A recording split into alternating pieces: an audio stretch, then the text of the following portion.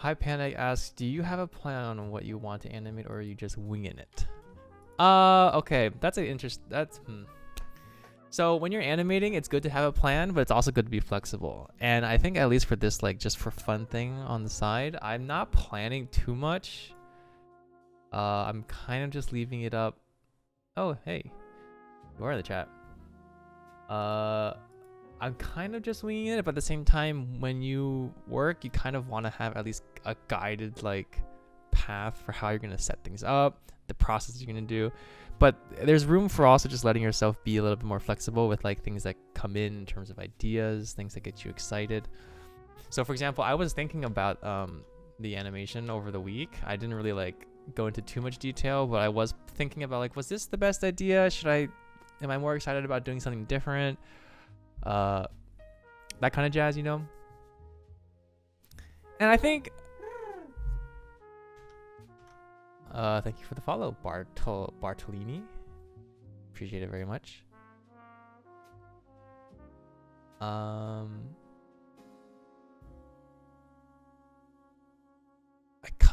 think like changing the idea of too much here is gonna be too much work. I think in the beginning I was thinking about, like, you know what, it would be cool if, like, the whole thing started out in, like, time freeze timeline, where it's like everything is sort of going backwards or something, or like going forward slowly, and we pan through a scene that's like destruction and things are floating and whatnot, and then he is like almost about to touch the rewind button, touches it, and then everything goes backwards, right? Everything goes in reverse, and then when everything goes into reverse, it goes straight to the idle, which would be really cool. But we didn't block that out last week, and so I'm like, I don't want to reblock today. So I think we're just gonna live with what we have, because we can still make this very cool. It ends up being a little bit more of an acrobatic thing, but I think that's fine. I think, you know, we can learn stuff from this. Anywho, so at least my plan for today is we want to, because we're doing camera work, we want to make sure that the camera work is pretty solid, right? Right now the camera, if we look at this, is in blocking. And we want to make sure that for the whole scene that the camera has the attributes that we want, that it's in the location that it is supposed to be, because everything that you animate to camera is built off of the camera, right? If you move the camera after, then you're gonna have to fix your animation later. So what we're gonna try to do now is we're gonna probably take this layout that we have for Ekko, and you can see that Ekko, for example, specifically doesn't really have any poses. He is just popping in and out where he needs to be, because we were just laying out sort of like where he wants to be on the where he wants to be inside the scene, given our layout thumbnail stages that we did last week. And I think in this situation then it'd be very important to sort of pose them out. So take these poses, just improve them, make them so that they're very readable, and then also do a pass on the camera to make sure that we understand, oh, where is the camera going to be? Is it moving logically within space, etc. I was actually looking at this Japanese Twitter thread on how they did this scene.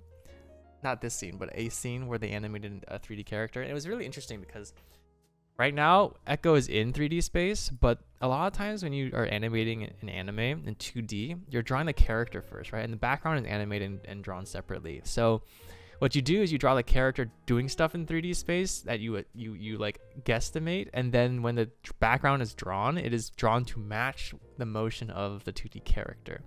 So you get this really interesting effect where the foreground and the background sort of work together, but they're not actually built together, which is actually something that happens in 3D a lot. Or I should say the inverse happens in 3D a lot, where it's like the characters in the scene, you don't get as much dynamic kind of like parallaxing and motion. And the way they did that was basically animate the character doing crazy things compositionally on a 2D space screen, and then constrain that whole scene into a 3D space, and then it animated a 3D camera with the character in the 3D space as a second layer. And so essentially they actually animated independently. And I would actually say like a similar thing was done for Spider-Verse a little bit in terms of parenting the character to the camera, so that you get this sort of like the character popping out of the background a little bit. But I think we're not going to do that for this. I think we're just going to try to make it logically fit within this 3D space at least a little bit, and then fake it to camera here. Because I would like to do something a little bit simpler if we're going to do an exercise like that, which we might do in the future. But yeah, I think it's true. Cameras and stuff make everything very complicated, and there's a lot to learn. So the first thing we're going to do is we're going to take this camera and we're just going to spline it, and then we can see here in the camera space that the motion on it, if we get into enable step preview, like that, is kind of like really wonky. You can see a little bit of this extra motion here, but I think we get the idea where it's like we track here, he throws, the camera will pan out, boom, as it lands in here. We're gonna get some camera shake here. There's already a little bit of wobble, but that's just mainly just because of the interpolation. As he comes up, we're gonna raise the camera. This goes a little bit too fast right now. He's gonna jump up, he's gonna zoom in, we're gonna zoom in, we're gonna see him hit the thing, we're gonna go backwards in time. And that's what we're gonna do. I think another thing that we can maybe do also is probably populate this scene with like some background. I don't have any props to fill it in with, so we're just gonna have to use cubes and draw buildings, I guess. Kind of like this. We're just gonna grab verts and we're just gonna drag pillars, and we're gonna be noobs at modeling. But I think actually it'd be kind of interesting in this situation where he's on the side and he's jumping. Maybe we can get this thing to be something he jumps off of. You know what I mean? At least for the first part. I think it'd be kind of cool. And then maybe there'd be like he's jumping off like some sort of raised platform. Let's quickly add a floor.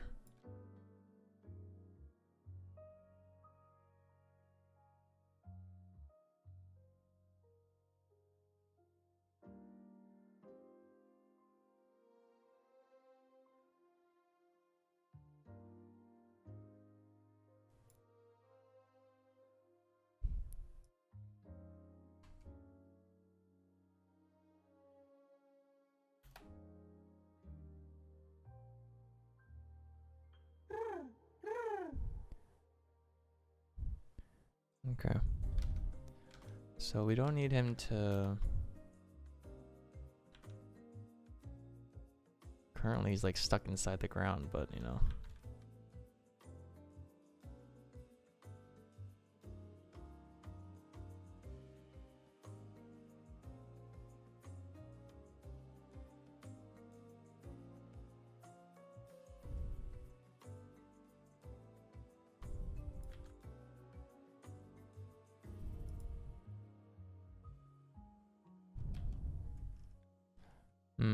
Honestly, actually, that might not be a great idea for now. Although maybe in the later stages we can do that, because right now he's supposed to be on the ground. I think we can think about that later.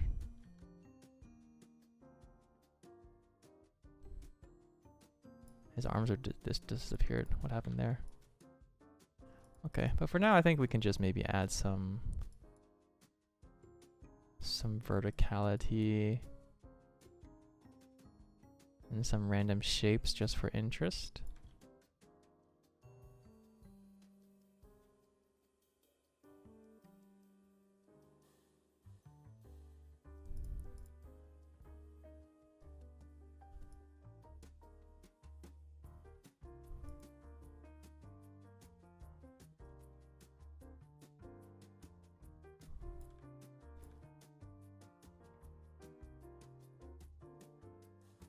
Maybe we can fake some sort of like buildings. We're gonna try to make something Zon-like, I guess.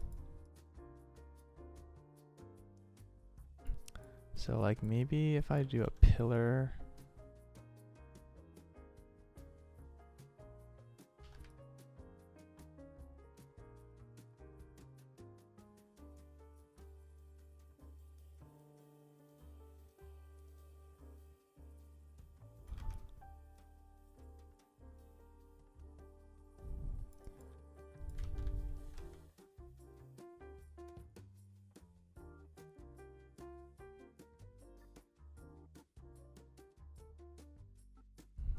Look at me, guys. I'm a modeler.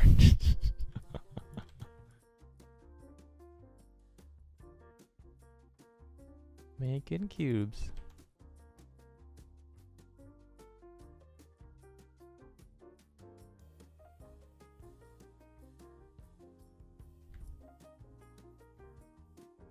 Making cubes.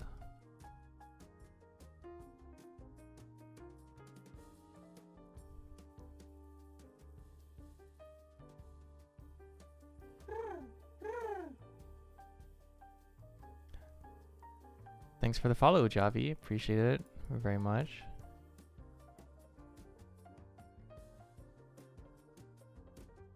Okay.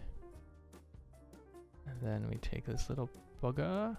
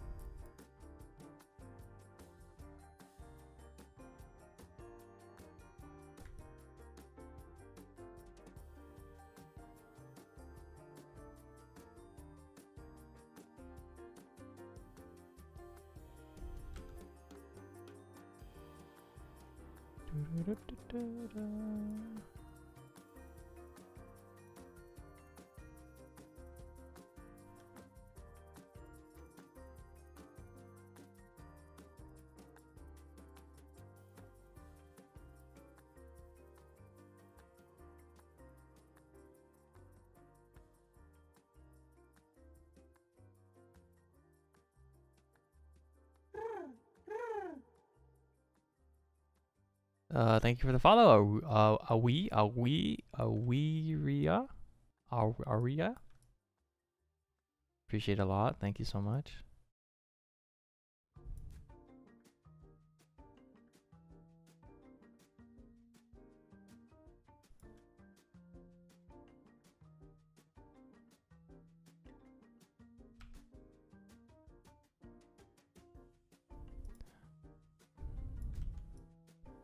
Honestly, guys, I have absolutely no idea what I'm doing, but I'm just trying to make stuff in the foreground so that David asks, I noticed in some animations where a character is falling or moving fast, they don't actually move the character that much, but mess with the background objects and their sizes. That's crazy to me. Yep, it's all relative, man. It's all about what sort of makes you feel certain things, right? Omu now means qualification to become technical animator. Thanks. Yeah. You know, technical animators' jobs, their only job is just create boxes and stuff, right?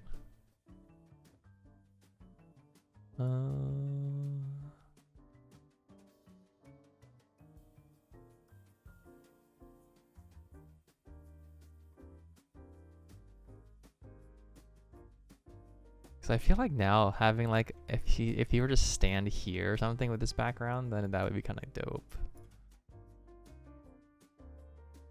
But at the same time,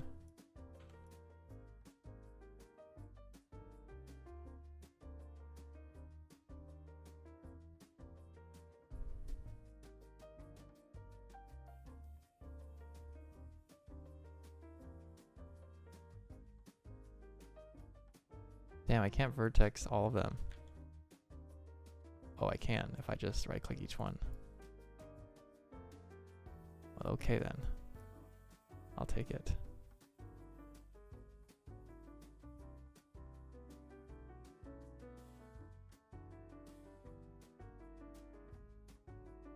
Look at this. We're architects. We're just building stuff.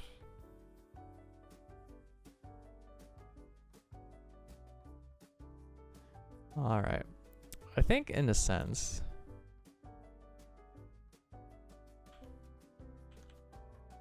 we can live with this. And then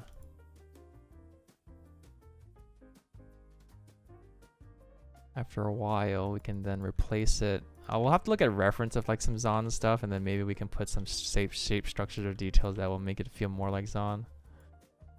Otherwise, we're just working with primitives. Because I do want to make it so that there's not as much flatness on this ground, but for the animation we're doing, we'll have to work with it.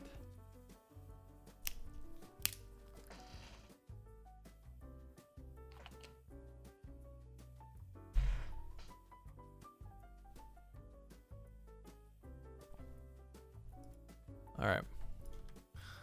I think for now, just gonna throw in a couple extra shapes, and then we'll just go ahead.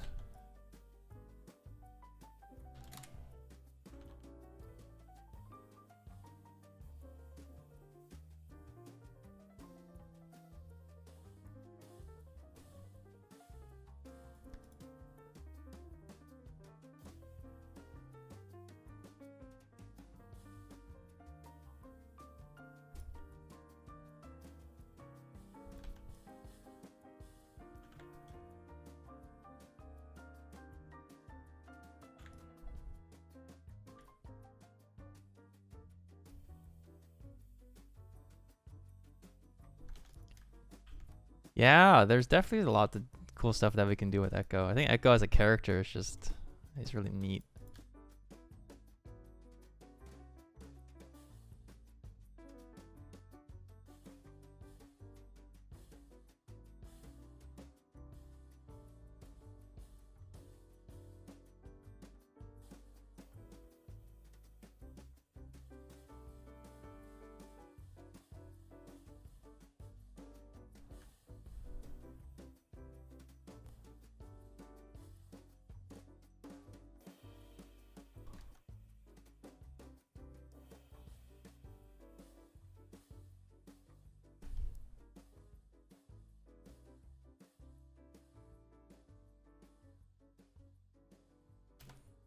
All right, cool. Let us author in a couple of these extra poses. I think for now, we'll just do a pass on what they will look like here. And then we'll double check the camera to see if we're happy with how it looks.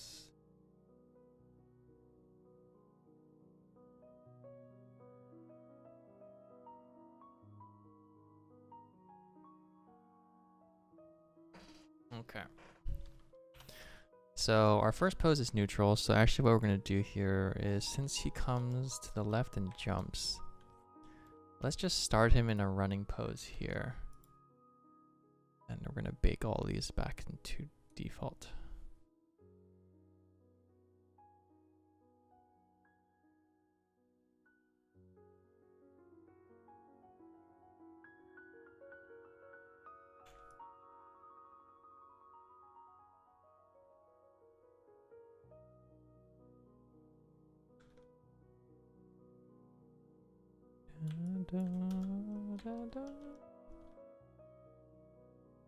Okay.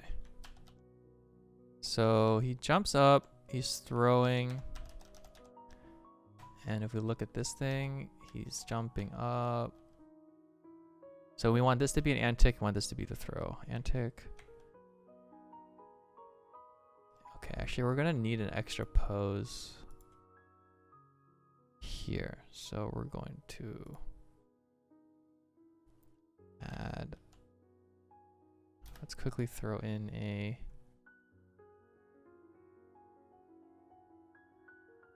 question is what kind of pose? Do we want like a sideways throw or an overhead throw?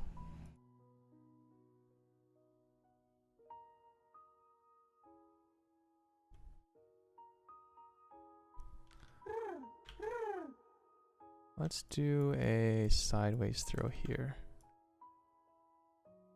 So we're going to try to author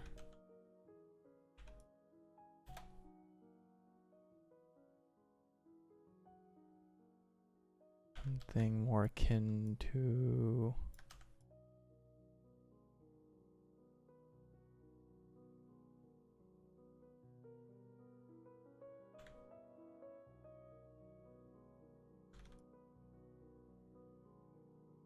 okay. So right now what we're going to do is we're going to try to animate to this camera right here on the right. Get some poses that look pretty decent from this angle, and then as we author a couple of these, we will then do a pass on the camera to further say, okay, so I can see what actions he's doing. How do we frame them as best as we can? And then that'll modify our poses a little bit, but it'll be rough, and that's okay, I think. But we're gonna do this pose here. Let's bake these back out to default space.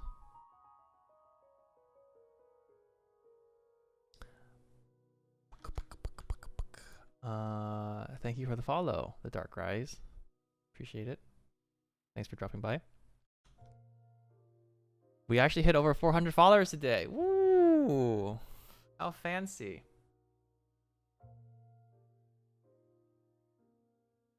Cool. That's really nice. Our growing family. I think the next steps for me later would probably be actually to figure out what we can do for subs. Still working on channel branding a little bit, so emotes are not quite here yet, but we will figure that out eventually. Okay, so we're going to do a twisting because we want his arm to be in the back. This is his elbow. Perfect. Grab his elbow, bring it up.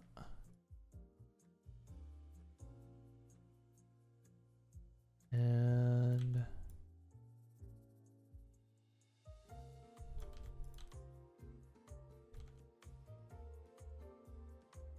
yeah, it's crazy. I remember when I first started last year, there weren't really, it was really, really tiny. It's been almost a year, I think.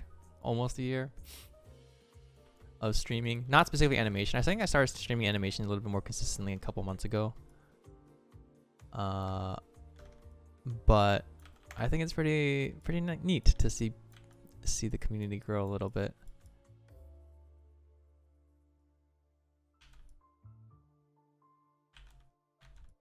I was I'm not sure if I can talk about how much money I made so far from streaming, but it's very, very little. I've been streaming for about a full year, and I have barely made enough money to buy a burrito for dinner. But I'm not doing this for money quite yet. I'm doing it because it's fun. So I enjoy hanging out on Sundays and just talking with people. And then also just animating. I think I don't really have chances to animate very much on my own. Most of it is always work. So this has been pretty fun.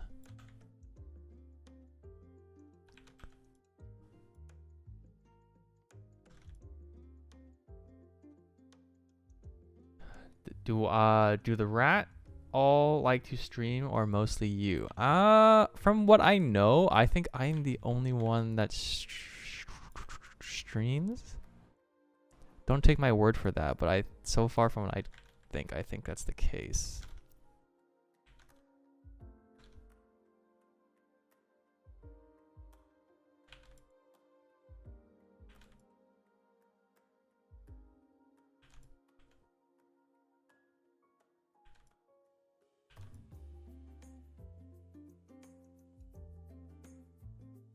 Cool. That's pretty decent from this angle, right?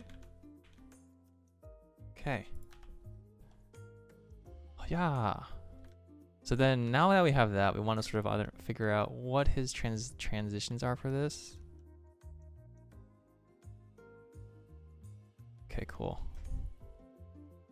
So this is his antic. He's going to throw.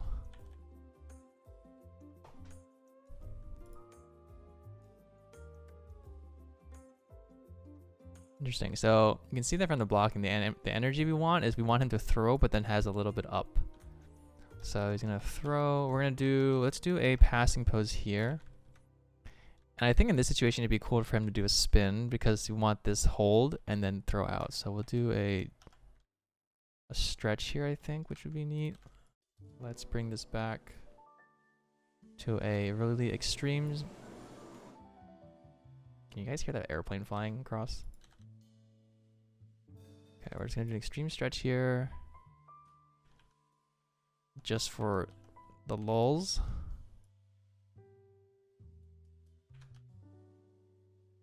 And I think here we'll do something similar to what we did before. We'll do this. And actually, maybe we'll just spring him down. Actually, yeah, let's do that. Let's have him in. Let's him start the animation in the antic pose quickly.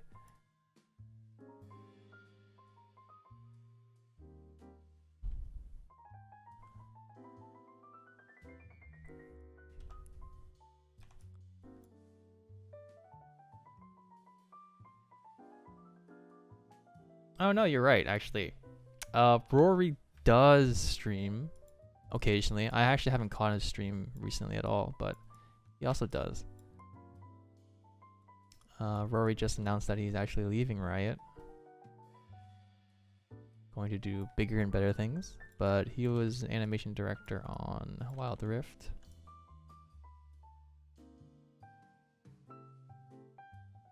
Did some neat stuff there. Yeah, his YouTube channel and Twitch, I think. He covers actually a lot of like drawovers and some reviews of like some of the animations in Wild Rift, as well as I think he likes doing like fan animations or just animations of like tower hits for a lot of characters.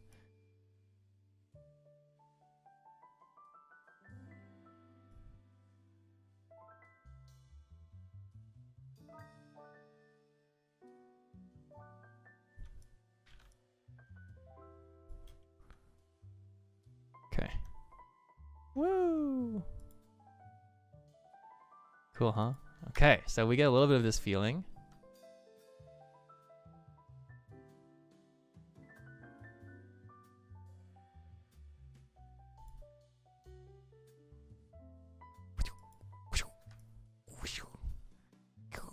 Okay.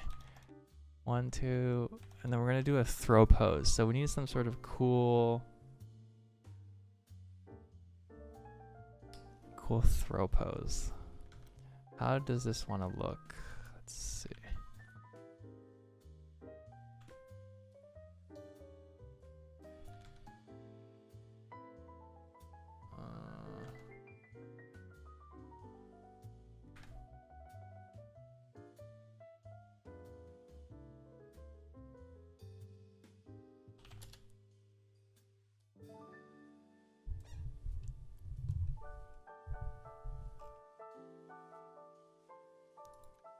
You can do something like a Macaulay throw, right? Maybe because he's throwing this thing so a little bit more ninja. And actually his legs can probably do something.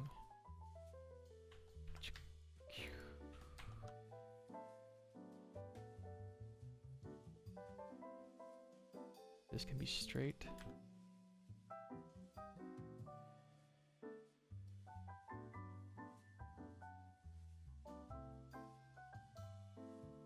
Or is it better for this to be bent and this for to be straight? Let's look at the silhouette here. If we do this,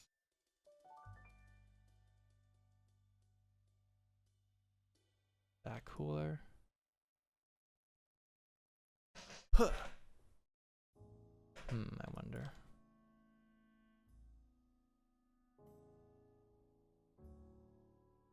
Well, if you want to do a complete throw, it's going to have to be on the invert side. So his hand will have to rotate this way, I think. Like that, right?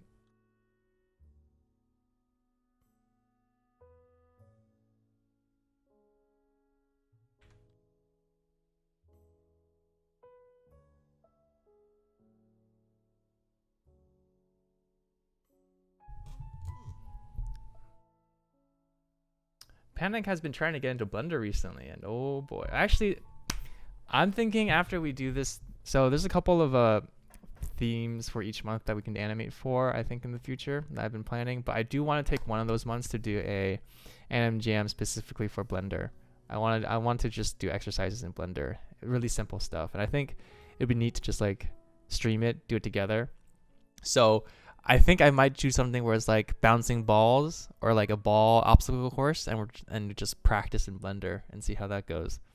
It'll be a good way to like get into it. I think that'd be pretty fun. Because I've been meaning to like also get into it a little bit, and I think it'd be useful.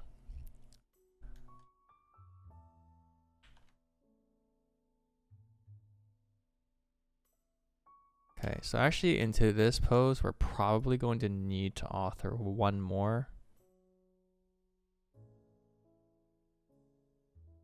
Where he is anticing through this, and he puts in his energy through his legs.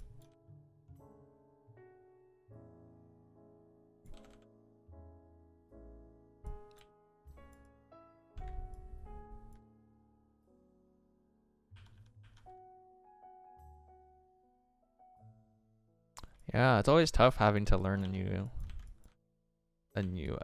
software or thing. So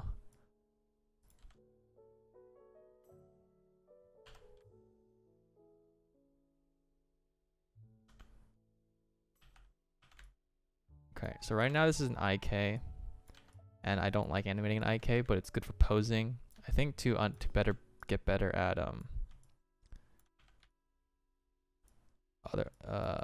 understanding motion, though, it's better to animate not an IK.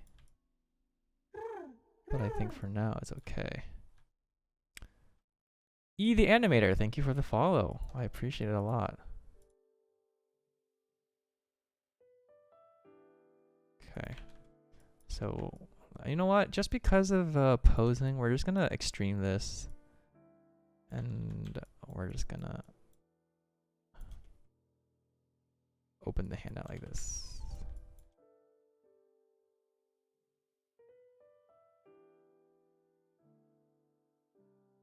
Okay. Extreme. And we're gonna actually have to take you out, I'm sorry.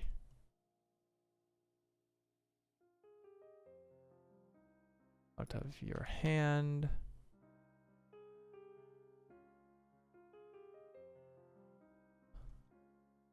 Here we can start moving the hand in. And tick. Down a little bit.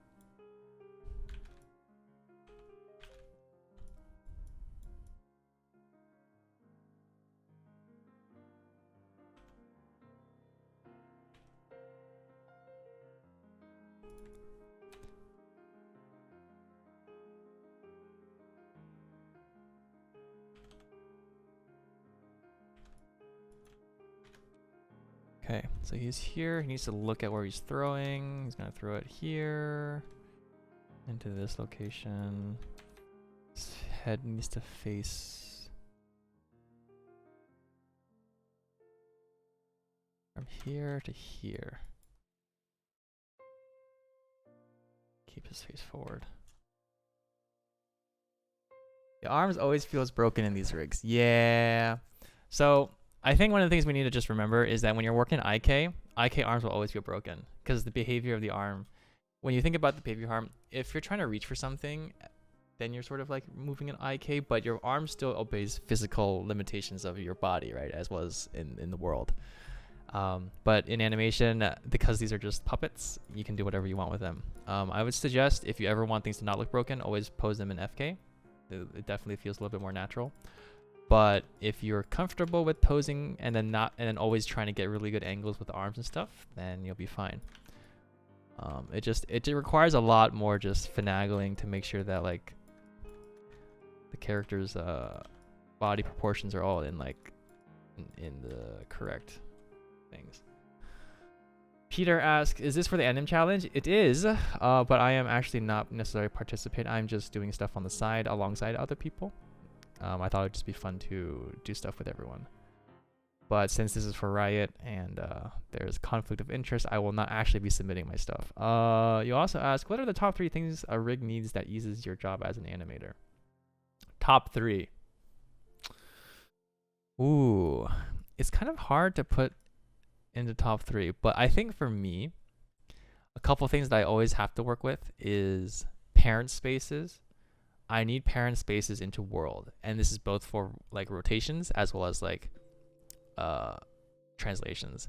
So for example, if you have a prop like a hat, I want the hat to be able to live in my head space as well as world space, as well as like a hand space, or any kind of spaces that you think would be very, very useful in terms of what you'd be animating for.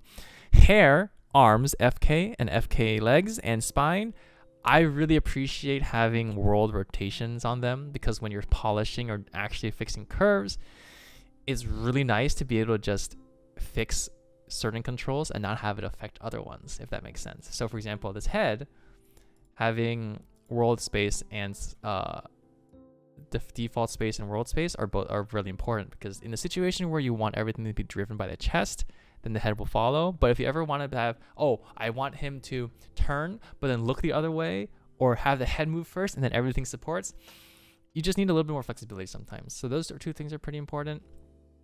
And then a third thing, what would be a third thing?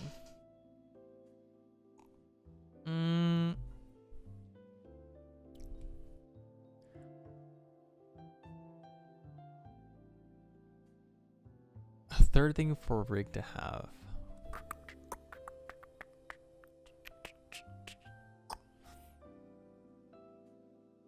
Honestly, parent spaces are the biggest thing for me. Otherwise, like, I can work with anything. I think outside of that, a tool, I think the bare minimum for me is I need a tool that lets me select all keys or all controls. That's not a rig thing, that's more of a tooling thing. But if I can't really work efficiently unless I have something that lets me select everything and then just key it. It's just a workflow thing for me. Zemo asks, do you redo your IK posts and FK pass later on? I do. I will admit it's a lot easier if you have a thing that lets you bake FK and IK matching. So for example, right now this is in IK, sorry. This pose right here, this arm is an IK. And I don't like polishing an IK, mainly just because when you look at this, do you see how when you select these translations? So translate Y for his hand is not up and down, right? You would expect it to be up and down. In world space, it's a slant. And that's because the bind pose that we have for our character, or just like, it depends on how the rig is built, right? But if you take a character and you look at their bind pose, right? You can see that here, the hands are modeled and rigged in a way where they're not perfectly orthogonal to our planes of, or I guess our axes, right? And what this means then is when you translate on this one attribute here, it's on this axis, right? And that's what the graph editor represents. So for me, that's a big issue, because if I ever have, I don't understand, if I'm looking at this graph editor and I'm looking at these curves, I don't understand what this is doing in 3D space if it's on these axes that are like not straight up and down, right? That works perfectly for the feet, right? The feet are built in such a way where it moves up and down. And then you're like, okay, so if I look at translate Y, this means up, this means down. Makes sense, right? And then translate X, this means left, this means right. And then translate Z, this means front and back. When everything's all fricked up, like all effed up, and then like rotated like this in the A pose, it's really hard to work with, in my opinion. For my brain, at least. I can't speak for everyone, but for my brain, it doesn't work. And some people don't work in the graph editor, which is fine. But we have a tool, and I really appreciate it when there are these options where if I have a pose in IK, like this one, we have a tool that we can just bake it straight into FK. So I hit this button, now it's in FK. Oh look, the pose is there. Now I understand that if I grab the shoulder, these rotations are much easier to understand what they're doing, right? It's like, oh, it's rotating along this axis, it goes down the arm, etc., etc. And you know, that's just so if you can ever find a tech artist or someone who's good at scripting or understands how to build a rig, if they understand and can provide something that allows you to switch between FK and IK, and or if you have something that allows you to match or blend in between the two, those are all really, really useful. But yeah, otherwise to answer your question, Zemo, I do redo my IK poses with FK passes later on usually, and that's just for me at work I can because our tools allow us to switch from IK to FK pretty easily. Not all people who are working without tools can do that though, so in these situations, if I were posing this out and I didn't have that option, I would actually do most of my animation in FK because I can't bake between the two. I would just do everything in FK and only use IK when I need to. But for FK, the problem is in order to pose an arm out, you have to pose it 3 times or 4 times instead of IK, which is only like twice with the arm and with the hand and the pointer thing. Pizza says all controls except for the root on the bottom right. I heard that doesn't really get animated. All controls except for the root on the bottom right.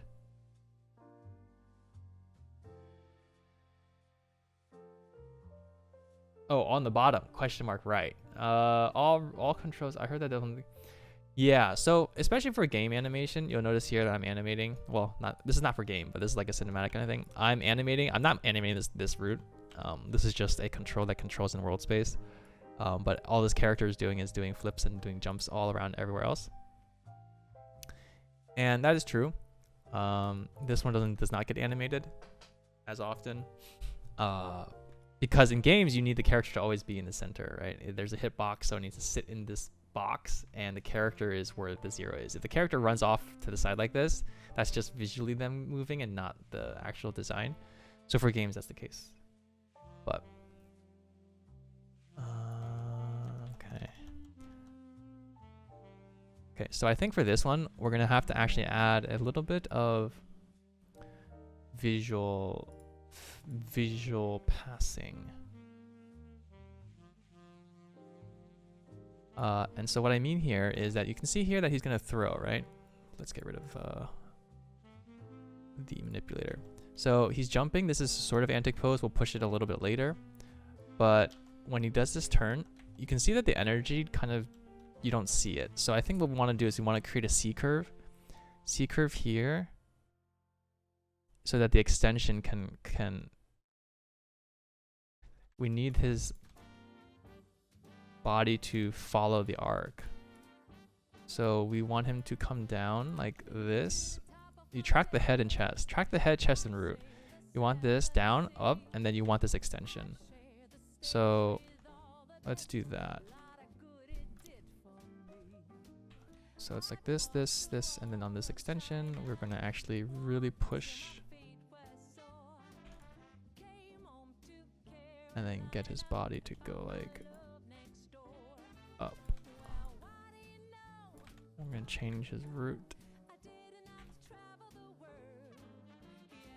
This. Oh. And then we're going to raise him up a little bit. Gotcha. And his neck. He's going to continue looking, but his arc. 1, 2.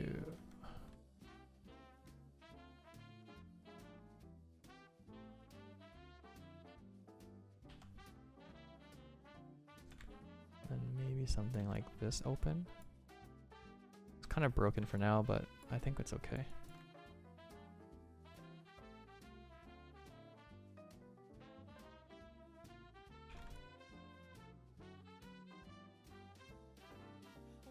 What do you know? What do you know?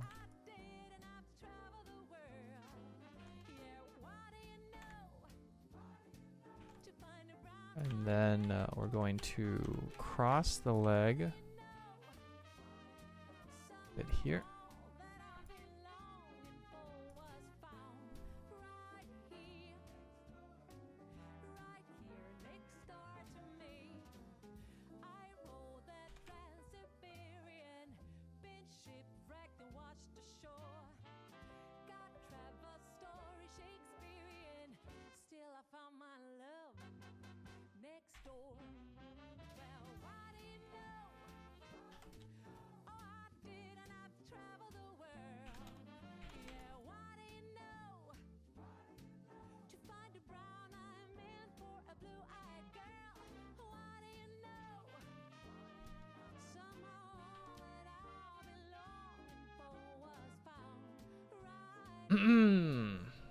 Panic says there's one League montage editor that has done some nutty stuff with League rigs, like got the Animator eyes and stuff. Ooh, that's fancy. Welcome to the stream, Quadwin,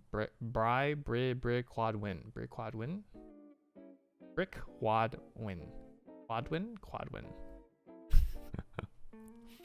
Peter also asks, how often do you experience gimbal lock? I've heard it's a thing to look out for, but don't have any how apparent issues can be. Oh, yeah, gimbal lock is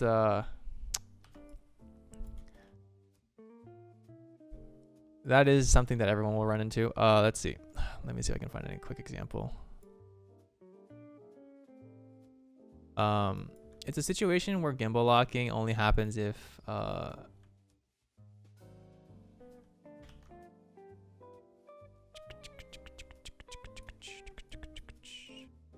let's see, I'm gonna turn this into FK. All right, so you notice here that we have 3 axes here, right? We have X, Y, and Z. Now, on this, it's interesting to note, you know what, I'm going to actually do something here. I'm gonna take all of my geo.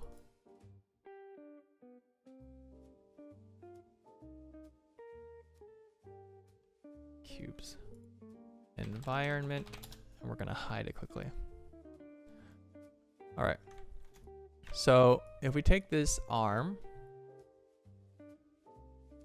and we look at the selection, you'll notice there are 3 axes that we can rotate on, and you'll notice that here, when you rotate the X doesn't actually impact these 2 curves, which is interesting. And the reason why I can see this, okay, so for example, you guys can't see this, but if you hold, this is a little annoying, but hang on a second.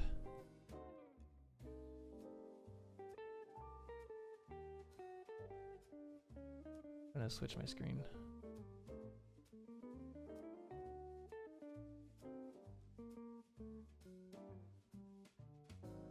Well, actually, you know what? I'm not gonna do that. It's too risky right now. Ah!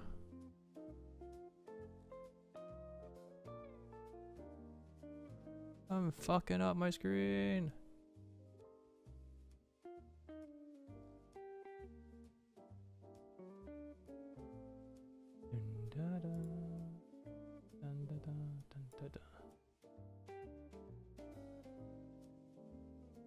Hang on a second, I need to resize my window.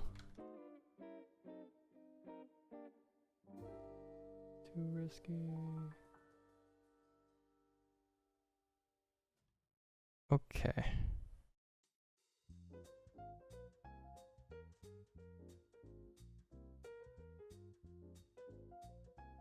Okay. So there's this thing called rotation orders, and you can see here that when I'm working in object mode, that when I move and rotate, all 3 axes visually are being moved, and this is just so that when you manipulate it, you can manipulate all axes. But if you ever switch to gimbal mode, which you can do by if you use the WER here, you hit E, which is the rotation tool, and you hold E and click left, and hold E and hit left click and hold it. You'll bring up a dial menu, and you can switch into object, world, or gimbal. And in gimbal, when you animate, when you grab these handlebars for rotation, you'll notice that there's a certain order. When I rotate the RX, or the RZ, sorry, the RZ, it moves both of these handles. If I move the RY, it only moves the X, and if I move the X, it only moves X. So the way that these rotation orders are built means that there is a certain sequence that has parenting association. So RZ right now works at the very top, meaning when I rotate this, everything else follows, if that makes any sense, right? So if I rotate this 90, the axis of which I can rotate my RY becomes impacted, and you'll notice that it affects these values here, right? So in this situation, you can get gimbal locking by rotating along the wrong axes. So for example, if I rotate on the RY, you'll notice that I can rotate the RY without impacting RZ, but I can impact RX. And when I impact RX and I rotate 90 degrees on the RY, you'll notice here now that your rotation circle for RX and RZ are overlapping. So that means if I am rotating on RX one way and I'm rotating on RZ the other way, you effectively get nothing, right? This is called counter animating, and this is where gimbal locking happens. Because in this situation, when you rotate this all the way up, gimbal locking basically means, okay, well now I don't have an axis here to rotate on, right? That's because in gimbal locking means you rotate into a spot where now you can't actually, if I try to move any of these values, which is what the computer needs to do, my arm won't rotate in this plane. So all you really have to do then is just make sure that if you're using a rig that you understand those rotation orders and how to avoid gimbal locking yourself, if that makes any sense. The way that the gimbal locking fixes itself is by rebaking everything in a different rotation order, and or in the situation you can Euler filter into getting things to not hit each other or not counter animate. There are tools out there in the world for you to download and install and use in scripts. Maya also has its own Euler filtering tool, which will help you a little bit, but there's not much you can do to avoid it per se, unless you understand how to build your rig to fit the thing you're working on specifically. It requires a lot of planning, but in some situations you just have to frame fuck, right? In a situation where you can't edit the curves the way you want, sometimes you're just going to have to key every frame to avoid it from warbling or not behaving the way you want. There were people, and I can't keep track.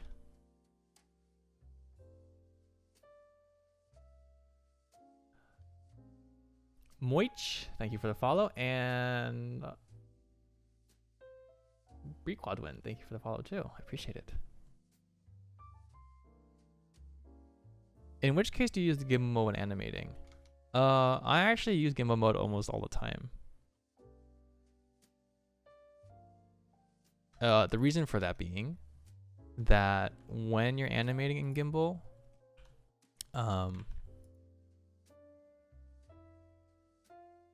that basically means you're animating. So when I'm rotating, unless I'm doing something where I just need to rotate into a position, like if I need to take this weapon, I just need to rotate into like an angle, then I'll just use the object. But then usually what I do is I always, when I'm fine tuning stuff, I always go into gimbal, because gimbal, you can see here, it's already showing you that I've rotated this weapon along the RZ, on the RY, into a spot that makes these two axes not orthogonal anymore. So when I'm looking at this, this tells me, oh, I'm in a situation where this is not great, right? But it's just informative for me. So most of the time I just work in this mode, because then I have more information that's more accurate. If I'm just manipulating it, then I switch back into the object mode, but I usually work in gimbal.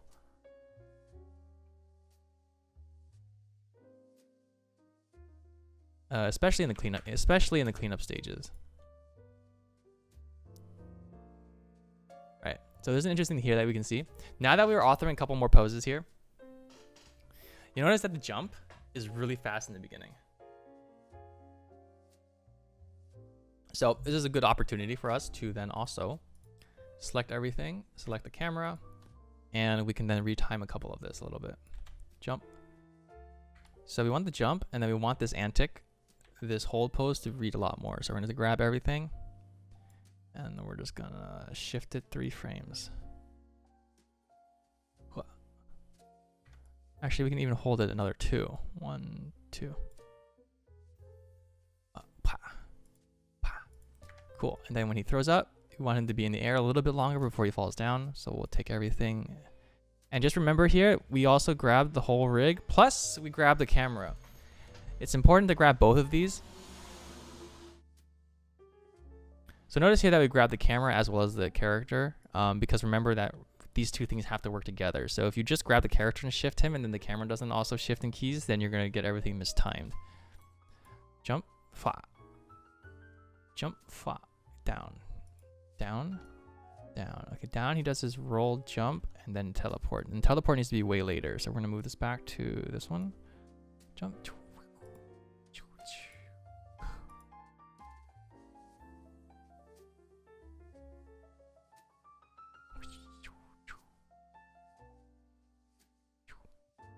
And then we can maybe exaggerate this flip timing a little bit by pulling it in by 2 frames like this. And then zoom him in a little.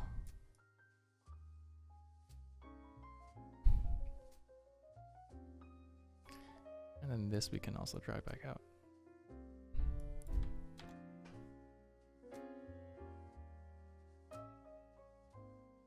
Cool.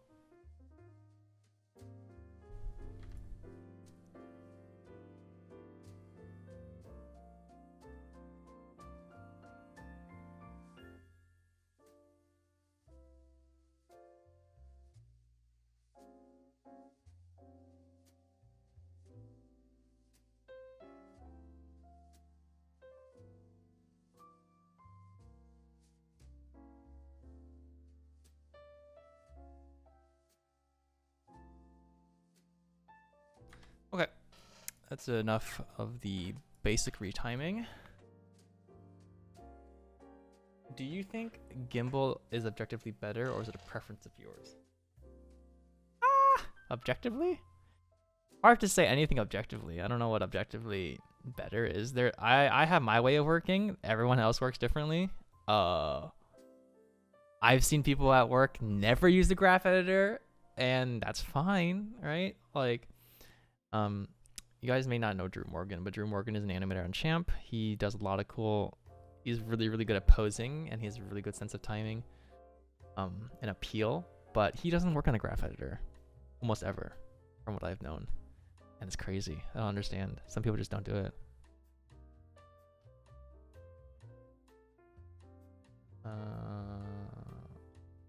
Quadwin says, okay.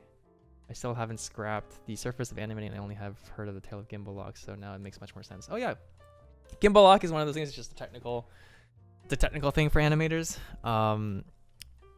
and it's just something we have to deal with because they haven't perfected any way mathematically to avoid it. It's just that it's a math thing. You can definitely search it up on Google, gimbal lock, and officially, gimbal lock is the loss of 1 degree of freedom in a 3-dimensional 3-gimbal mechanism. Gimbal lock is the loss of 1 degree of freedom in a 3-dimensional 3-gimbal mechanism that occurs when the axes of 2 of the 3 gimbals are driven into a parallel configuration. Quote, locking, end quote, the system into rotation in degenerate 2-dimensional space. The word lock is misleading. No gimbal is restrained. But yeah, that'll just it's a math thing in terms of like how rotation orders work.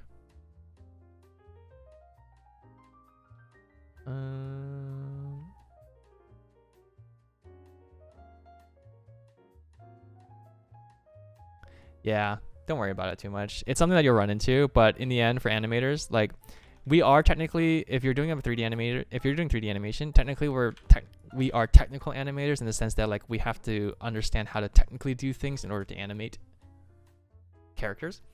But I think the best way to think about it is just if you want to just animate, then just animate. Just to be like, I'm going to animate this way and screw Euler and the gimbal locking and all this crap.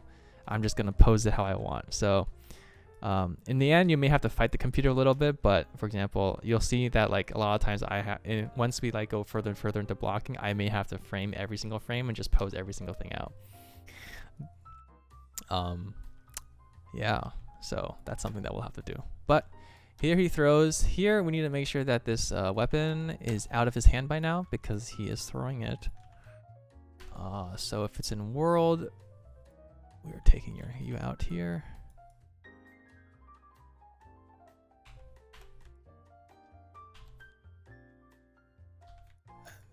You here, like this. Okay, and then here, can we do a? Okay, so for faking it, we're going to fake the tracking on this thing. 1, 2.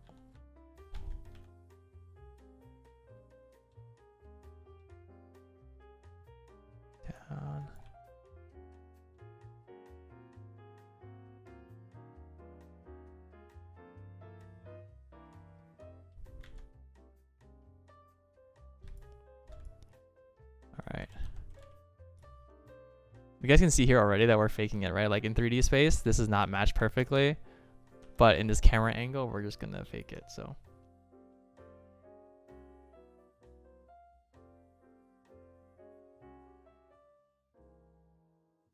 Peter says I should have more viewers. Oh, well, that's a nice sentiment. I appreciate it. You know, over time, it's hard to have people follow, and you know, I've only been streaming for about a year, or a little bit, like less than at least animation wise, I've been only streaming for a couple months. So in due time, if people find watching me fun and helpful, then great. How do we, the problem is right now the arc is a little bit kind of wonky, so we want this to be lower, right? Lower? Then this pose is not great, so do we like this? Okay, we're gonna have to frame this a little bit better later on this one, but in terms of just like getting this feel down, that's not too bad, right? Hoja.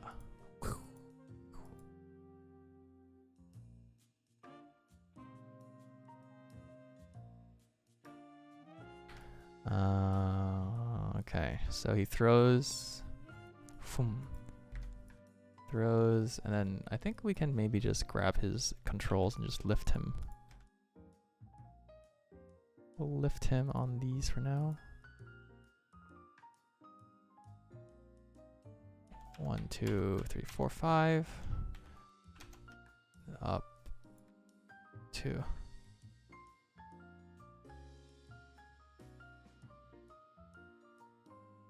Then actually we'll cool.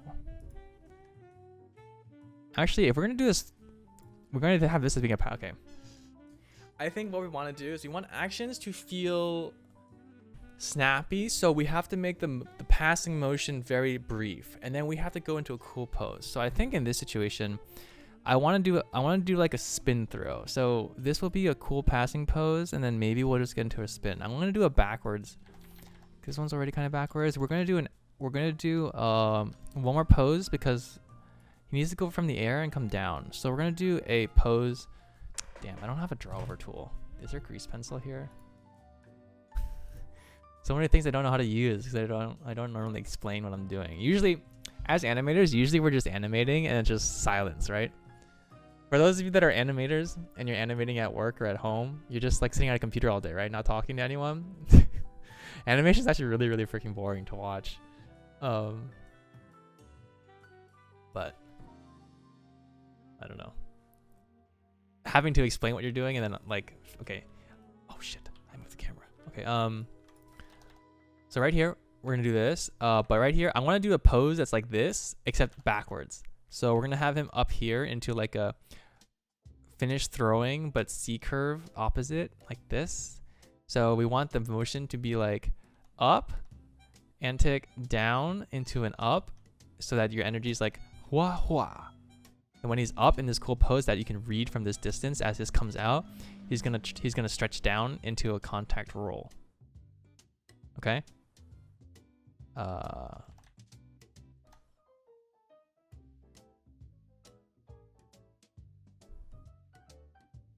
Yeah.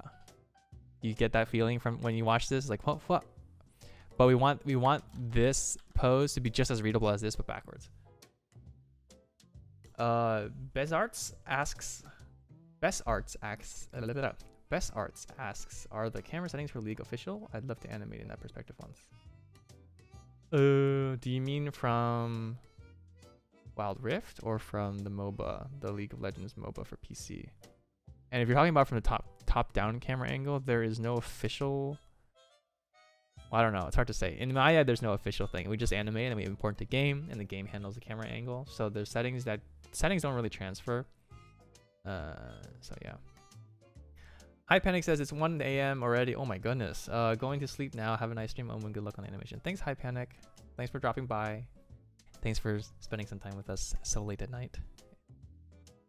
Good luck at school this week.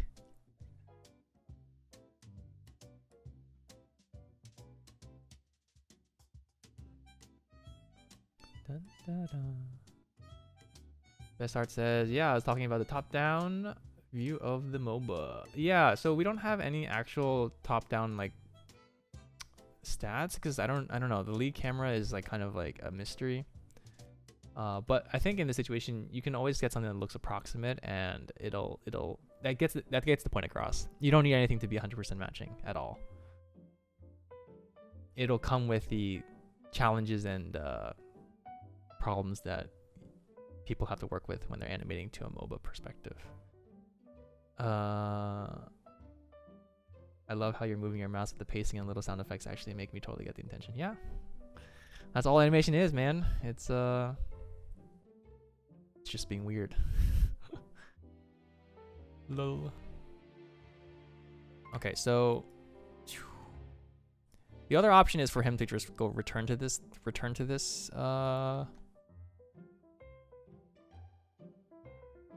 And actually, it might be better for him to do a full rotation circle on this one, because if we have him facing to the right and then he comes down facing to the left, gives you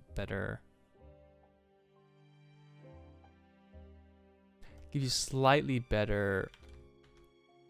You know what? Let's just live with this for now. Okay. Let's slowly think about what kind of pose we can do for. Whoops. We're gonna do this, and then we're gonna modify this pose into the pose we want. So if we want this to be, actually we're gonna select everything, and we're going to tween back to this one, back to this, but we're raising you up.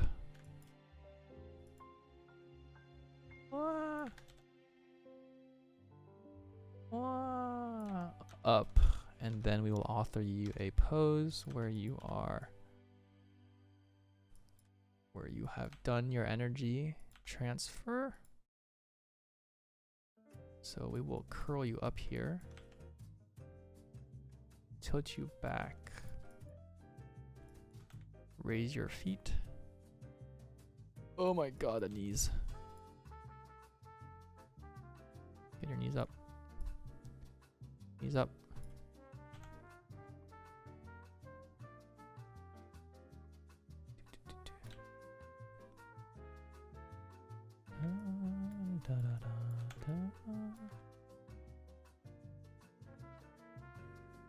Wait, is this your knee? Nope, that's that is your knee, but I don't want that one. I want the other one. Hello, where'd the control go? Oh, it's right there. Nope, that's not the right one. Where'd your thing go? Right here? Oh, perfect. Good job. Okay. Then do we get you over here? Da, da, da, da, da, da, da, da.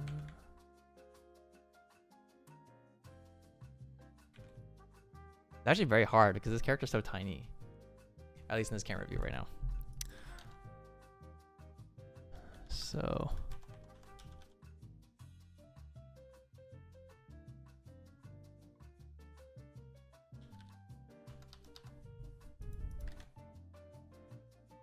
Wow, wow, wow.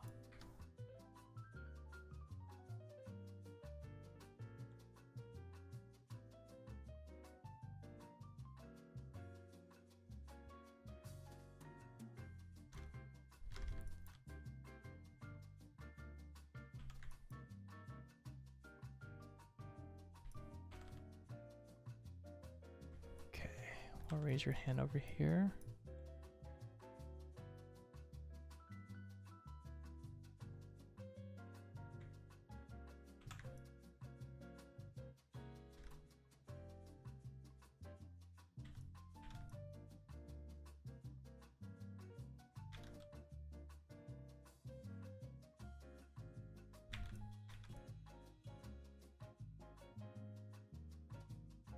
I'm going to squash you by bringing in your values a little bit.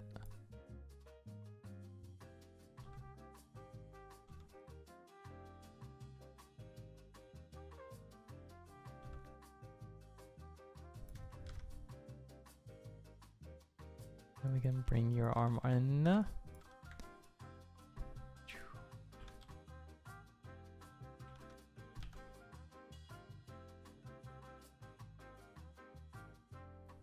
Cool. So that pose reads a little bit better, right? 1, 2, 3. Cool. And then we're just gonna grab you. 1, 2, 3, 4. Like that.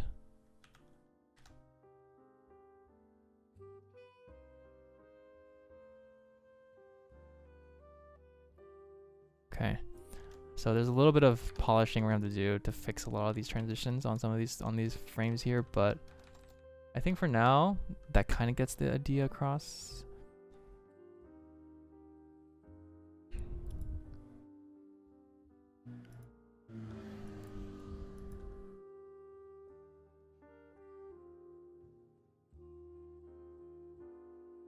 Cool.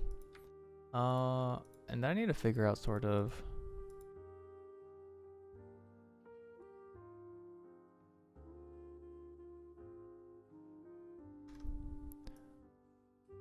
how do I want this transition to be? He's gonna rotate, he's gonna keep going down. Okay, so we want to author one pose here on the bottom. That is actually not like that because he looks so messed up here. We're gonna give him a cool down pose. All right. So typically if we're doing cool down pose, we'll take these, we will zero them out. And we will make him have planted feet. Down, we'll give him upright position.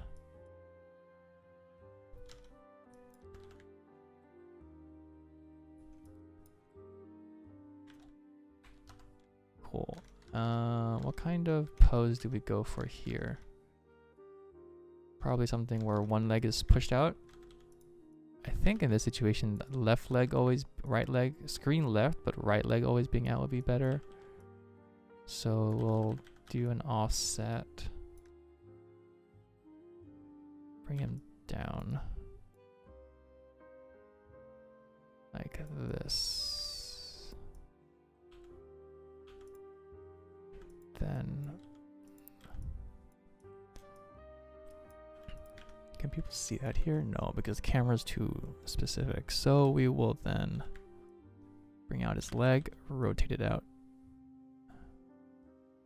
Now can you see that? Bring it out like this.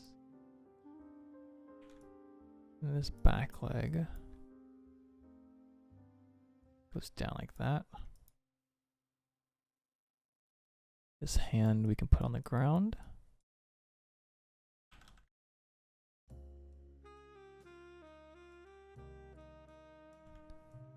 And for simplicity, we'll just zero it out so it's flat. We can fix it a little bit later, I think. But for now, something like that is good enough. And we still want his face to be facing the intended area.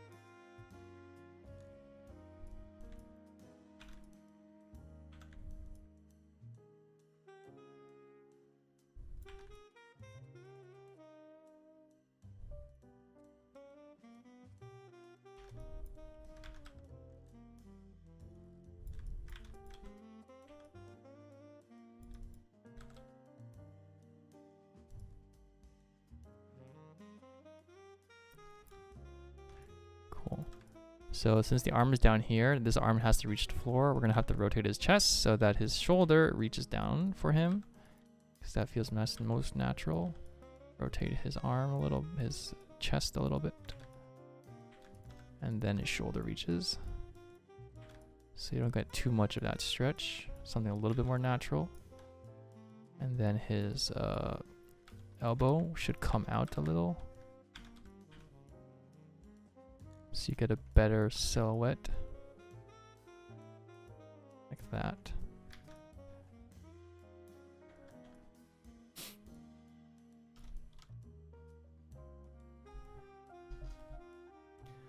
Thanks for dropping by, Brickwadin. If you ever want to watch the VODs, you can always come back to Twitch, or I will be uploading them very once a week, theoretically, once a week on YouTube.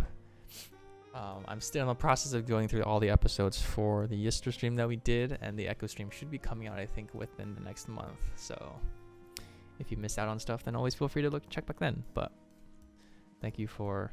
We have a lot of people from different areas. Actually, a lot of people that are watching are never actually from the West Coast, which is interesting. So everyone's watching at late hours. It's quite fascinating.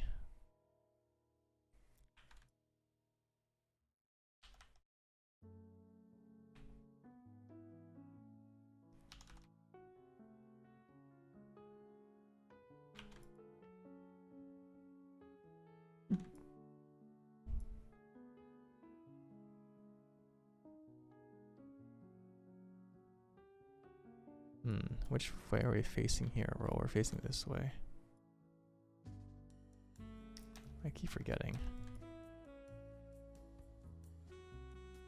Okay, that's fine though. We can take this, rotate like that.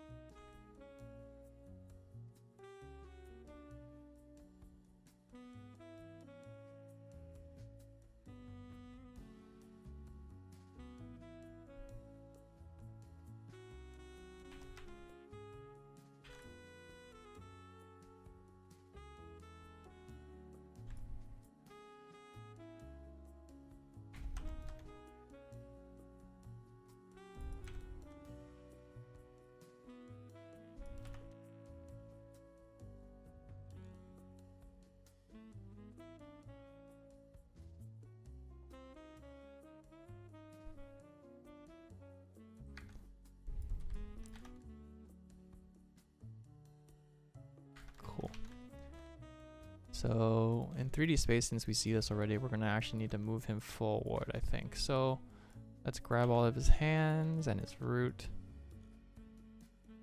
Cool. And we're just going to author. So he throws here, jump, throw. And we're gonna line this up a little bit into screen space. We'll go like this.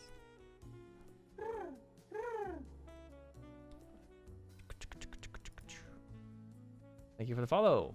For no kids. For no kids. I appreciate it a lot. Thanks for dropping by. So he needs to come down. He needs to go up, come down, and go forward a little bit, like this. And then continue going up.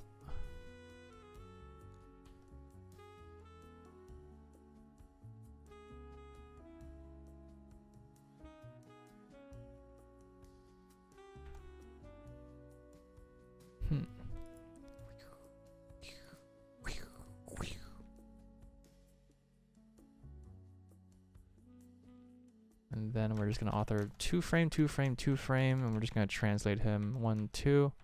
1, 2, 3, 1, 2, 1, 2, 3, up, 3, up, down this way. Boom. Okay. 1, 1, 2, 3.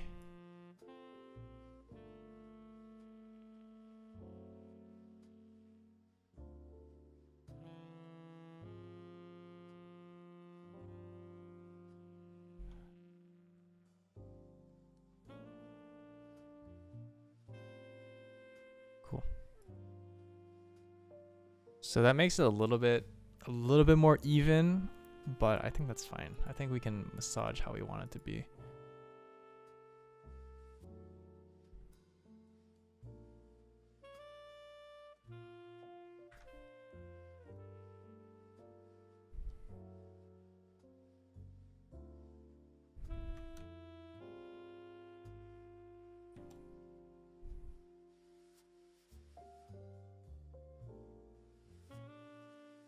Also, if we need to do a back roll, then he needs to stay actually further back here.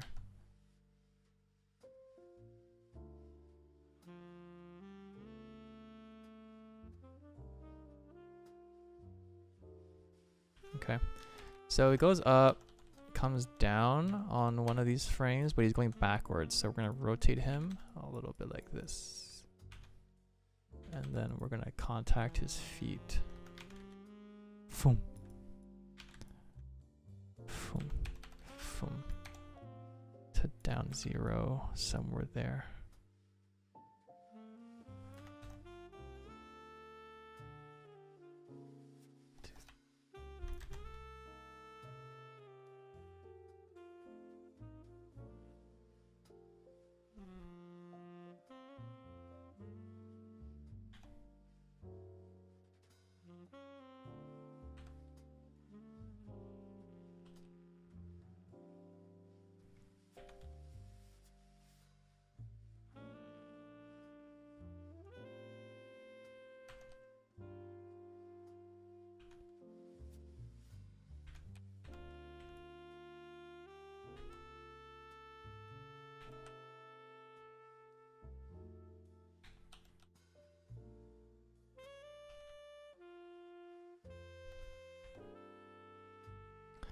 Okay, I'm going to need to move a couple of this logically in 3D space to the left, I think.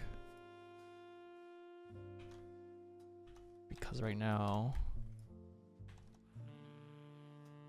it feels too much.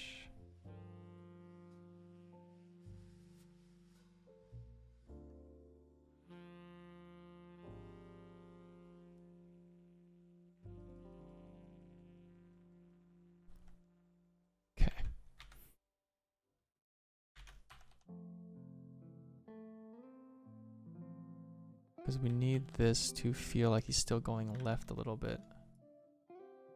And screen space. Then we can then shift.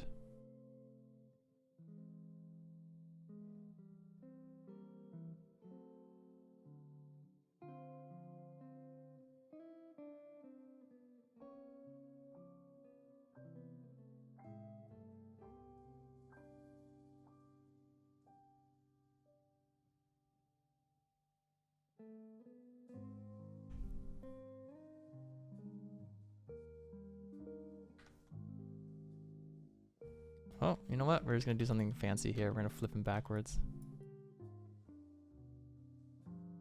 He's here.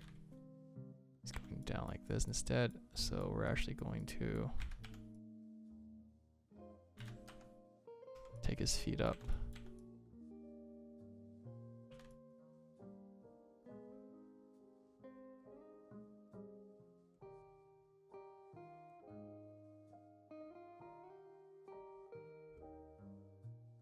Da, da, da, da. He's so broken.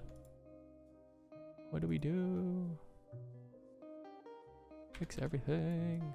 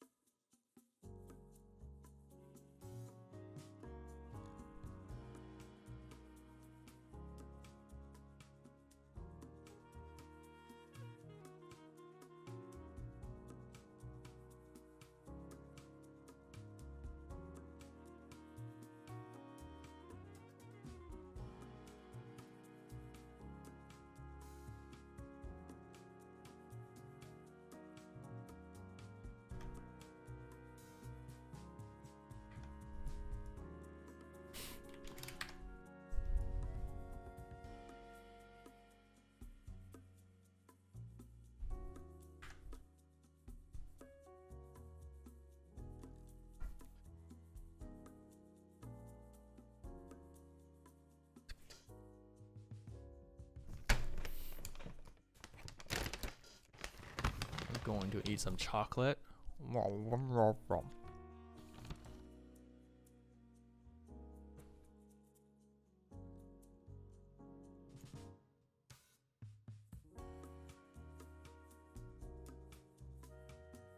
Problem sets. Are you in school? What are you studying? Math?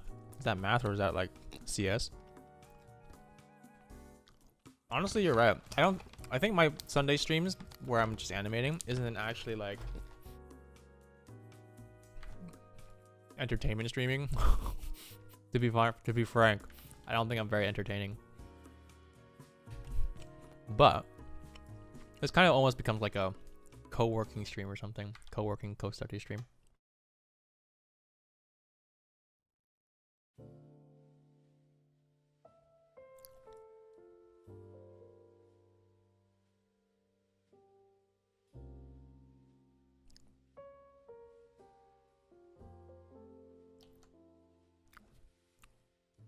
Man, I think I get rid of shit.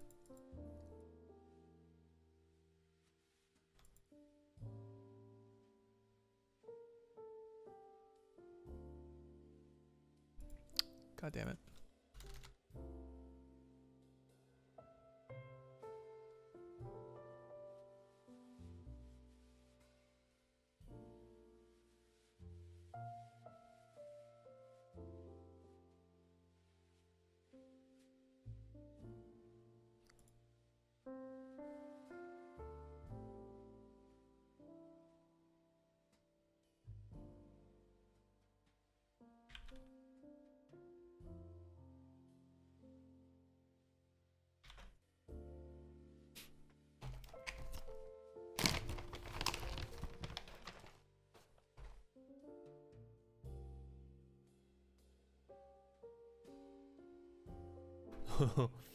Well, that's funny. It's cool that you find this interesting. I tried explaining this to my parents and my friends. They're like, what? All you do every day is really move things around on the screen and like look at graphs.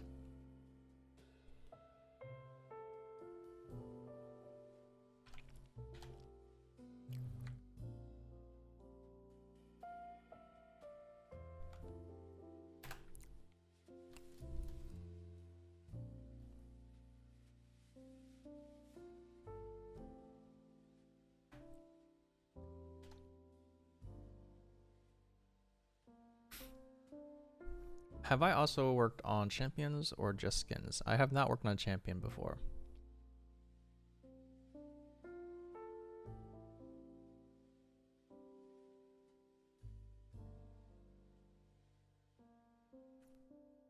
I've been working on skins for League of Legends for about 6 years.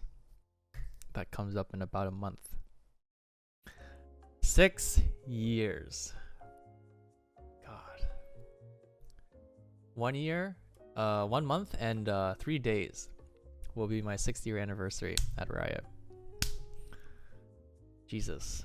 Time really flies really fast. Pretty crazy.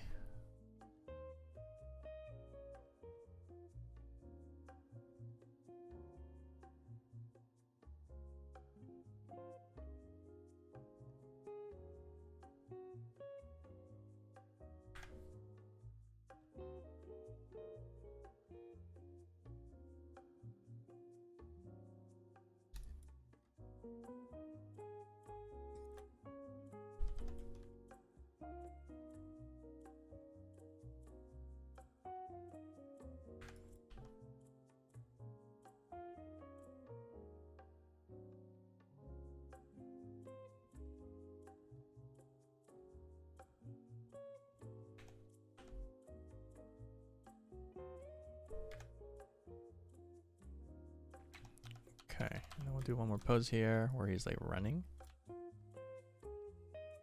So up this way, and then we definitely need to give him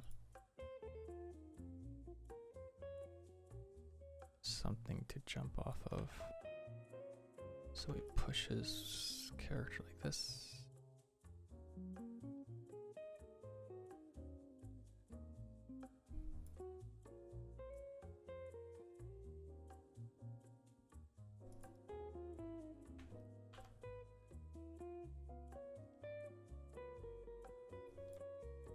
We're gonna give him like a speedo flash pose. I am speed. Whoa.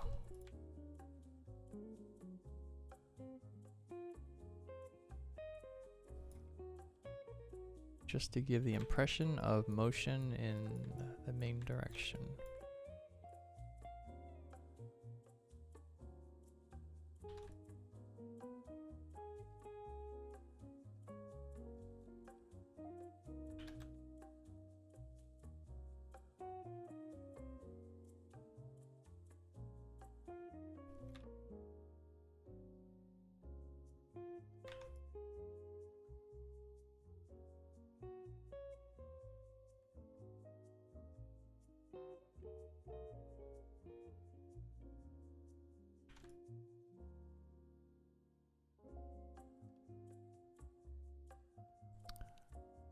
Afro Samurai. What is that? Am I too old for this?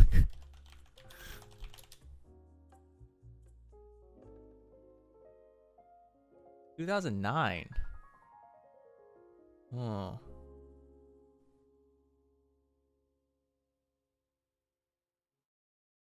I guess I technically wasn't too old for this. Never didn't watch or is this a game? Didn't watch this. Is there a game for this?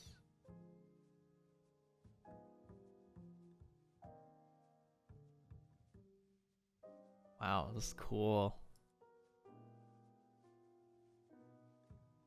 Look at these poses. Too young?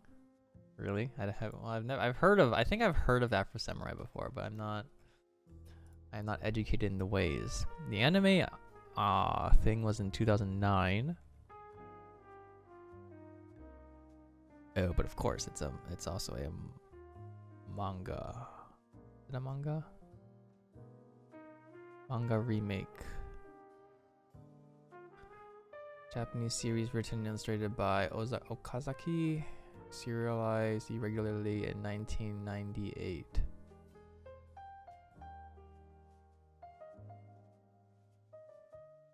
Oh.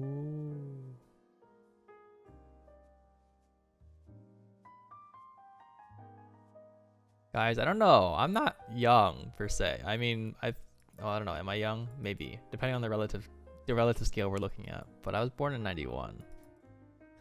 So I was definitely around when this came around. Granted, I was still in high school, but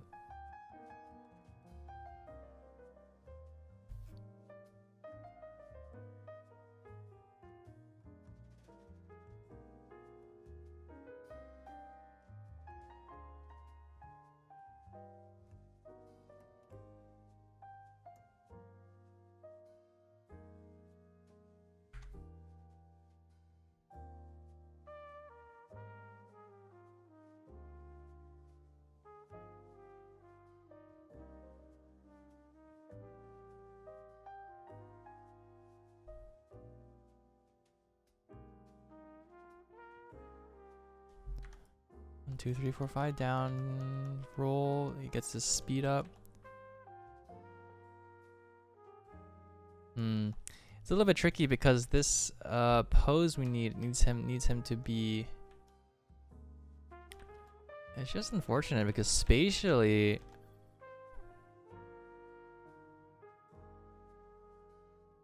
Honestly, okay, actually that's probably better. It's probably better if it's like this. So I think for this running pose, we do need him to be tilted to us. So we will have to.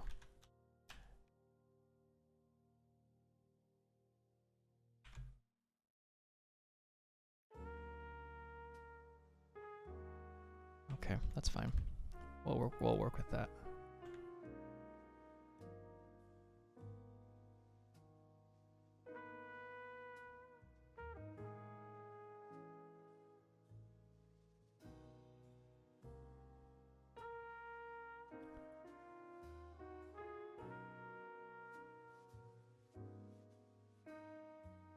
And then we'll shift his angle this way.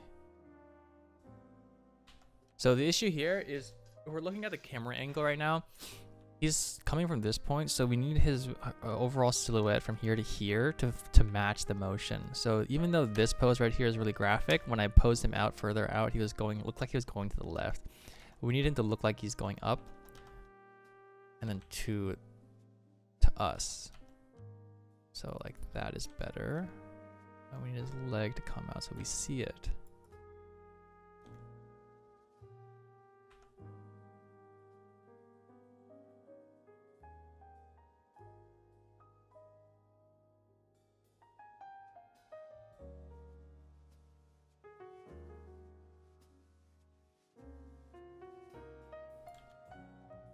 And then we can sort of get these to read more clearly.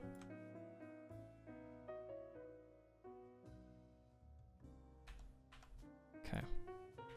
Then actually we can probably get his foot to come straight off.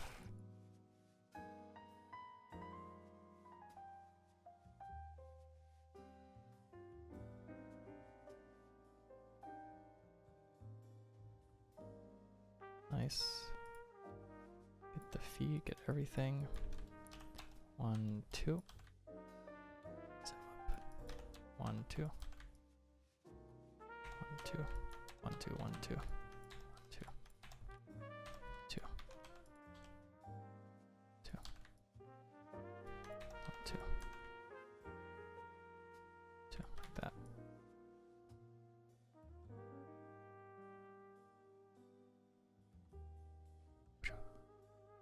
Cool. So you notice one thing that we did here, which I wasn't talking about though, was in the very beginning here. Let me just reduce this a little bit. 160 is when he drops down. We've given him a little bit of more time. I moved around some frames. Comes down. The roll, backwards roll, is a little bit slower. But you'll notice that he lands into this pose. And we sit on this pose for a bit. And then he has an antic. The antic is really basic right now. Not much to it. I just took the root, put him down. But you can tell that just by moving the root is a really good, the root or the cog, center of gravity, is a really good control to just block out motions that you want in terms of big poses. So for example, my antic, it has no specificity in this pose, right? The pose, you can actually tell like the hands don't move, the feet don't move. But in the context of this motion, you can tell that his going down and then coming back up, like boing, really gives you that feeling of like, oh, he just put a little bit of like oomph and energy into the next motion, right? So if we're talking about like momentum, energy flow and transfer, this jump, really high velocity. It needs time to slow down for us to process. So we sit in this air pose. The air pose then transfers into a throw, which you're following here, but then you need to follow it up with something that's a little bit readable. Fast action into hold, but then we have this suspension of disbelief because the entire action has been up in the air, right? I think I can slow down this fall a little bit, but everything in the air, we've already expended all of our like hold. And so when we have all that suspension in the air, we need to transfer it down because we need weight to follow to the floor. Then after all that, you need to sit on a pose because after all this action and stuff, you need something to rest. If you keep fighting and continuing, unless you're choreographing something that's like high octane and it's like all high pressure and high cadence at the very beginning from the get-go, then we just want a little bit of rest. So he sits down, and then when you're resting, then in order to get back into motion, you need to do a little bit of an antic. And in this case, this down pose is something that like just communicates that, right? It's very simple. It's very, very brief. And you don't really need too much. I think when we do another pass, obviously we'll have to change the hand poses a little bit, maybe tweak his head angle and chest a little, just to get something a little bit more like, oh, he's actually posing. But from a gut feeling perspective, it communicates the idea, right? And at least for now, that's all we really need to do. Yeah, I don't know how to explain it necessarily. I think I did a pretty bad job just now, but I think in the end, it's just talking about energy and flow. Animations that feel really snappy, if you just apply the principle of a bouncing ball, that's literally all that kind of stuff is. And you just have to think about the whole character body as a system. If your character's jumping up, then you need a stretch pose. If he's in the air, you need to compact him a little bit and then hold in the air for however long you want your stylization to be. And then just think about, okay, if it's in the air and it's like hanging, then how hard do I want it to fall out? If it falls out really hard, then how much time do I need for it to let go of that energy and absorb it, or let it go and let it like rest? So for me, it's like one of those things that's what I'm thinking about. And obviously my taste is a little bit different from other people. Some people prefer not doing it so crazy articulate or whatever, but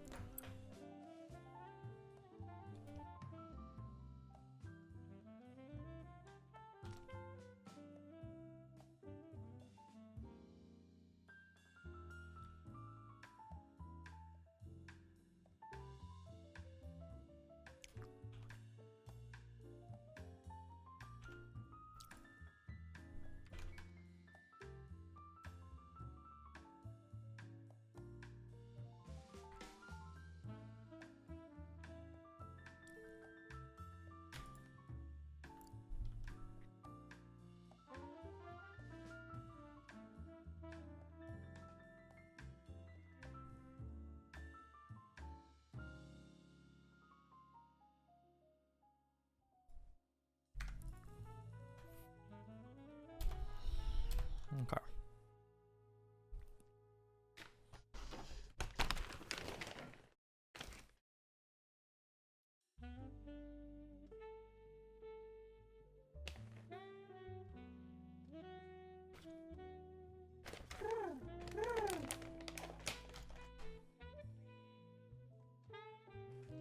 Thank you for the follow, Petra.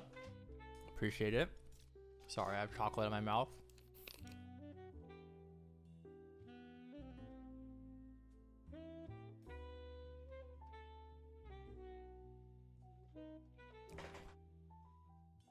Soltech has asked, do you offset body parts while blocking or after? Oh, there's a plane again. Soltex asks, do you offset body parts while blocking or after? I don't offset body parts that much in blocking, but I will say that it's pretty, if you can find areas where it's very obvious to do, then it adds a lot and it's very nice and you don't have to go back to it later. That's not my priority.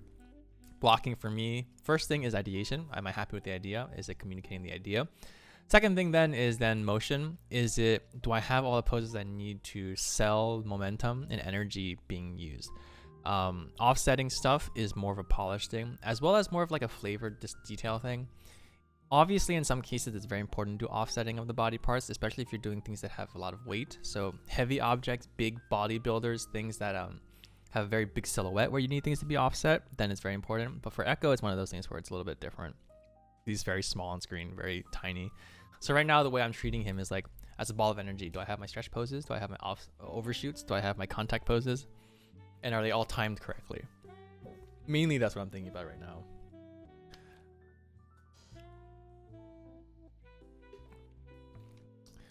He already asks, he's talking about Genshin. I actually, as much as I want to play Genshin, and I love Genshin, I love the characters, I just like open the game up and I start playing. I'm like, I really just don't want to do any of the missions. I like freaking hate doing the missions. It's just so dull for some reason for me. I started the house teapot mission, and then I got like halfway through it before I even got the house. I think I might return to it a little bit later, eventually, but we'll see. My real desire to just play Genshin is just not there. Like the social aspect for me hasn't been that great, and playing by myself is not that fun. And even when you get a new character, it's like, oh, it's fun to look at. I recorded a little bit of Yanfei's Catalyst animations and stuff, and I was gonna do a review of that sometime. But in the end, it's like they all play the same. It's just grinding mobs all the time. I guess maybe the house adds a little bit of different flavor, so maybe that's cool, but I don't know. I just haven't been able to get straight back into it yet. Kind of sucks.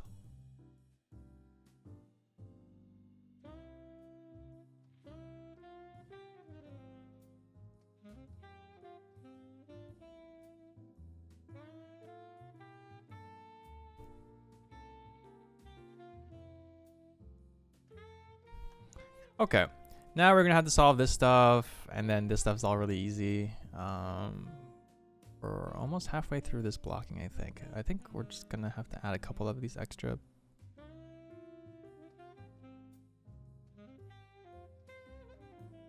Oh, forgot I didn't grab this guy.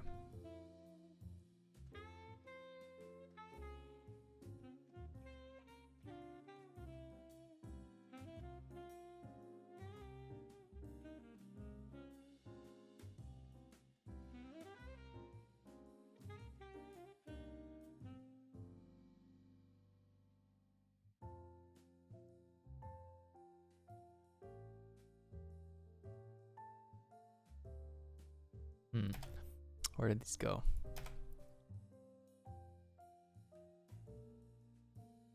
Okay. Let's pull you back here.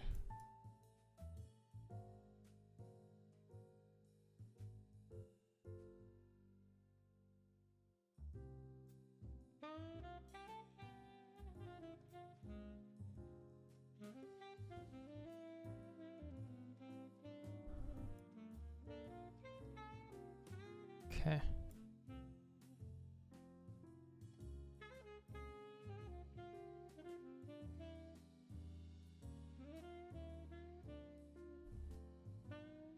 Okay, not that bad.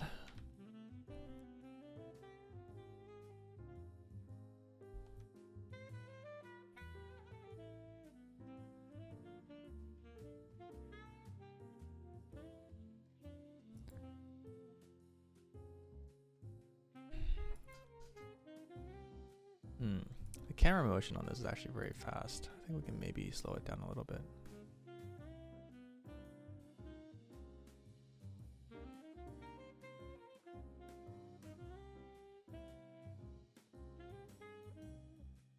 Clone.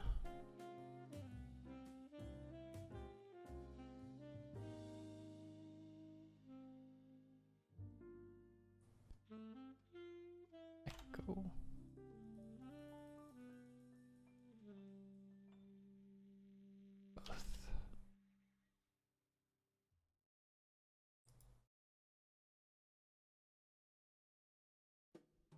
Plus camera.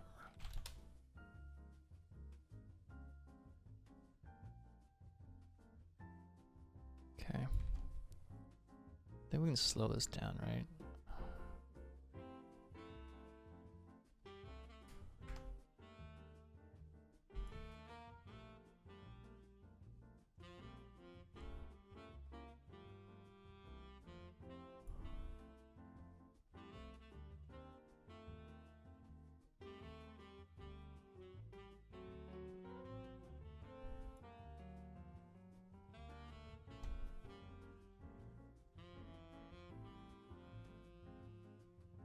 Cool. Not too bad.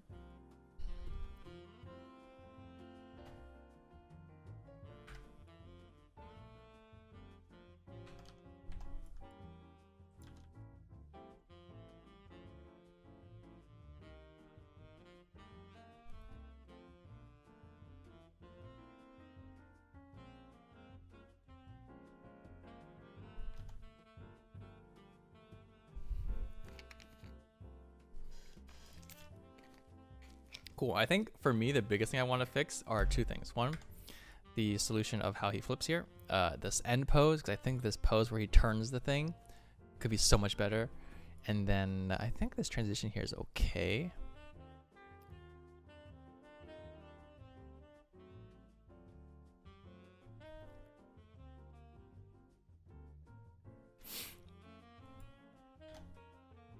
Okay, he's gonna have to do something interesting here. I think we're gonna solve this by doing... All right, so the goal here is I'm gonna finish the blocking plus-ish today, and then I think next week when we come back, we're going to do a little bit of extra blocking plus to get ready for spline it, and that'll give us one session to do spline, and then that'll give us one extra session to do a lot more of the polished splining. If I look at the schedule, that'll be on the 30th, so... Oh, actually, we have 1, 2, 3, 4, 5. We have 5 Sundays, guys. We have 5 Sundays this month. It gives us a little bit more time than I was thinking. Does that mean the next month is like less? No, that's 4 weeks. Wow.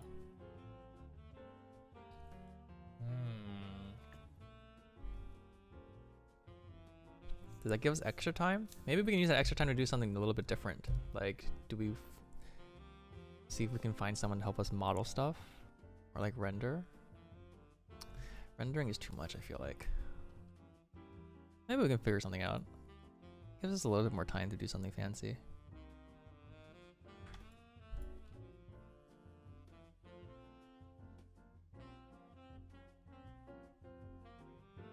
Okay, so what I'm going to do here is on this pose, instead of this grabbing pose, I'm going to do something where he teleports. But when he teleports, his feet are going to be on this thing already. So like he teleports and he kicks. He like uses this as a stopper. So let's fix this pose a little bit first.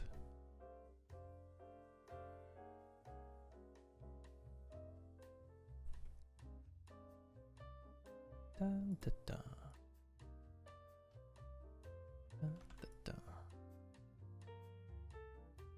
I think this will be pretty neat. So he uses it like a braking mechanism for going too fast. Because Ekko is like a cool guy. He's like a punk genius that can like invent stuff, but at the same time he's very young, slightly inexperienced. So he's bound to make some mistakes here and there. So maybe it's like, oh, he's going a little bit too fast.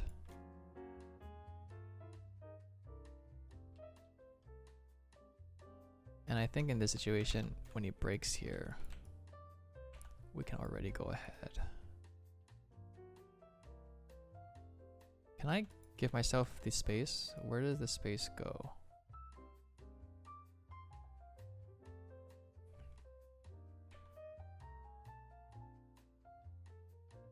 This one. I'm going to put it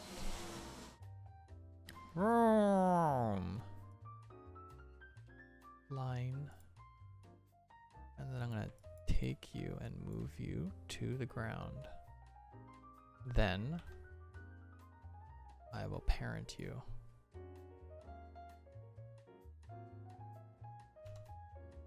Perfect. So here you will go into weapon backspace, which allows you to move this. Shit, nope. Parent FK space. Yeah, let's do that. Thank you for the follow, Jim Corporal, and thank you for the follow, Moe Pam. Appreciate you guys dropping by and following. It's very appreciated.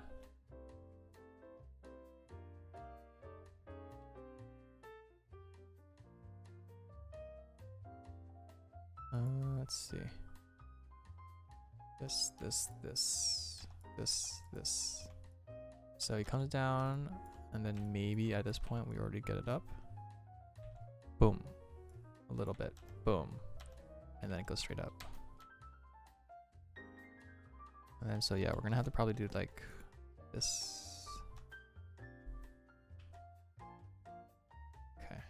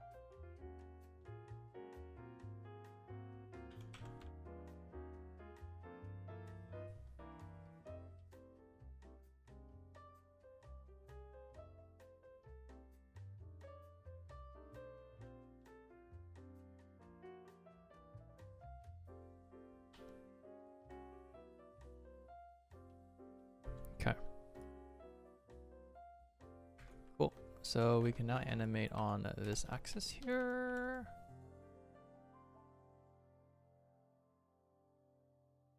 Which is a neato. And then once you're here, it comes in. We can just take you up 1, 2, 3, 4.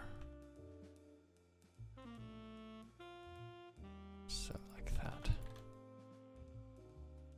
Cool. Boom. Boom. Attract.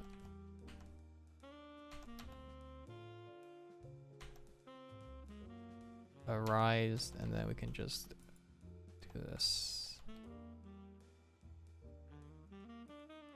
Does that feel good? Boom. Boom. Boom.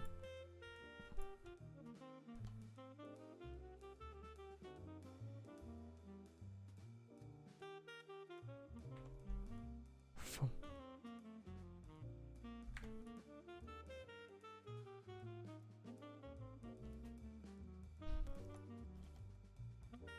And yeah, and I think we're gonna do something cool here where it's like when he comes up on it and pushes off of it, it goes into the ground a little bit.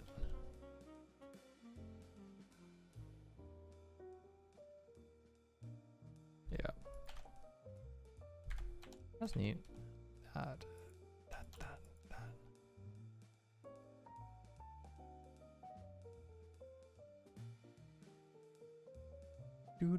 Do.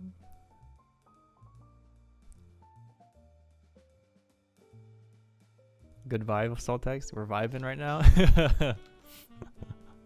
I was just talking to a friend the other day, I think. We were chatting and this person, she's a lot younger than I am, and she was just getting me up to date. I'm an old person. I'm definitely slowly falling out of like young people speak. And so she was talking about this thing called check vibes or check-in vibes, and like I sort of understood what that meant, but then I didn't quite understand the application. Because I understand it's like, oh, when there's like two people and you're getting along or something, it's like, oh, we're vibing. It's not good vibes. But then check-in vibes, it's like I don't ever think about like when I'm talking or meeting with someone and like seeing if we get along. I don't ever term that or coin that as like, oh, I'm vibe checking. We're vibe checking now or something. I've never really. Anyway, there's that kind of stuff, and then well, what else did we even talk about? I think there's like a couple other.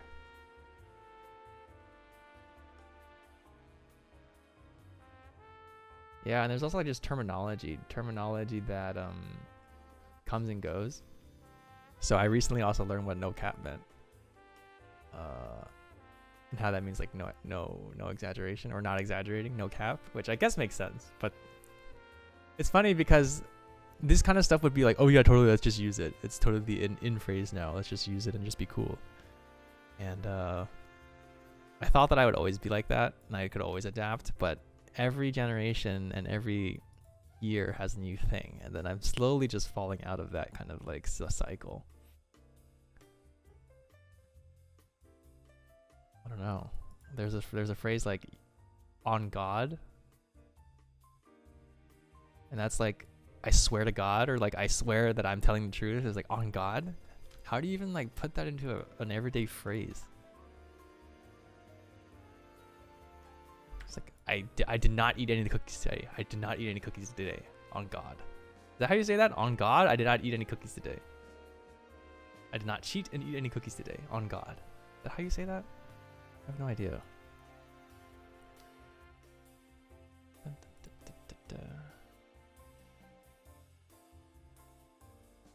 True. I think it's like culture, right? It's a culture thing. It's like what kind of circle of friends or people are you with? Obviously, I'm pretty up to date with gamer culture, I think. Not as much as I used to be, but, and you know, you tell your parents, GG no easy, or GG, what was it, GG no re or something? It's like, what's that mean? What? Also, the 1v1 me bro thing. Like, that's funny, but What the fuck? No one understands what 1v1 me, bro. Say that to your mom or dad whenever you get into a fight. And they'll just have that like question mark thing over their head. Huh? What?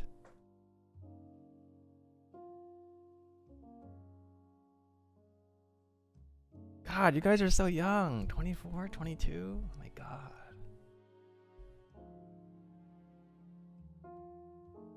Man. I remember being 24.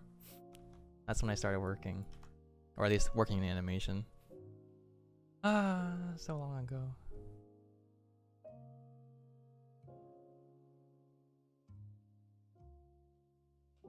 Oh god. Is that how you say that? Oh my goodness. God, you're on some boomer shit right now, PogChamp.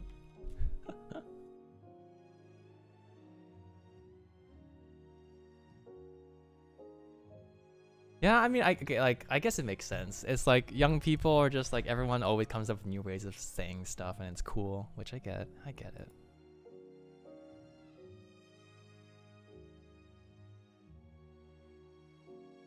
Okay, so right here, we're gonna have this, and we're gonna want to make sure that this pose from this angle reads really well. Right now it doesn't. But we want basically this pose to be a transfer of energy into an antic for the jump. Which should be easy to do, right? We just need the knee not to like face that direction.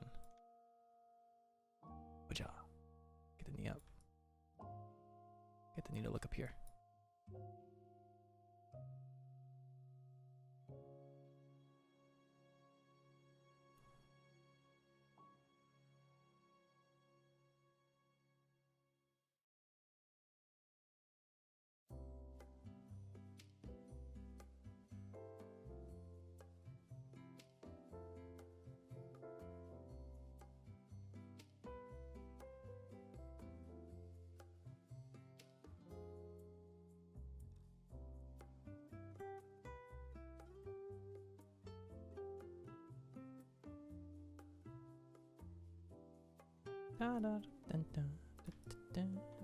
The only problem with this that I don't like is the fact that this pose now, because we pulled him back, feels so much more distant. Is there a way we can exaggerate the shape or like the size? We want him to feel like he's coming straight at the camera a little bit, right? But for now, it's a little bit hard because we are pulling him away from the camera.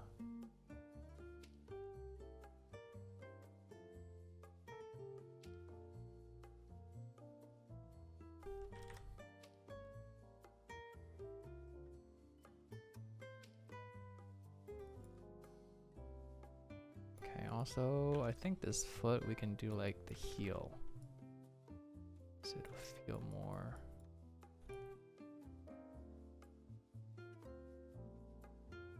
Oh. You know what? Maybe it needs to be here. Maybe he needs to be like here, here, here. That might make more sense. Okay. I get that. So here we need to attempt to transition from this pose to this pose, this pose, and have that energy. So we're gonna frame. You can see here, actually, this is where I'm authoring all these frames because I need more information for something so fast. Okay, so it seems like here that if he's gonna do this, then he's just gonna need something where he's just going straight for it. So we don't need him to be braking with his foot. We just need him to be like, I'm coming. And instead of so fast, all we need to prioritize is just appealing shape changes. Like right here. Camera.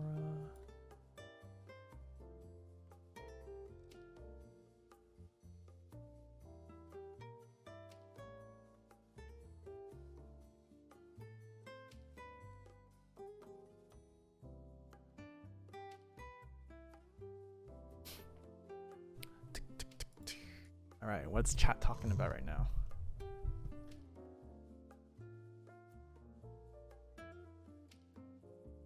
Yo, no cap on a stat. You were a boomer, no shot. Sheesh. What the fuck does that mean? No exaggeration on what we said. You are a boom. You are old. No cap. No offense. Is that what that means?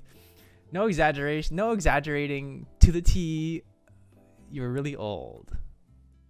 No shade. Is that what that means?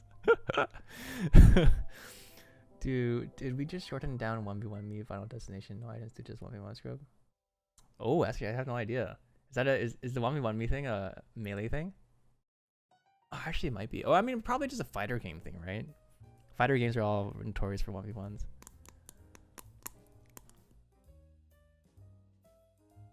Wait, what is sheesh? Is this something that's in now? Sheesh? Sheesh.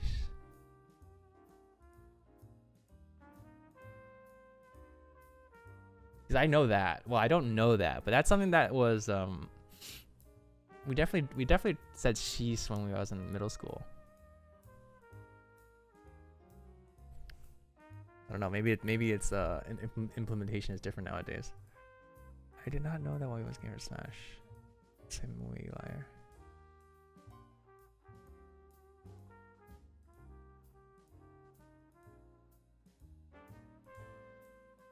Sheesh, wait, I'm gonna Google this. Wait, no way.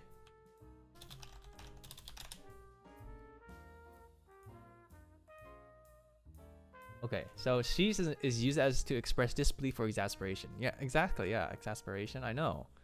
But is this a new thing? Like, oh. Urban Dictionary. Sheesh is a word. Sheesh is a word when used when coming in contact with something so amazing it knocks your fucking socks off. What? Usually used to describe children and small pets. What?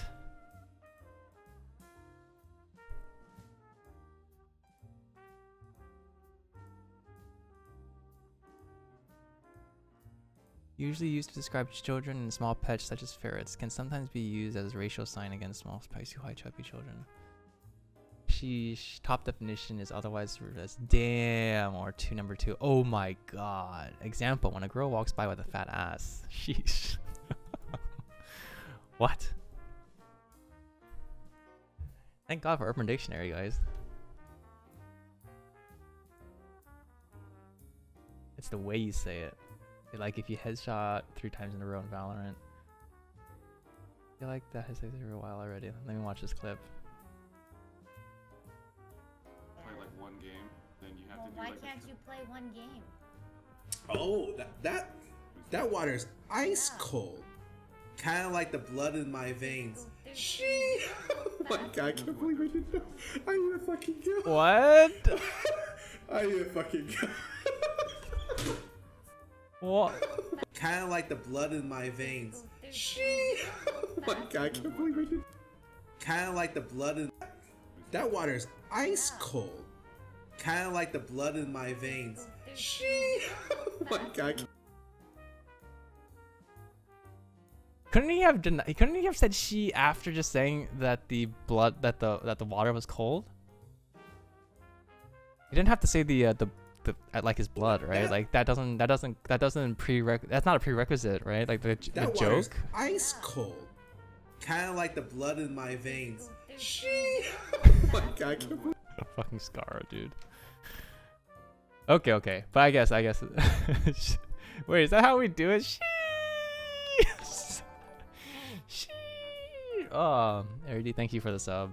Thank you for the 5-month streak. Appreciate it. Actually, honestly, the revenue that I get from streaming, it's all you, dude.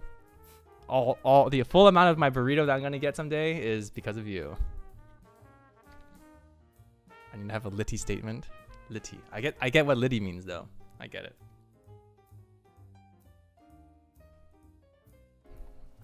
God.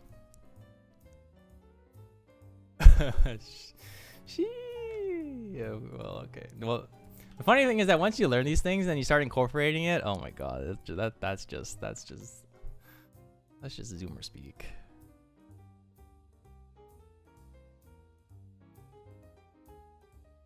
Oh no. I have 2 friends that Twitch Prime me, but you know that's I don't count that. They're just being generous with their free. Oh my goodness! Thank you, Walitsu. Thank you, Walitsu, for the Prime sub. I appreciate you offering your free sub to me. It is still just as valuable. Sheeeesh.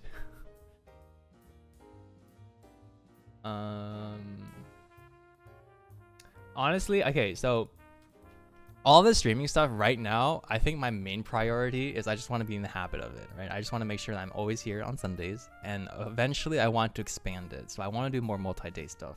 Maybe not animation on all the streams, but I do want to do this more consistently. Once I get a new computer and I can animate off of my work computer, then I can do more gaming stuff. Because I want to stream like casually a little bit more, like Pokemon Snap, all this other stuff. And once I get a new computer, I can download all my streams and I can edit them. Right now, I can't download everything. It's just too big. I don't have enough space.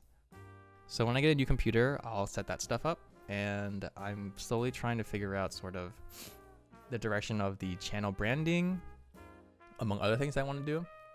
And yeah, I think after that like slowly builds up, then we'll do a lot more sub emotes and sub benefits and Discord integration and stuff. And hopefully that'll become more fun for everyone. But I think for now, I'm just content just every Sunday just animating a little bit. Yeah, and then and then viewer gamers and stuff. Yeah, viewer games. I think that kind of stuff, once I fall into that pattern, it'll be a lot easier. Yeah, they're gonna hopefully channel emotes and Discord emotes, so that when you sub and stuff, it'll be valuable. And I right now, my streams are only on Sundays for 3 hours, give or take. I feel like subbing to me right now is not valuable. Like, you don't get anything from it for being a sub at all. Everything that I do is purely you can just have free, at least for now. Eventually, if we get the ball rolling a little bit and have a little bit more momentum, I think I guess I'm at a stage right now where it's like just do things and see how it works, right? See how it goes. If things start growing a little bit and whatnot, then I think we'll reevaluate. I do have plans though right now just to figure out sort of like better branding and a better direction for stuff. And eventually I have a friend that I want to hire to compose a channel theme music, like an OP or like a thing, so that when we're loading into the stream, you'll get to hear that and stuff. So just, you know, brand stuff, but that will be exciting. But I have to figure out sort of like what I want the style to be, among other things, but that should be cool. But that'll come in the future. Meanwhile, we're just gonna animate, because animating is fun most of the time. Animating is sometimes fun.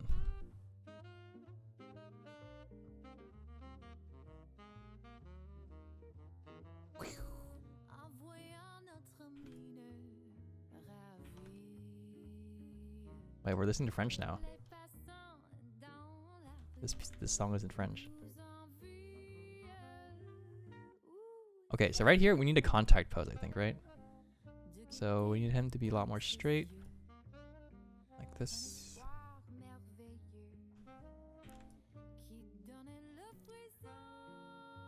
And then we can compress, because then that'll be very visible. Hua, hua. And this is where he gets his compression. Compression.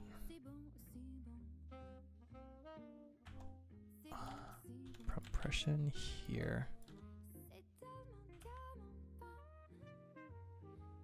And then he'll go off screen, I think, a little bit here. 2, 1. Is this visible? Do we get to see this? 1, 2.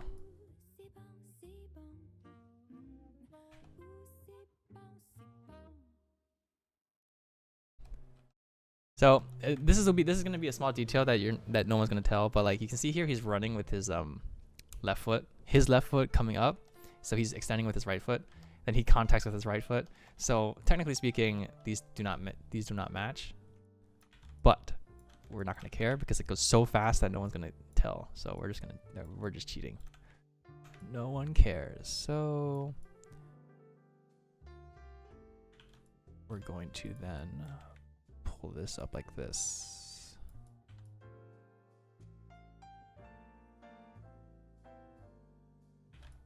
And then his elbow. Where's your control for your elbow? It's right there. It's right there. Move you here. I think for the stream we'll go a little bit over. We won't stop at 6 o'clock. We'll go slightly more.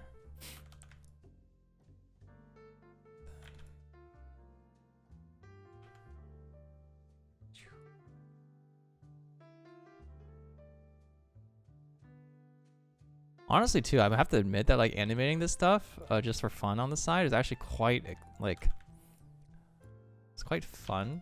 And compared to work, at least for animating on skins, we do recalls all the time, and so you don't really get much time to animate stuff like this where you're just running around doing crazy stuff. There's a lot of gameplay limitations that we have to keep in mind, and we always animate in a circle, top down, etc., etc. And doing that for a long time kind of gets not boring, but it's the same thing. So it's less creatively interesting and challenging in some ways.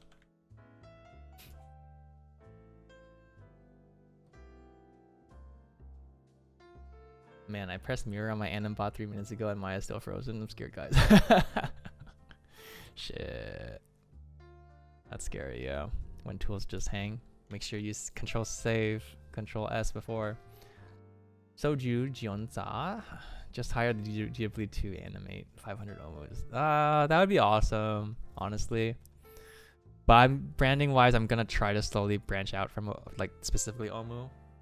That's also why this channel is called Omokase, because I'm trying to sort of slowly pull it out. I still want a little like the connection to it, but the trick here is to sort of not make it too much on the omu because that's trademarkable. So if I eventually get to a point where I'm like doing stuff where I want to make money, then I can't use it too much. Is this for the Anim challenge? It is in the spirit of the Anim challenge.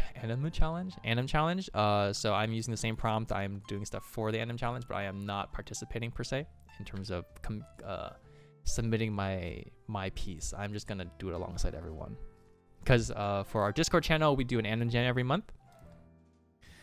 And our Anim Jam is basically every month we're gonna have a new theme, and then all of us can sort of like tackle the same theme. It's kind of like the Anim challenge just for our small Discord. And since I work at Riot, it's one of those things where it's like let's just do the same thing. Gorilla Llama.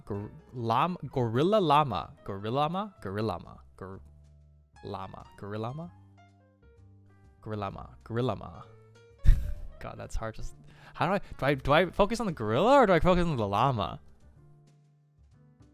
Or maybe neither. I am not going to. Well, I'm not gonna submit, so I'm not gonna win, because, again, yeah, that would be against the rules, and that would be conflict of interest, and I'm sort of judging. So yeah, I should not do that.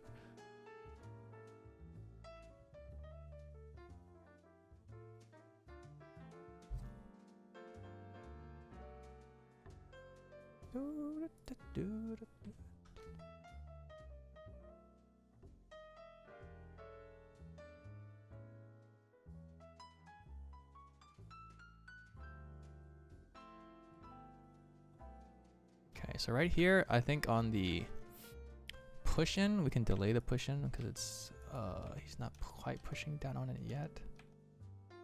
So we will hold it here, and then when he pushes down like that, then you'll get the push down.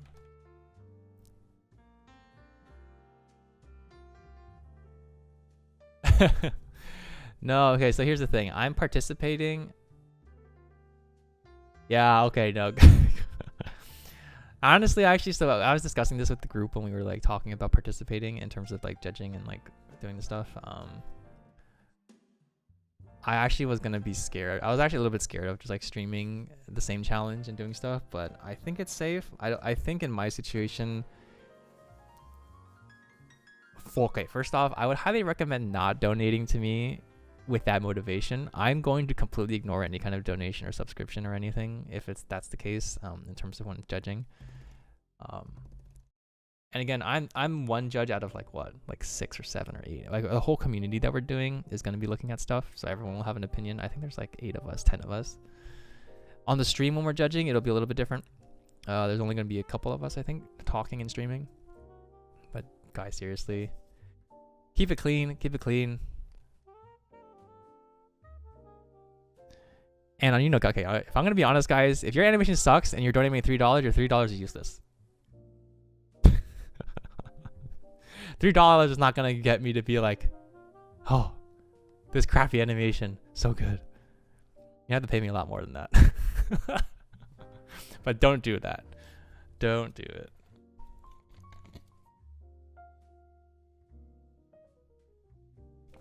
Again, guys, all of my streaming career, my streaming career so far has only amounted to 1 Chipotle burrito.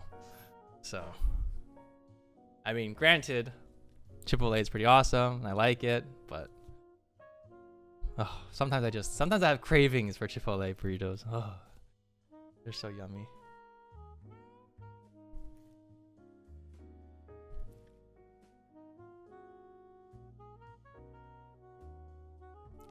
Cool, guys.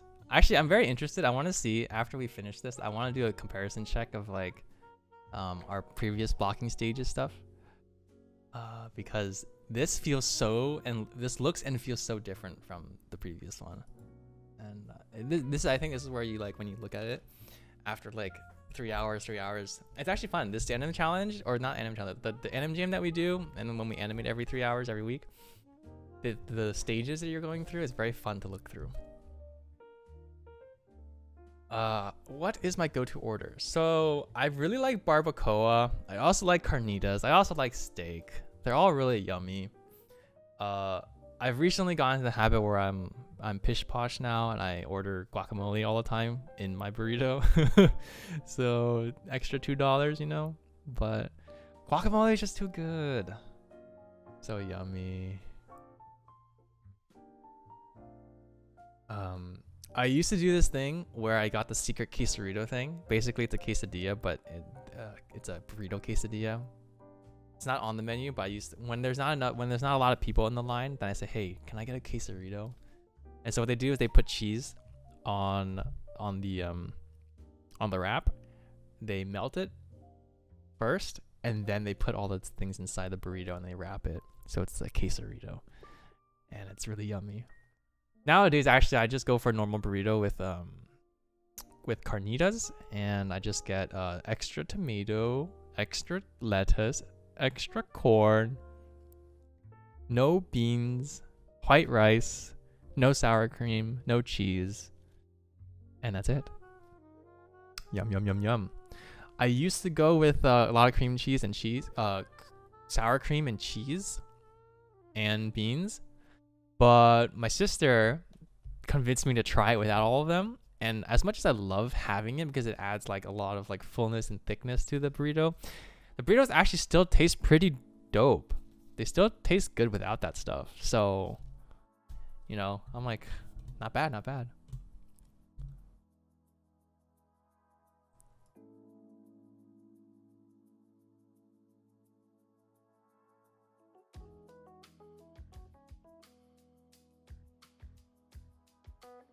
Cool.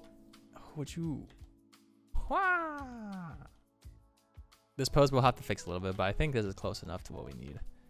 We'll take the foot and bring it in a little bit.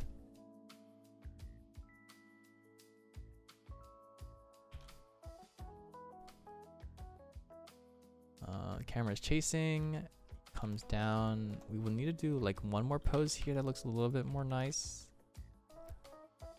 Okay, so it comes up.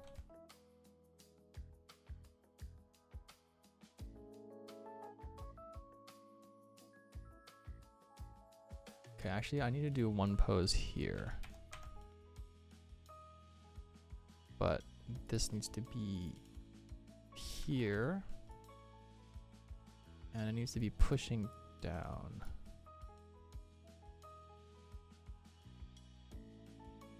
like this, and his weight needs to be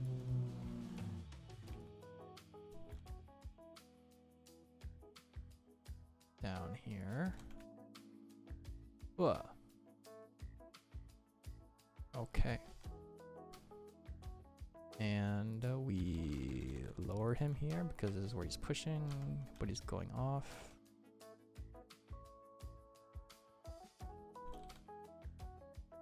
You know what's tricky with this animation right now is that we're doing everything like not lined up in axes. So actually this is where it's like a lot of these world rotations are kind of like not aligned with this character. It's always trickier when that happens. Burritos. Cool. I mean, yeah, it's fun if it's like, honestly, like the branding could be just completely chaos.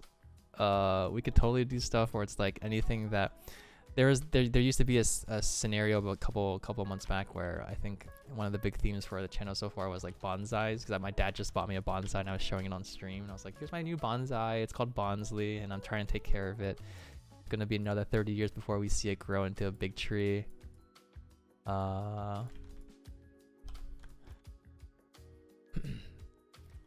So people were like, can we get a Bonsley bonsai emote? And I was like, that's a cool idea. You want a burrito emote? We can get a burrito emote. What the fuck?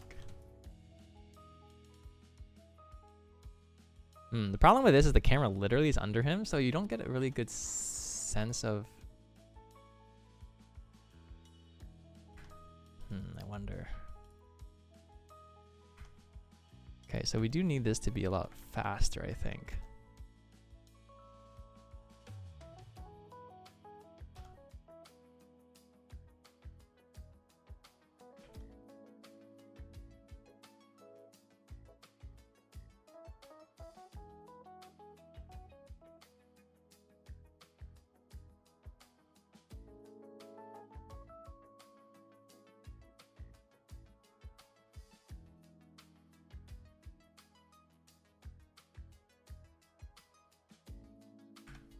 Maybe we can slow this down a little bit.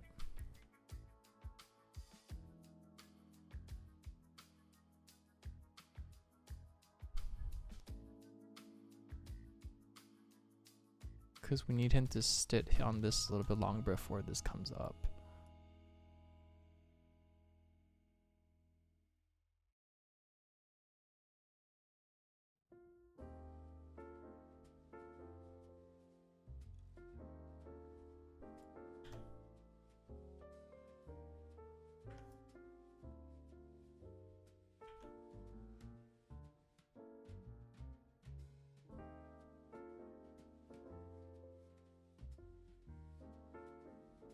I think the pose here can also be a little bit more leaned on this one.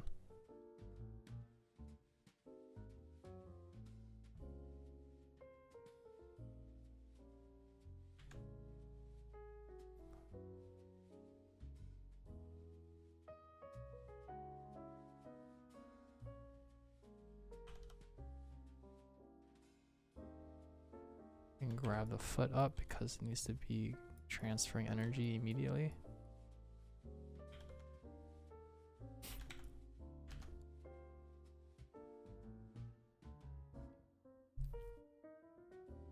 An Omo eating a burrito.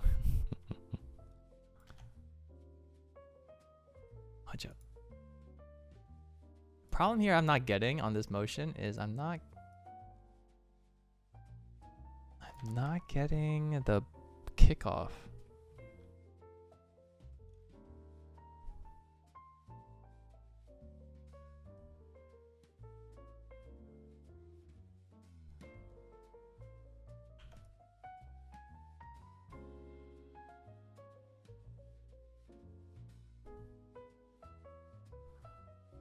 Actually, maybe he needs to do more blending into this one. Maybe that's what I'm missing here.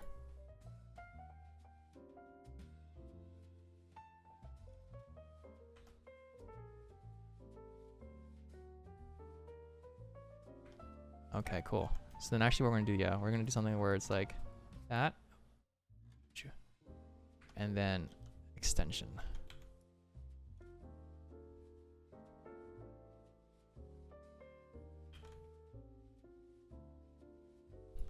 Okay. Maybe we just need a couple more frames here. Extension. Okay, so what are we gonna do with his arm? His arm is like back here. And then we can maybe keep it up here.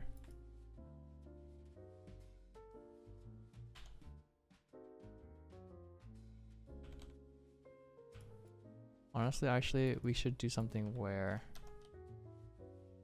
his arms are out, because that will give us shape. Silhouette to open. Open means balance and holding. And then we can bring his arms down when he pushes up, which will give us the contrast, I think. This will be rough for now, though.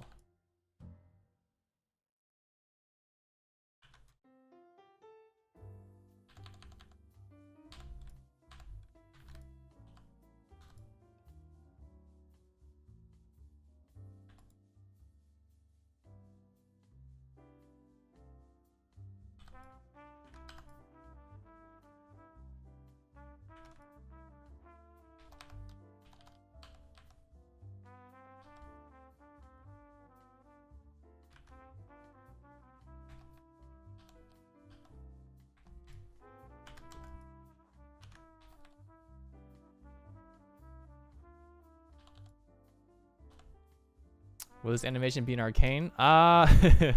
This animation is far too shitty to be an arcane.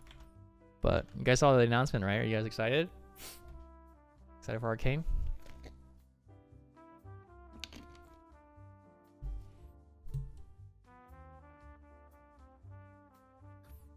Also, we've got quite a few people here watching today. I am appreciative of all you guys here. Thanks for hanging out.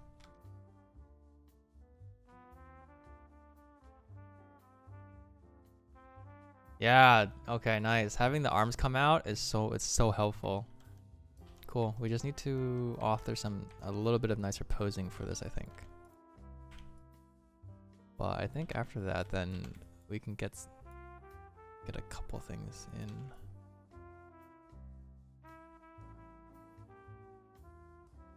Even though it's not like the most clear pose, I think the arms out just literally just gives it more readability, which is pretty helpful. And I think for the sake, then what we'll do is we'll also author an open hand pose. Let's spend some time authoring. Let's spend some time posing out the fingers just a little bit.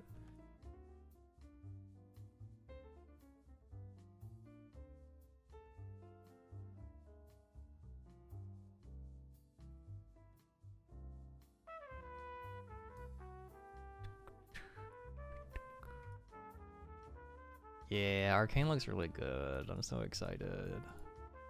Honestly, Riot is so big now. There's so much stuff going on. I can't even keep up. Obviously Arcane is pretty under wraps.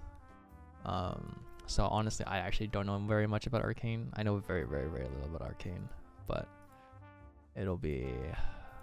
I'm hoping that it's really good.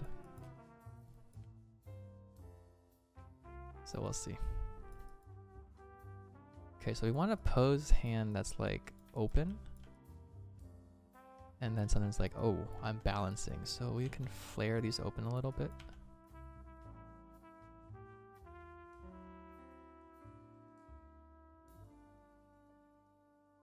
Yeah, seeing an actual story in the universe. Yeah, that'll be exciting. Do you guys have favorite regions? Like obviously this one seems like it's gonna be in Piltover, right?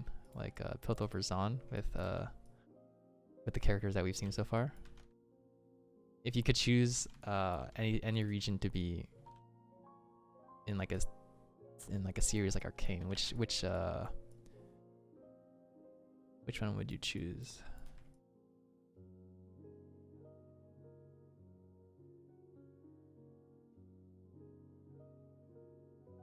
Ionia? Shurima? Shurima! Your Emperor has returned. Yes. I would love Shurima. But in terms of like a movie, I feel like, or TV series, it's all sand. Just sand. So visually, it's not as colorful. I feel like Ione or something would be so colorful. Also, I would love to see Demacia. I would love to see architecture in Demacia and all that stuff. Just like the big buildings, the white stone that they use to like keep magic stuff, and oh my god, I want to see Lux. Lux. Ah! Anyway, you get to see all the things from the what are Lux's and Garen's full name? I forget what their last name is, but the king, you know, their royal family. You get to see the details and stuff about how that stuff works. That'd be really dope.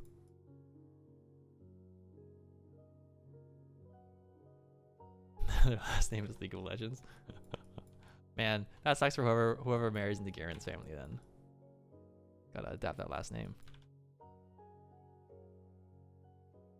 Crown Guard? Oh yes, you're right, Crown Guard. Luxana Crown Guard. I'm sorry, Lux. It's shameful that I don't remember.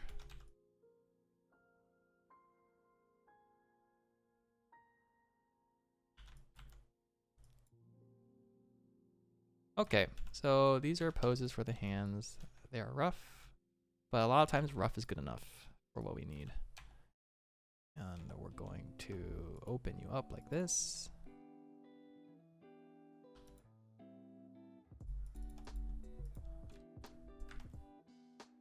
Whoa.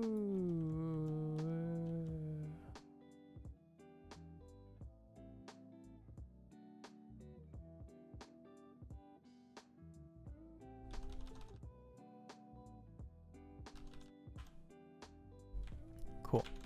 Then on this one, when you jump, your hands are gonna come straight down into a stretch.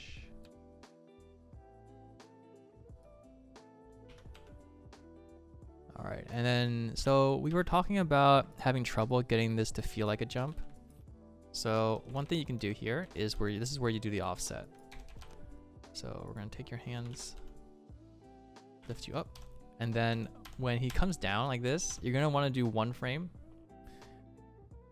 Let's see, one frame here, where he's jumping.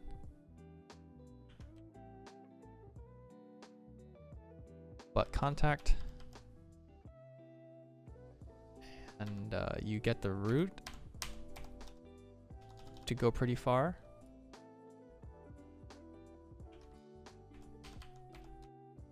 But not the arms. Well, actually the arms should probably go right now on this one. Okay, and then we're going to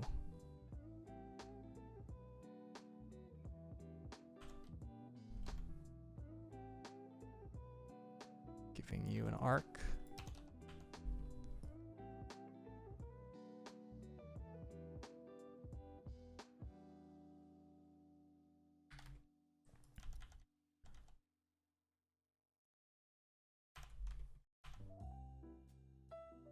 I think we really need to push him in.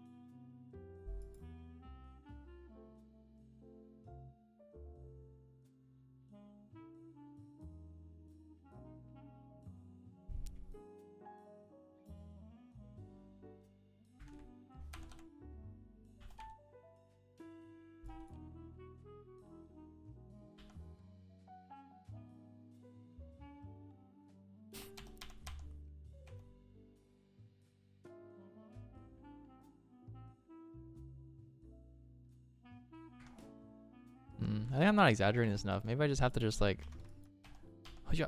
Adjust.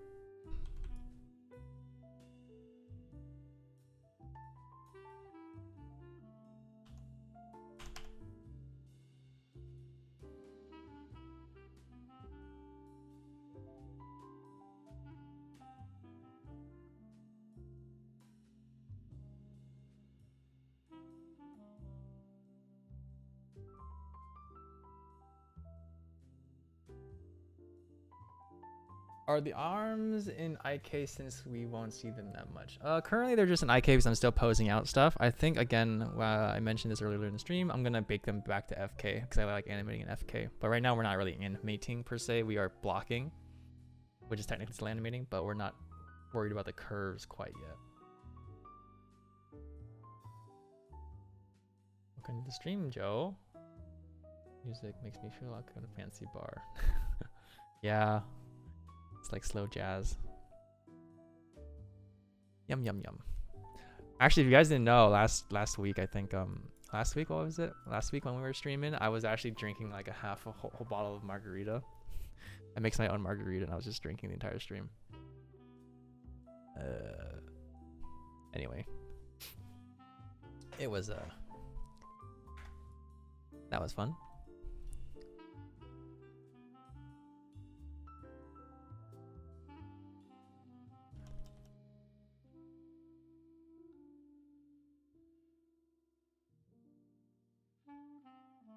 Honestly, it wasn't that much, I think. I mean, I drank half a bottle, but it was like, it wasn't that bad. I didn't get drunk.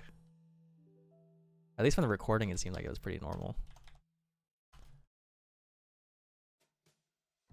Okay, so we're gonna take this and we're gonna actually, I think we should just scrunch it down, like even further. Like right here, push, push. I think just for the sake of exaggeration, we're gonna exaggerate a lot.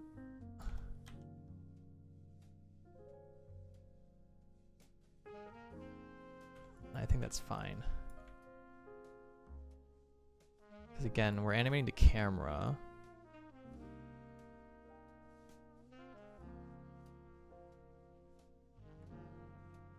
Anything that helps us convey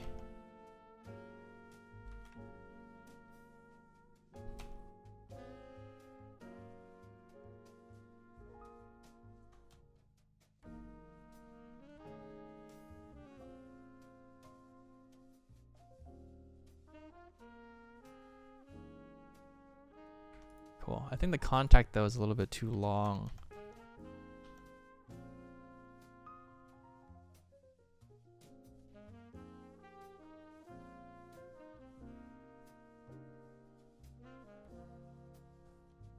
Okay, and we might want this to stick in the ground when it pushes out. Okay. At least just for the interim.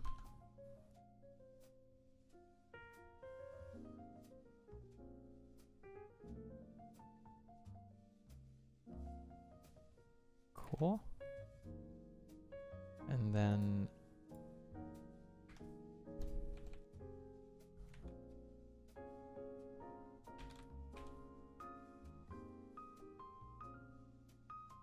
it's coming off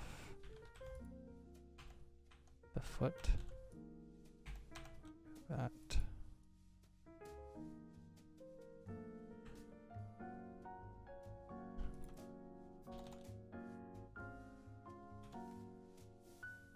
Okay.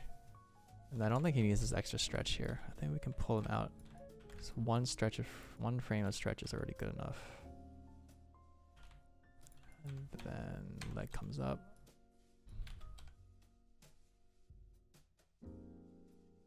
Cool. And we've cleared. So actually here he actually gets a pretty nice air thing. And I'm gonna do one thing here, which is I'm gonna bake. No, we'll do that later. We'll keep this for now. Okay, so right now we want this pose here to read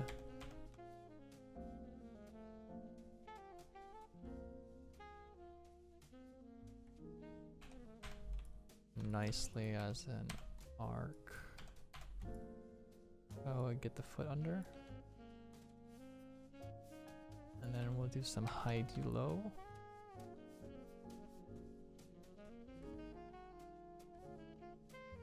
To get that arc.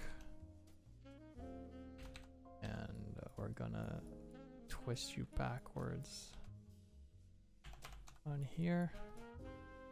I think for the, we'll extend arms. We can fix the shape later.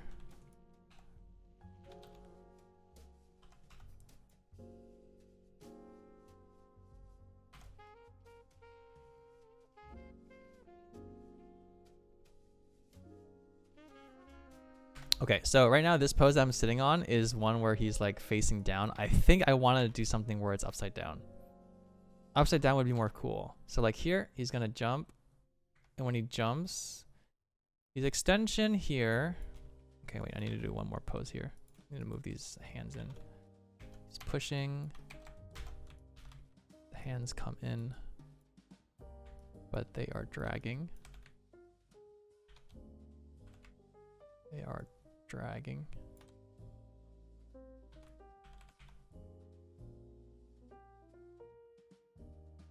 And we will straighten out the spine.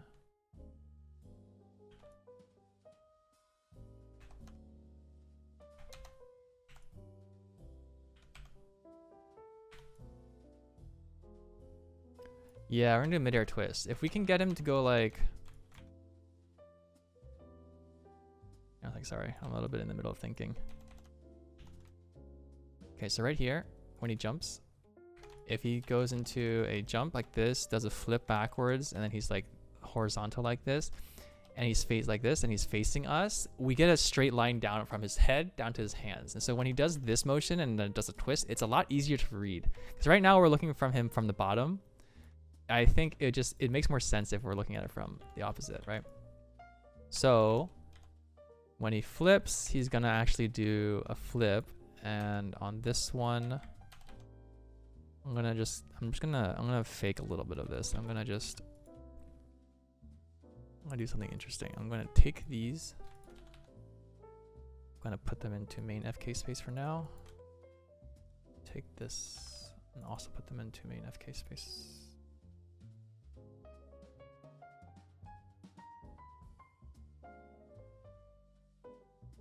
Cool. And then you'll notice here is when we go into this phase. 1, 2, 3. We'll raise him. And we'll flip him. But also notice the way we want to do this is we want to do it in an axis that... Let's see. Okay. 1, 2. And we're going to rotate him around his chest middle area. Because that's the center of gravity, roughly around the middle. Doesn't have to be too perfect. But a lot of times when you want to do something like this, you want to make sure that they rotate quickly on one axis first. Let me just grab this pose here and then pull it away. I'm gonna copy this previous pose. And we are going to continue flipping him.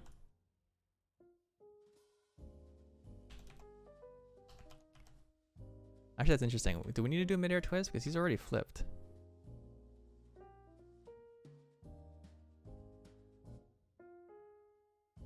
I guess we don't need to flip him. Interesting. Now he's just doing crazy shit. Well, I think that's fine. I think what we can do is we just delete everything. This, and then we just delete these frames because we don't need them. Oh, wow, now you just dead.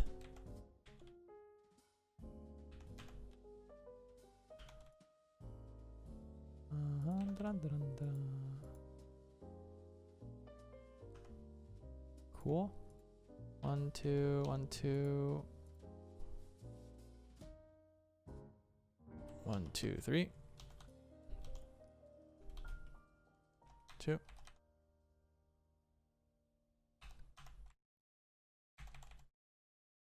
Let's fix some of this alignment.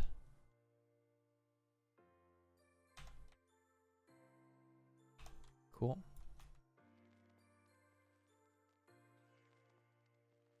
I'll get his head to continue turning. And then it'll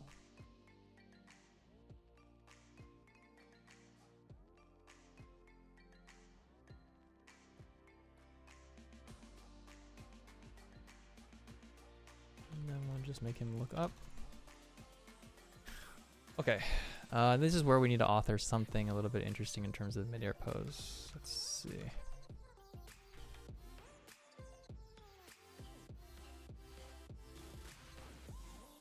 I think actually I can do something interesting here.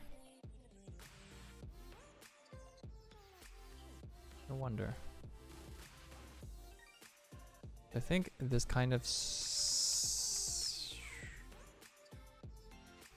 I think we can do something interesting here with the spin. Slightly offsetting it a little bit. Twist? We should twist him. We're gonna twist him, I think.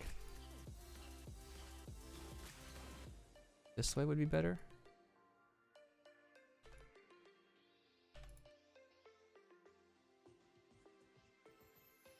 No, that's because it's easier to see, right?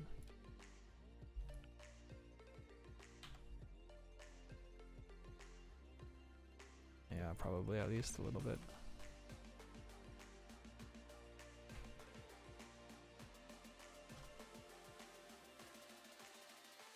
Thanks, Joe. Thanks for dropping by. Appreciate it.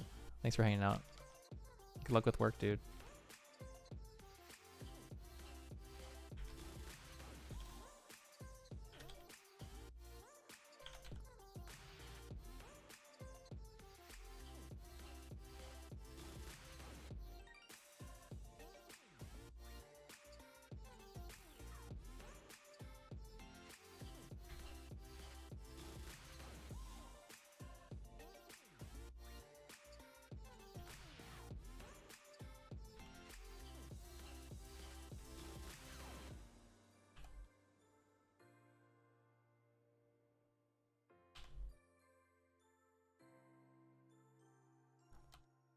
Okay, so I'm gonna ignore all of these poses that we have here. I'm gonna actually redo them. So we just need to, we're just gonna, well, we do need to make sure that in terms of location, maybe he needs to get there, get to that location first. So we're gonna highlight the translates. Then we're just gonna pretend that we're going to that location. So from here, here, this.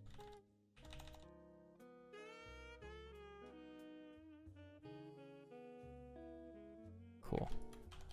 So that's exaggerating a little bit, but for the sake of exaggeration, sometimes you gotta do it. How's that?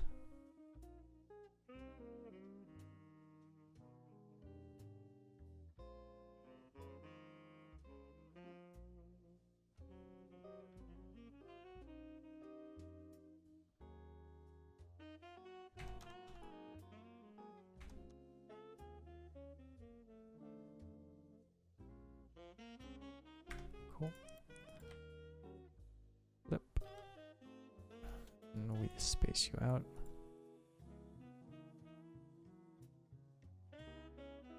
Nice, that feels a little bit better. Okay, and then we're just going to do this.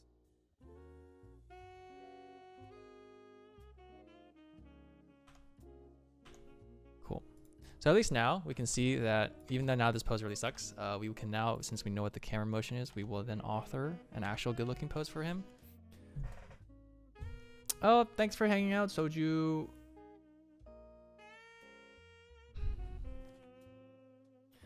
We'll see you next time.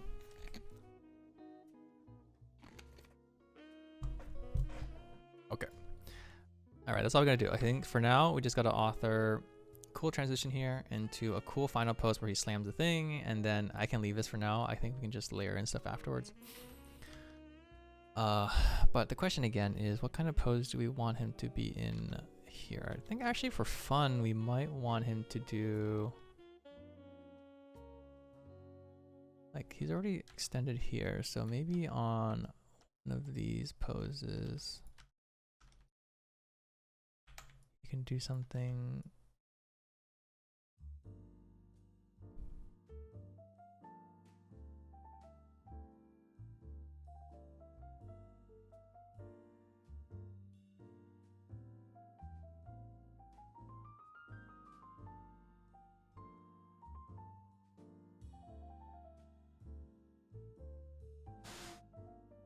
Room. Meow.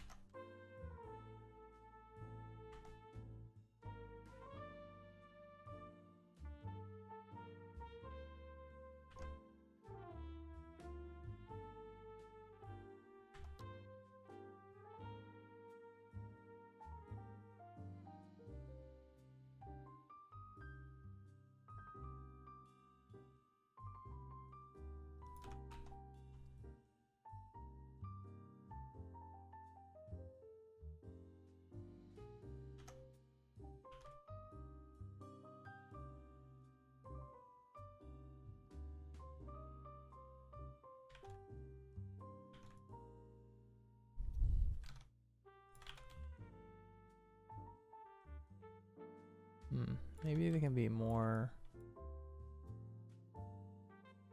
bent.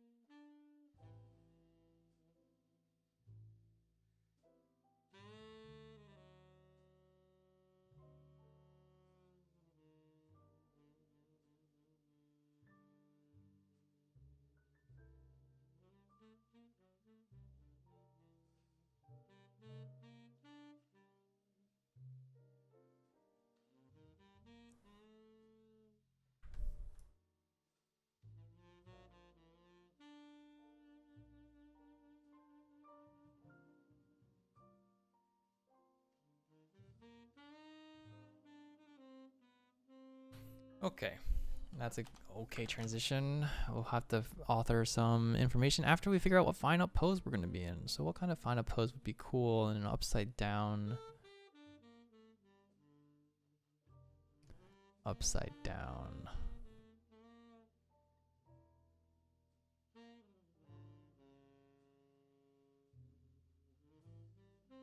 Upside down. Okay, how do we frame this in a nice way?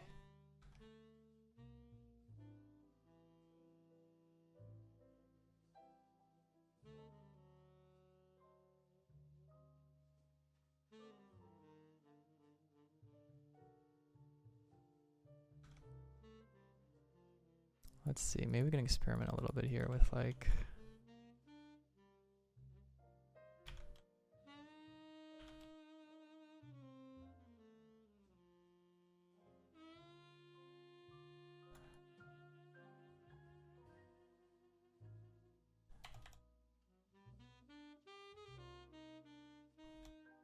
I think actually it'd kind of be cool if we have him sideways compositionally. So like here, if we have him sideways or something, would be kind of interesting.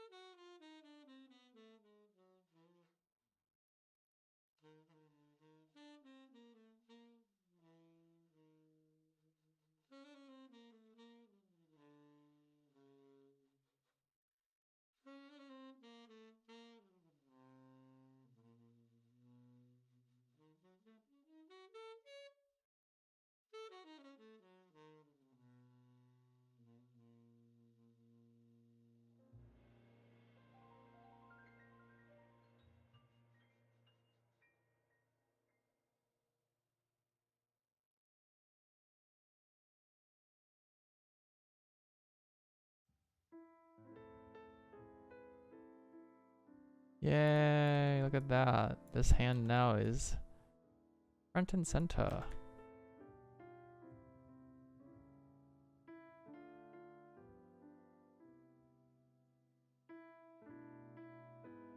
Cool.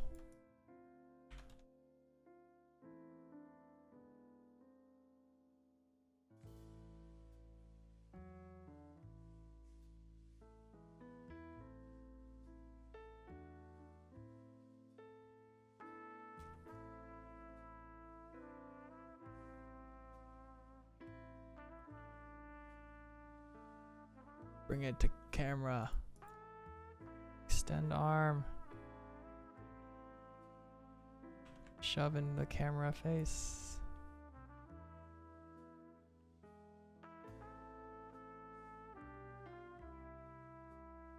Big dynamic. Wow, look at that. So much more dynamic.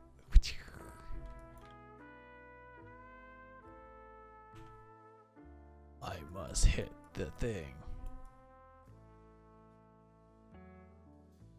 Wonder. Is it better to be down? Yeah.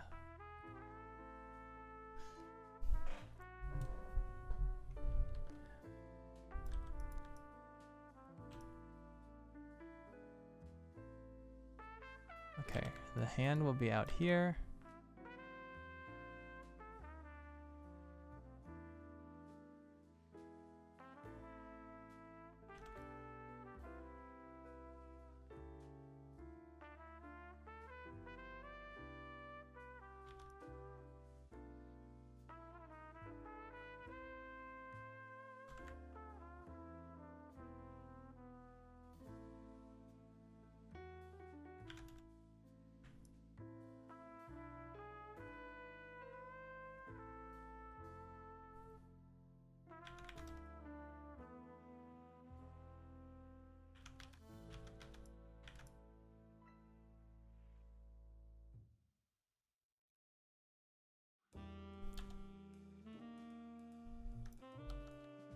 Cool. So something like this is pretty nice. I think we can figure out sort of like exactly how that transitions into it. So if we're doing this flip, can we just spline them a little bit more? You wish there were facial rigs? Yeah, but how much, if you play League, how much do you actually care about faces when you're actually playing the game? Although I get it. I get the sentiment.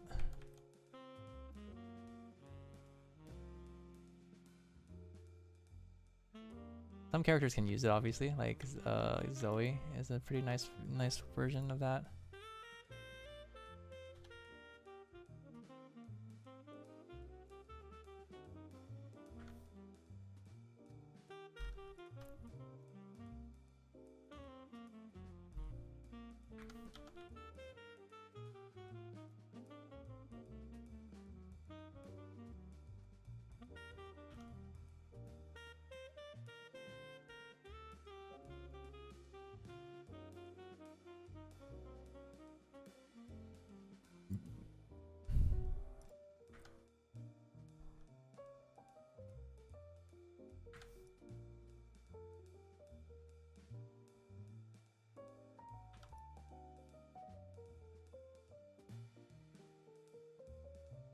Woo, that's so cool.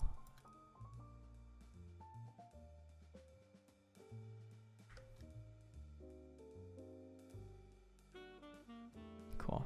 And then on this frame, on the 95, he has to smash it, turn it.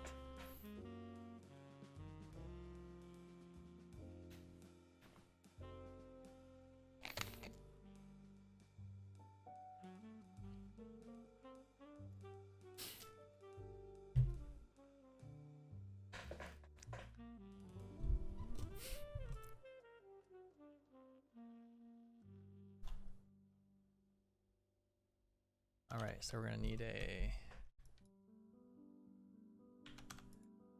hand turn pose.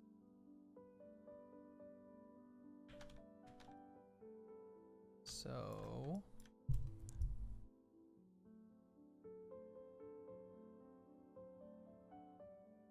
gonna bake you guys back out.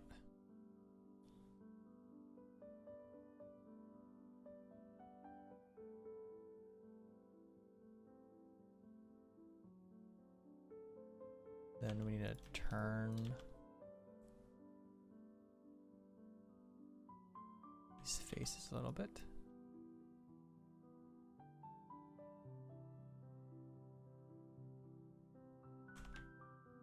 And comes down.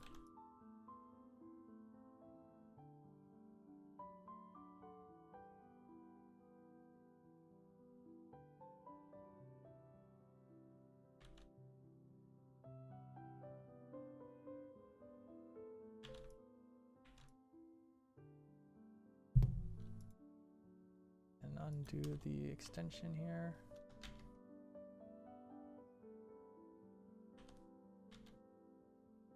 Just a little bit.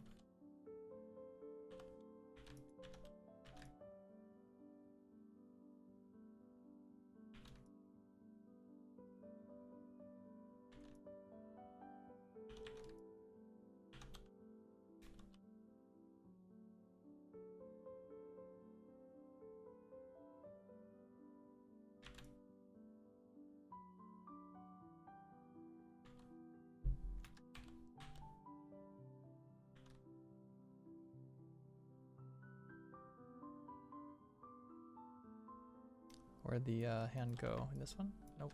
This one? Nope.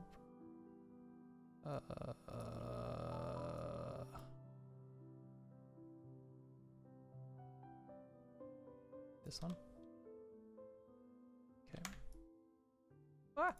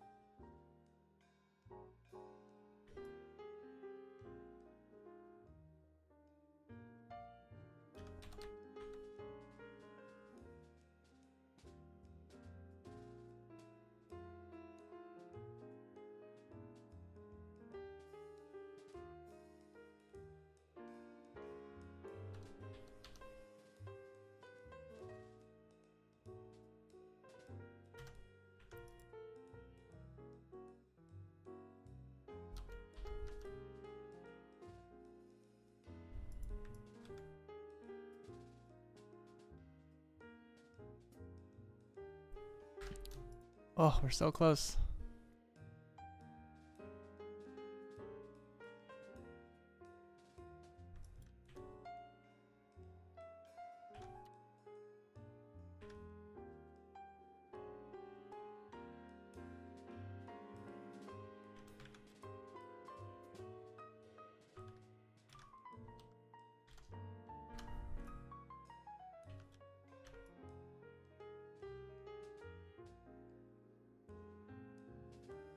Okay. Woo.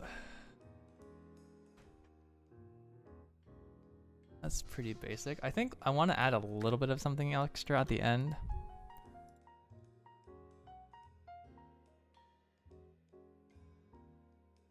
Yeah, let's do a small idle in for this ending, and then we'll wrap it up around 7. And then I can make dinner. Dude, today was productive. Last week was meh, and then I know there's one episode I think that I did blocking plus for. Got so distracted by so many things that didn't do any animation. But today is not too shabby. Came out okay. Alright, so one thing that we're doing here is that this thing is going backwards. Which actually, let's just quickly select the clone. And I'm going to, I think right now it's splined. Why is it splined? Yeah, why are you splined? Let's get you out of spline. Cool. So that you go like doo, doo, doo, doo, doo.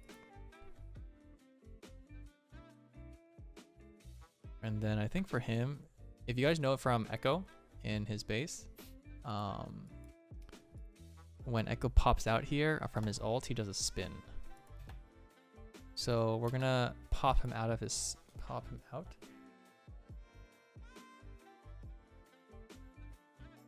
have him do a spin. So we're gonna author a couple of those extra poses. But before that, give me a second to go to the restroom.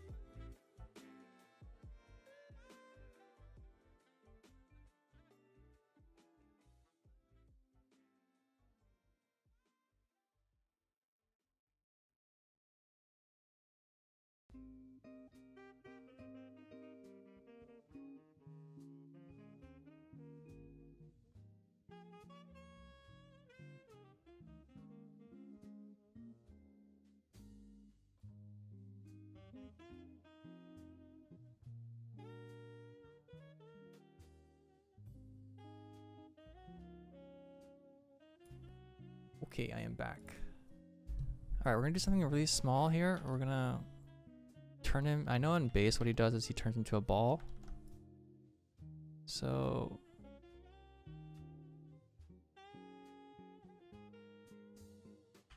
we're gonna quickly just turn him into a scrunched ball.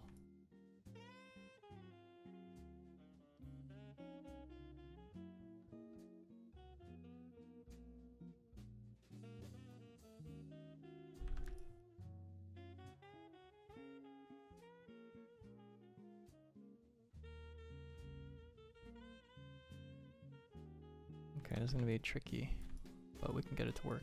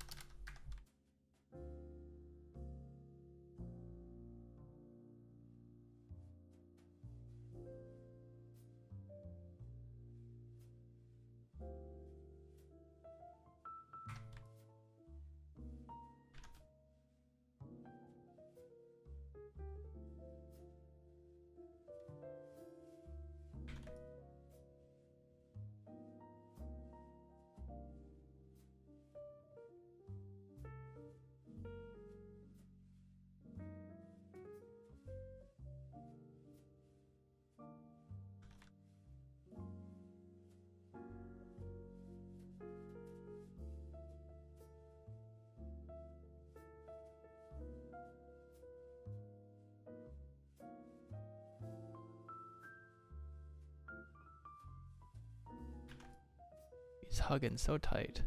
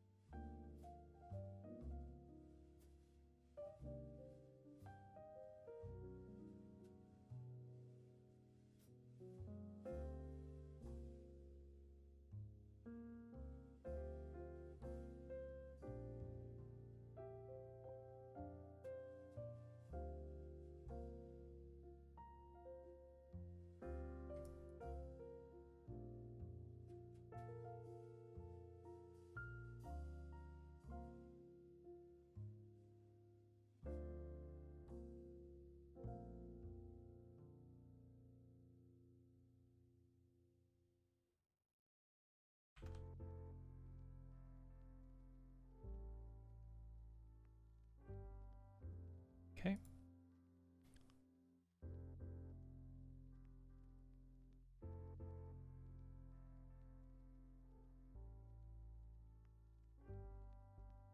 All right. Now we're gonna bake all of these spaces into his root.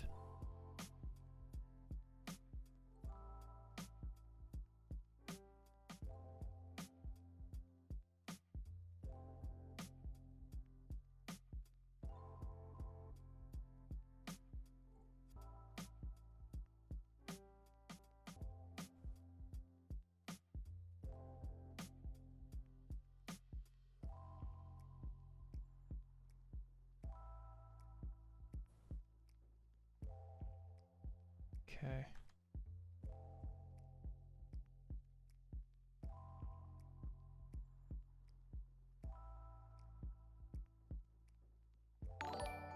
I'm gonna need to move his knee joints too. Oh my lord. Wait.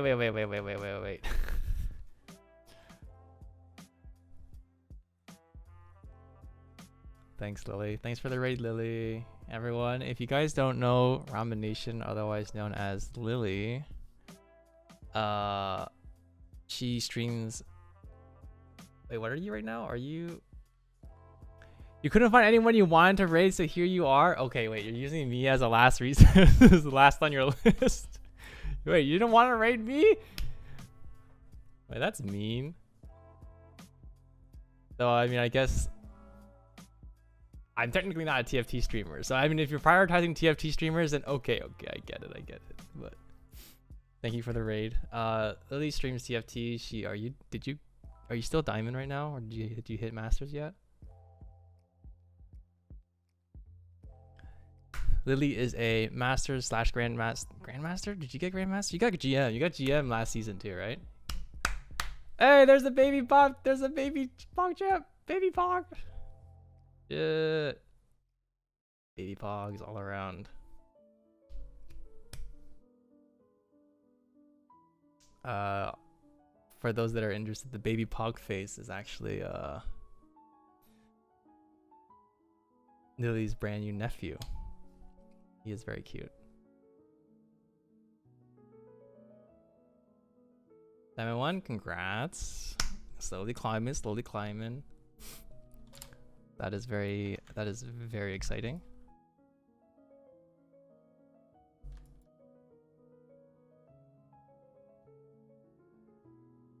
This is in main. This is not in main.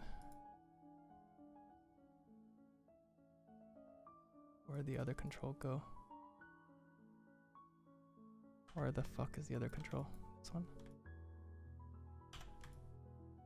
Okay. Put this into main.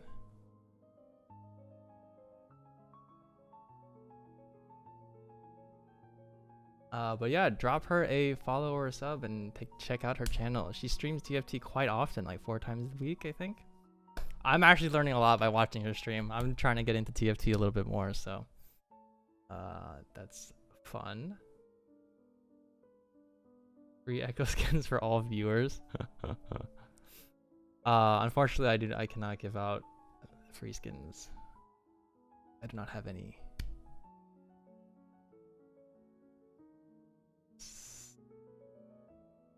But welcome to the stream. Thanks everyone for dropping by. That's very nice. Your stream was good. Lily's stream is always really fun. It's really chill, and Lily talks to her units a lot and complains a lot for not rolling her units or getting the units that she needs, but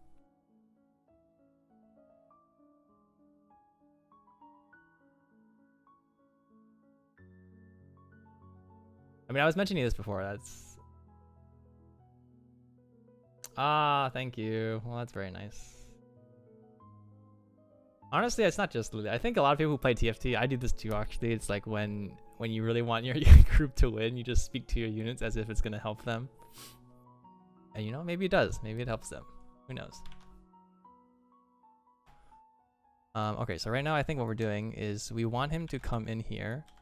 And I think we parented everything so that now when we manipulate his route, his whole thing goes. Yeah, perfect. So we're gonna have him do a spin here quickly. Like a spin out. And when he spins out, he's gonna idle in into this thing eventually. So if we do this, then we want him to... Actually, let's just select everything quickly. And we are going to push this all out because we need a little bit more time. Oh, thank you for the follow. Legato G, I appreciate it.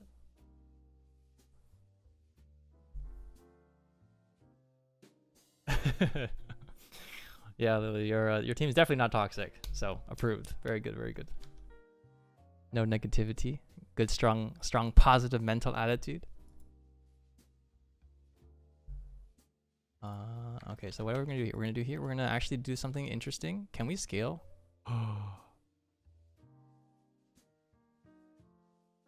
Guys, we're gonna do something insane. Put you down here.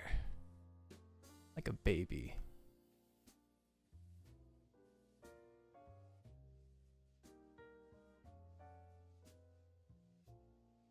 Never do this when you're animating, but I'm going to do it. So I'm going to break rules. Okay, so right here, when he turns on, we're actually going to suck him under. We're going to lift him. And we're going to rotate you. But because this control actually also has scale, we're going to scale you. And then scale this to 0.7, over 2 frames to 0.9. One more 2 frames to point to 1. And then what we're going to do is we're going to take this, we're going to spin him. So we go backwards like this. 1. We open your graph editor. Can we rotate? So we key. We ease this in. Like that. How does that look?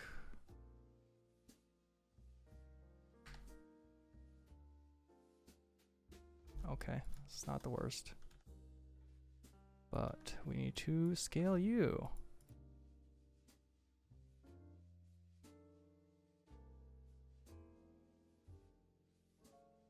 Okay, we actually need that to be way longer.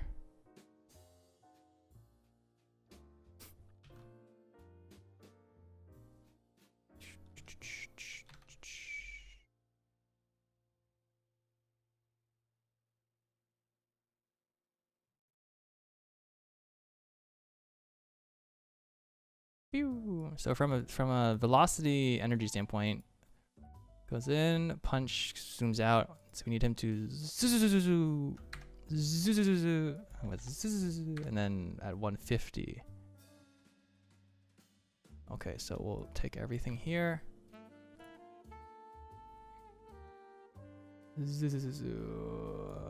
And then at 150 is when we go down.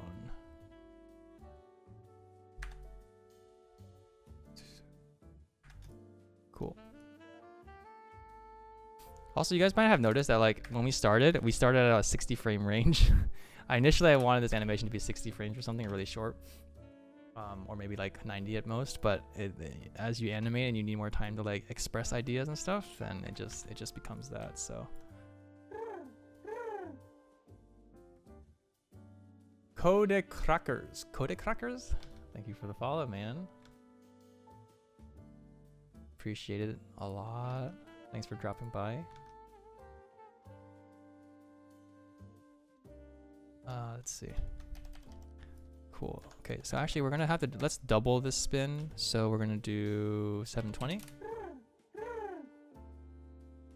Code Crackers. Sorry. Gurzy bro. Gurzy. Thank you for the follow. Appreciate it. Is that sad boy monster on your screen your persona also sick Sakuga looking animation? Sakuga. Wow, that's a very that's high praise. Thank you for the compliment. We're just blocking right now, so hardly Sakuga.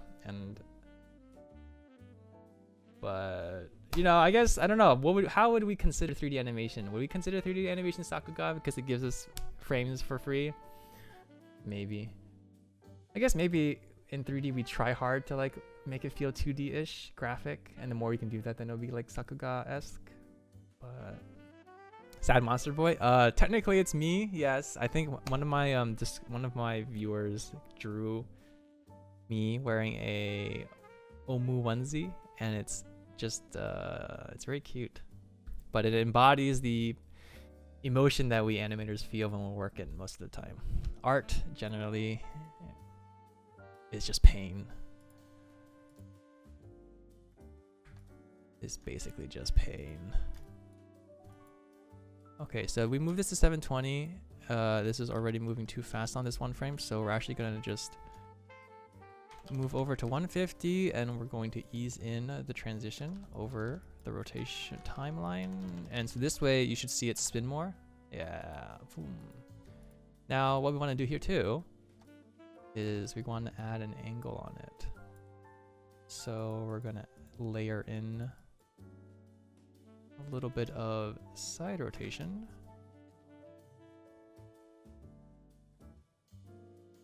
Wait, I just heard something, but I'm not sure what that was. There's a sound bite.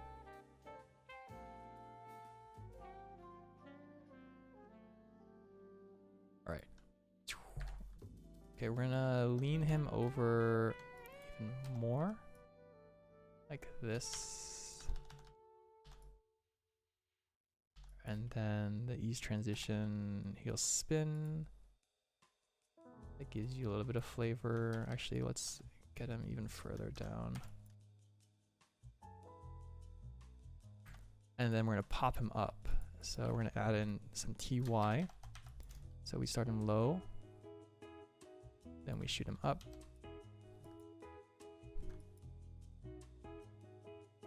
Just to the top of the screen, like that.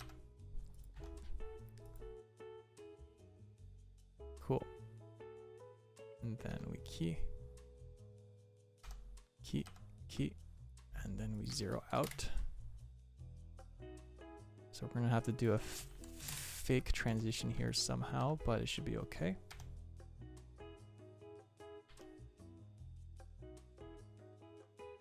We key. And then key. Up here, we then drag you up.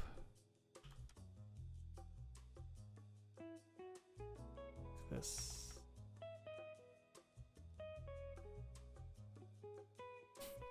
Cool. And then we will do an open pose into a stretch down pose. So, boom. So he spins. We're missing a spin here. Thank you for the real. Oh, I didn't catch that. The real Yamasu. Yamasu? Real Yamasu. Thank you for the follow. I appreciate it a lot. Welcome to the Omu fam. I need to come up with a saying for when people join. Should it be the Omu fam? That's what we've been using, but I don't know. Is that, do people like that? Boom.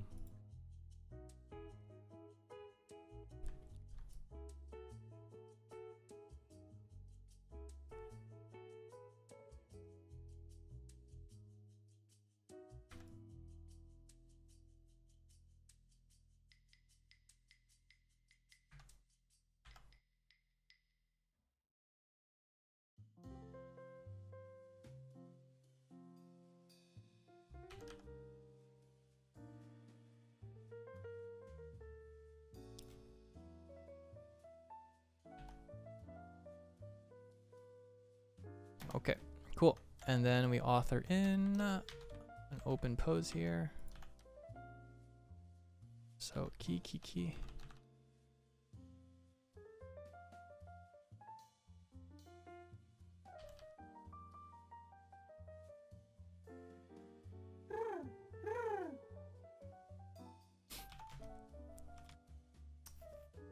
Oh, thanks for the follow, Gaoji-san. Appreciate it. Get some food. Yes, please get some food. I need to make dinner after this too, so. Up, down. So what is our open pose? We're just gonna starfish? Let's just starfish for now.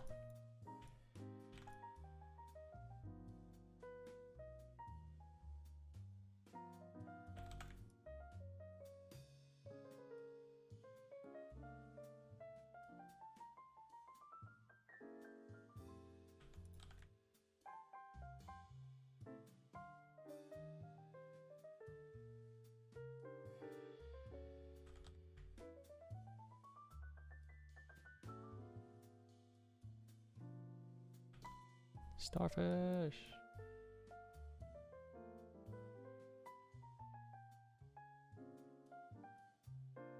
Thanks, Lily. Thanks for this. Thanks for the raid. I appreciate it. Talk to you later. Get some food. Yum, yum, yum.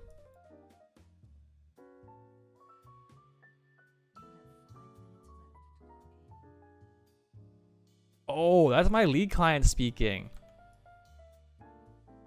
It says I have 5 minutes left to lock in for Clash. We're not doing Clash, right?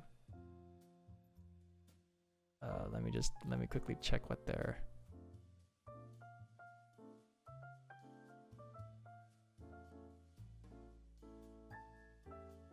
Oh yeah, we're not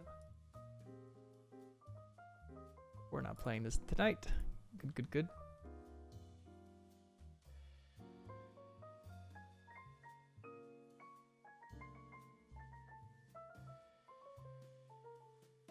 Oh my lord, looks like I'm crucifying him.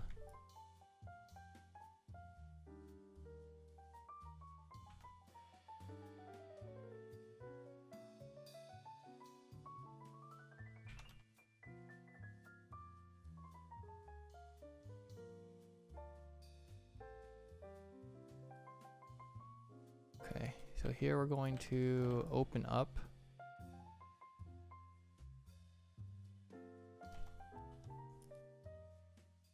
Open up our character.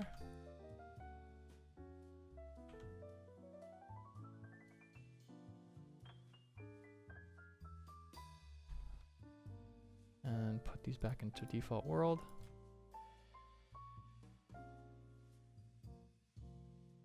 I'll also go back into default world.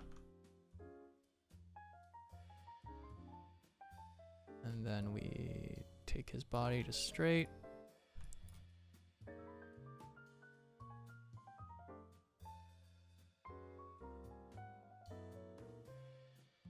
Straighten him out. I can go up.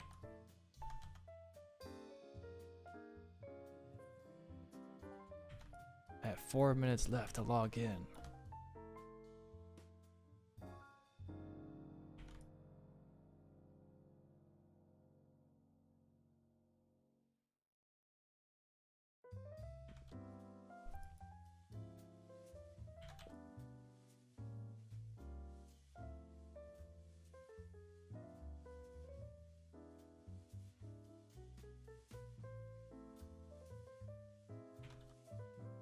Okay.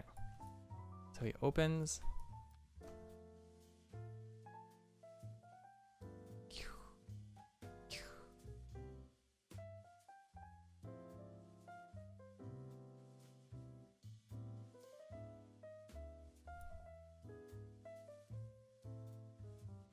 Okay.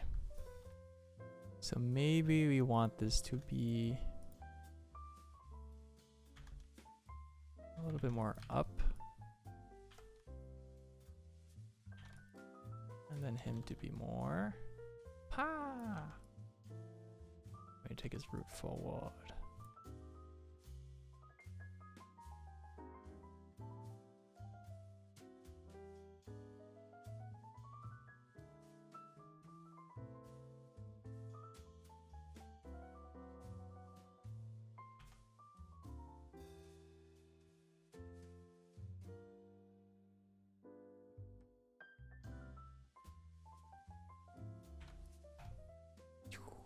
Okay, cool. I think we can push him out further easily like that. Cool.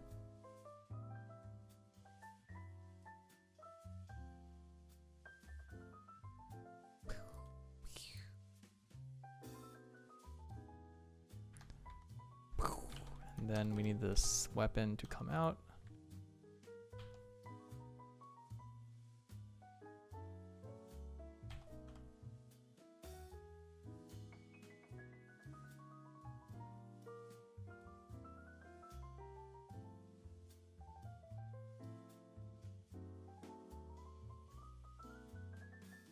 Weapon out.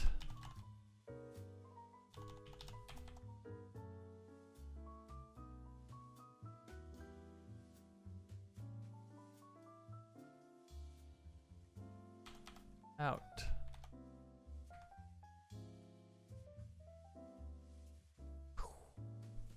Cool. And then we just need a couple extra poses here where he gets into idle. Cool, almost there.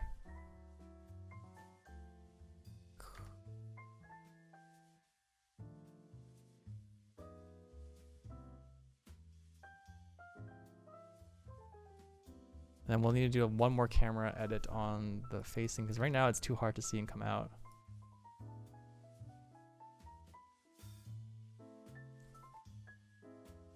But should be okay.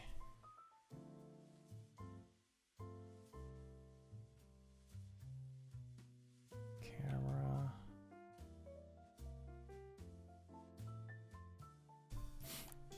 Okay, now we need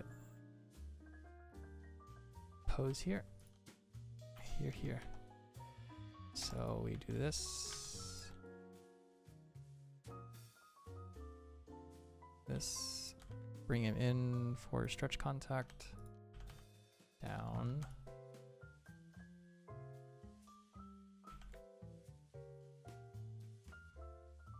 on, in,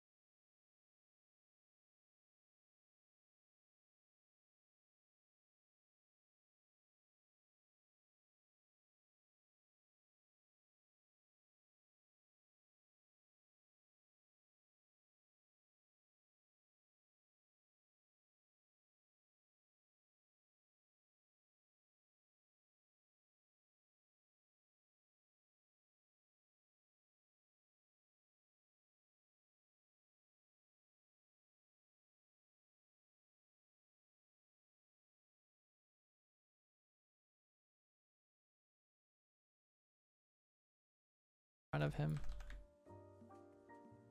But we need to lead with the chest and the elbow. So shoulder goes up, elbow goes up, like this. We can drag the weapon up, at least a little bit, like this.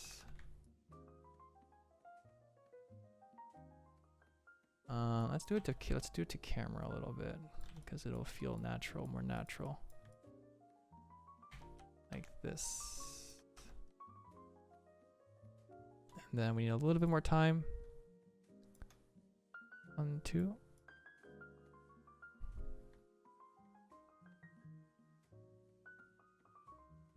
Okay, 1, 2.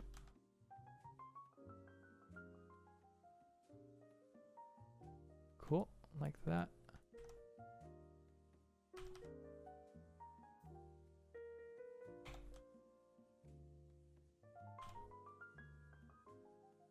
Down. We want a little bit of going down here just to block it in. And we're good. Look at that. Okay, so I think we might want to do a little bit of posing. So it's like he comes down. When it comes up, he's gonna go over his other foot because we want a little bit of interest on the TZ, on the TX. Who was that? Telescope, thank you for the follow. I appreciate it. Welcome to the Omo fam.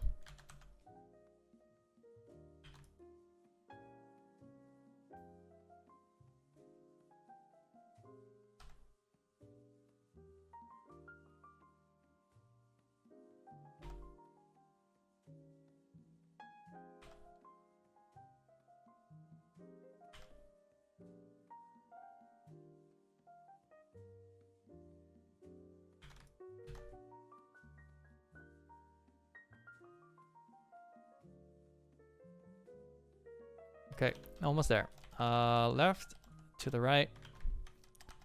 Push into the right.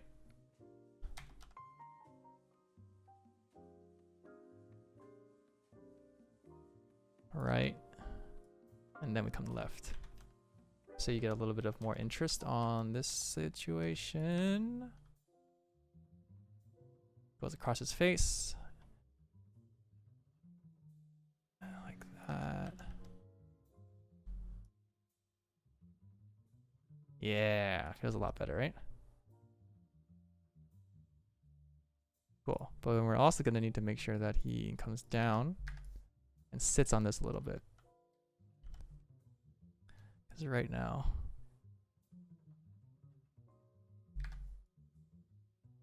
Okay.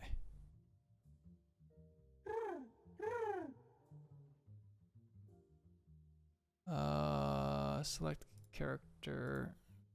Down,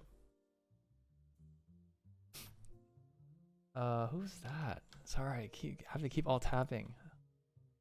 Katoman, thank you for the follow. I appreciate it, dude. Sorry, I used dude as just a general, but thanks for the follow. I do not mean to assume anything about anyone. Matt the real good guy. Thank you for the follow. Thanks for being a good guy and following. Welcome to the Omo fam.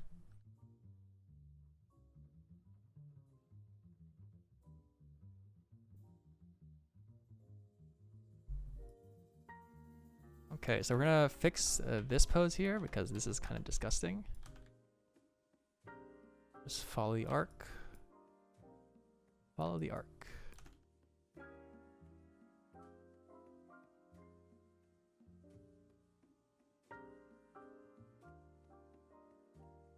First time? Wow, welcome. Thank you for dropping by and watching Maya. Honestly, it's fun. It's nice that people are saying that it's fun to watch because in my opinion, watching animation is actually quite boring.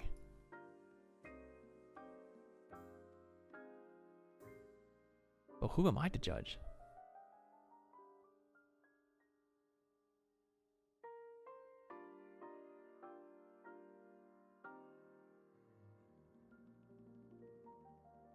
Okay. think maybe we can do a little bit of overshoot on this one. Okay, so he's gonna overshoot a tiny bit on down one. I'll rotate down a little bit. That feels a little bit better, right? Yeah. Okay, we're gonna have to actually extend another 10 frames. It just gets longer and longer. Open, boom. We hold a little bit longer. 1, 2, 3 frames. Boom. Then we come down. He resets. We extra at 1, 2, 3. And then when he comes up, we're gonna hold on this raise. Here. 1, 2, 3. Select the character, he comes up. I'm gonna add another moving hold here. Feels a little bit better, right? Like when you come up, fast action, hold the overshoot, and then settle. That usually gives you a little bit more satisfaction. God, we're almost at the 260 mark or 240. We're almost at 8 seconds. This whole thing is 7 seconds.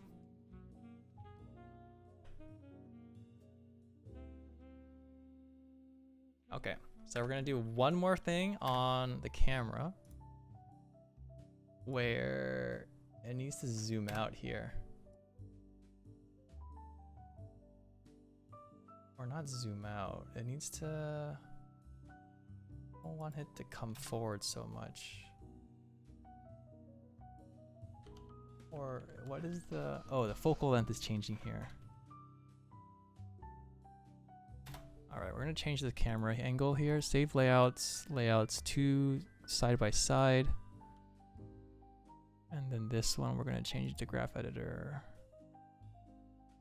So we look at focal length and we look at translate Z. Translate Z, the focal length is shooting forward here, which we don't need, right? Yeah, we don't need that. So we just remove and just tween up. It'll feel more natural. Let's get the camera to move.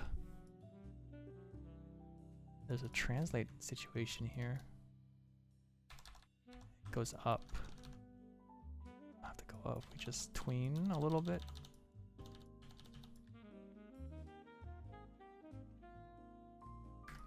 Cool. I think the transition here we can maybe fix.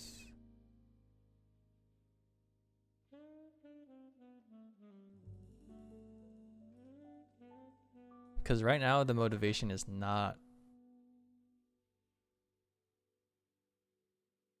Needs to follow.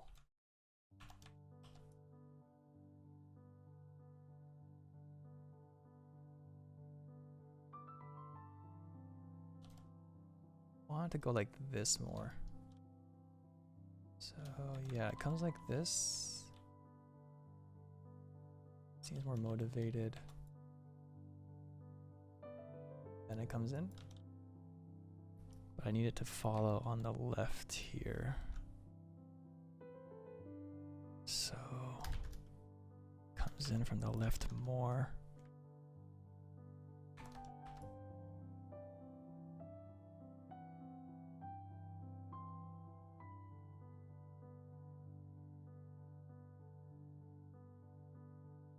Okay, slightly better. I think once we block in some other things, we can fiddle the camera on the time reverse, because that will be completely separate on its own. But I don't think it's gonna play with. It'll be whatever on this one. So then we just need to frame here on the explosion. I think we can. Let's keyframe. Let's open the focal length a little bit. Wow. To like 25, and we can then also rotate the camera up.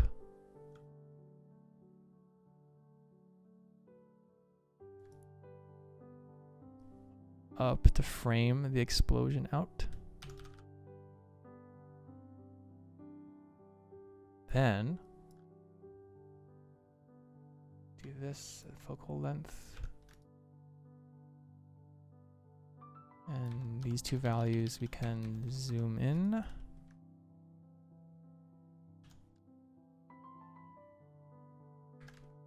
And we hold. And then we zoom in. Zoom.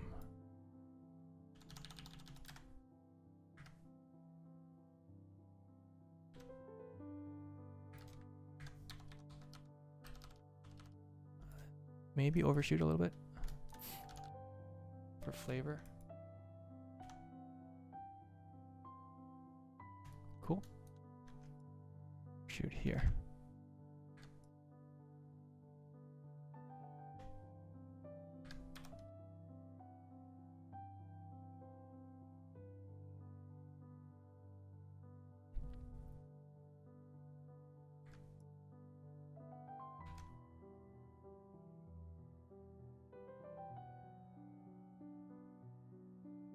Wonder, maybe we don't have to do this translation thing. Maybe we just leave it.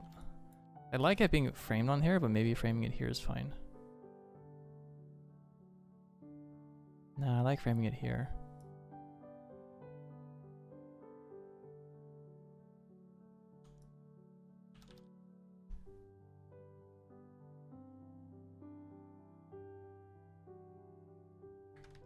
Yep.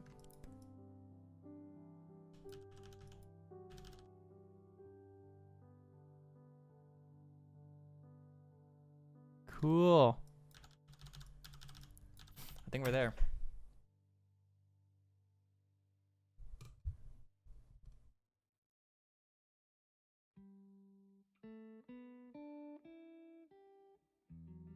Will it be like this, or will there be more frames in the final versions? Oh, there will be more frames. Right now it's still in blocking. So you'll notice here that these red bars, if you're a 2D animator, you'll be familiar with keyframes. I have basically just authored keyframes here, and you'll notice that in this situation, the camera is moving, but the character's not moving. So when you don't see any red frames, that's basically I drew on a 2. This is 32 to 34, so I drew on 2s. 34 to 40, I drew on a 6 frame. And when I spline everything, which is basically when I go into this, you'll notice these are all stepped. So basically they hold the value up to the next frame. Once I spline it like this, boom, it's all smooth, right? So that is called spline. That'll come next week. But for now, I think we're done. I think we're done for blocking. And we'll edit some of this later, but yep, currently only displaying keyframes. No tweening, quote unquote, yet.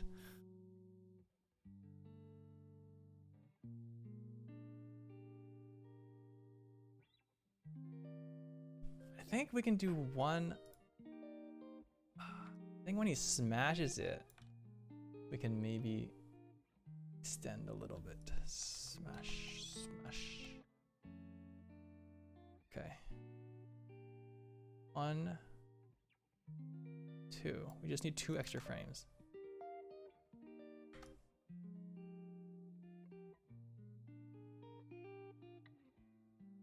And I think we can.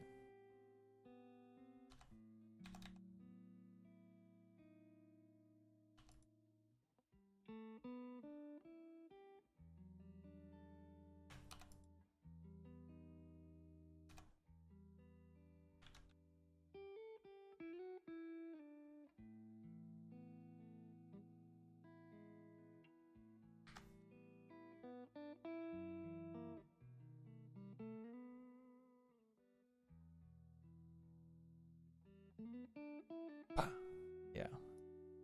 Just a little bit of frame extension so you read the beat.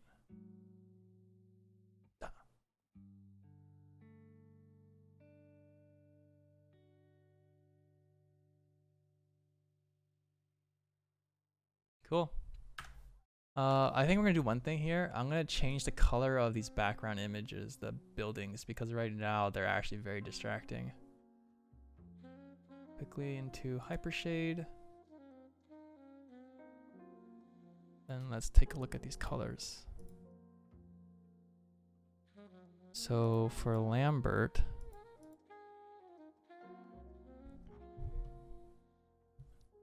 Yeah, no problem. Thanks. Thanks for dropping by. A to the J. Let's see. Number 2.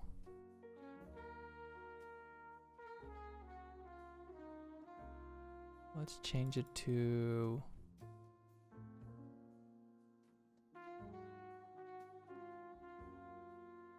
dark green.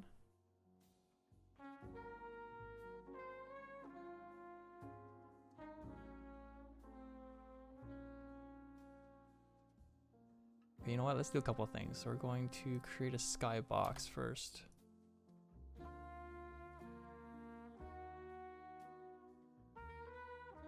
Perspective. Aja! And then we'll color the skybox. Call it Skybox.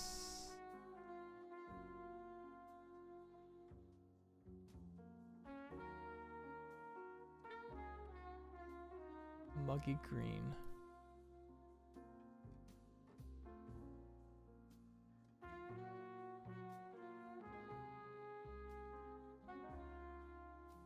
Because we're in Zon, so we're going to pretend it's muggy green.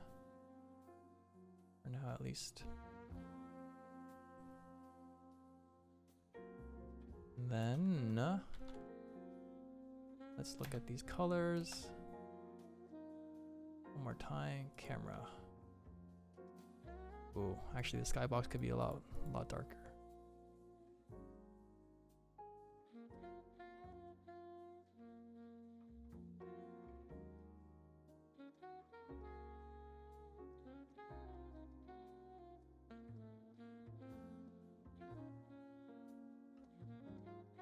Cool. Let's take this gray, bring it a little bit to the dark green.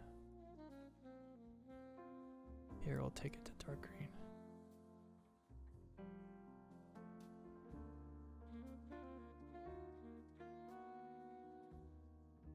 Cool. And then the ground. Call it ground. We're going to actually give it a different texture. Call it ground. And we're just gonna make it dark.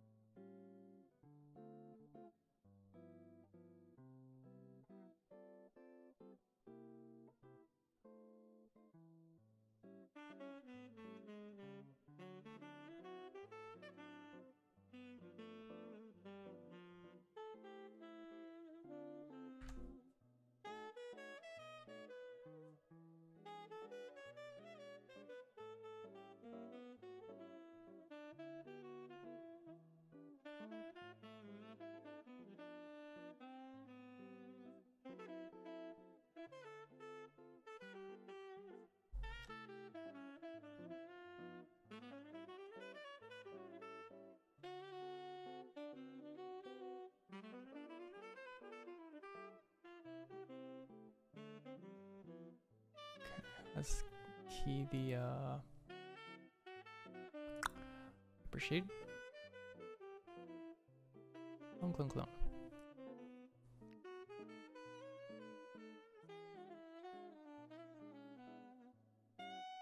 Clone.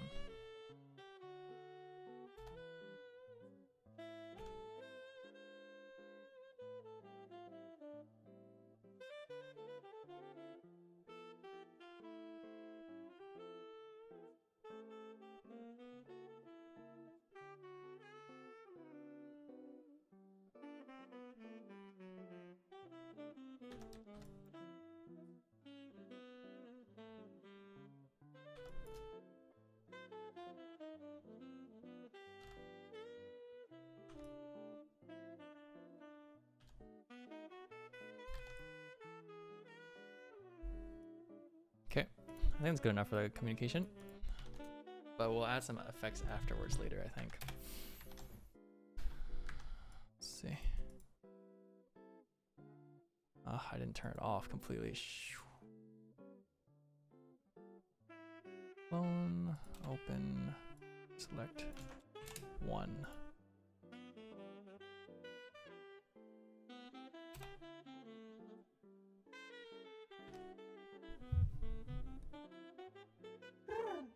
Oh no, we need to turn it back on. No! God, I hate animating the transparency on materials. It's the worst thing ever.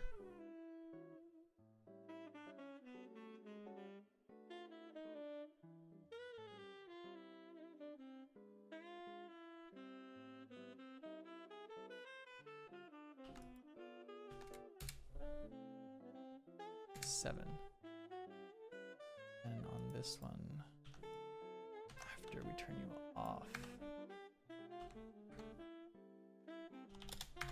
Okay, that should be everything.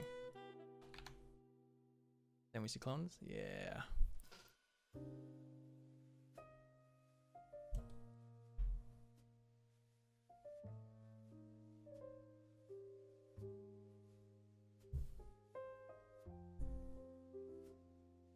Thanks for hanging out, Best Arts. I call you Bess. Thanks for hanging out, Bess. The real Yamasu asks, how long would it take for this animation to get into game once you finish? Well, theoretically, if this were a game animation, I could just export it right now and put it into game. The question would be more of like, does it look good in game, and am I happy with it?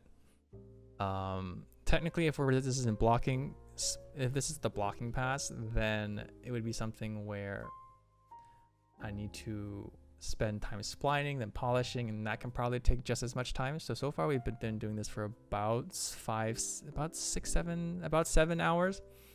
It would probably take another 7 at least, at the very least, maybe more. So probably another 10 hours before gets to final, or something like that. We're going to be spending, I think, 2 more sessions on this, maybe 3. But that's where we're at. All right, I'm gonna quickly play blast this quickly, and then we can take a look at the 2 versions that we've had. Give me a second.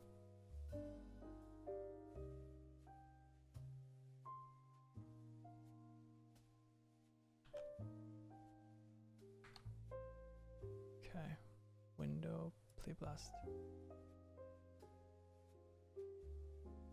Blocking plus.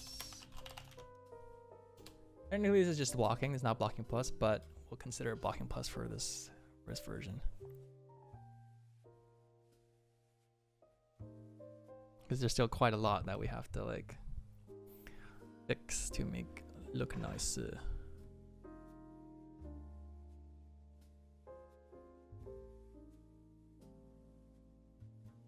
See all these arms, the freaking elbows there. Oh my lord. Anyway, who cares? We'll fix that later. The Heartless Project, thank you for the follow. I missed this 3 minutes ago. Thank you for the follow. Appreciate it. Welcome to the Omo fam. I was just a little bit too focused on what was going on here, so.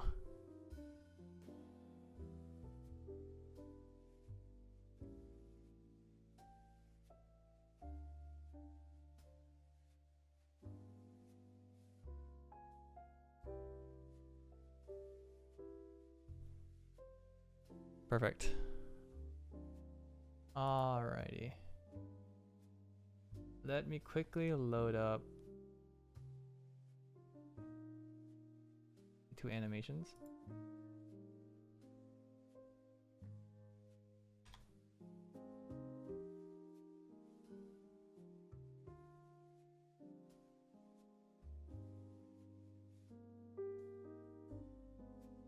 Wait.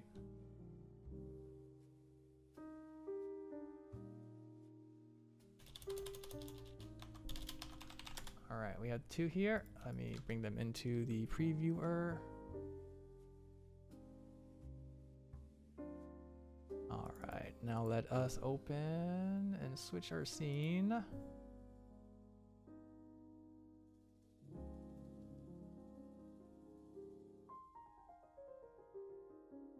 All right, well, this is exciting. So let's quickly just do a quick review.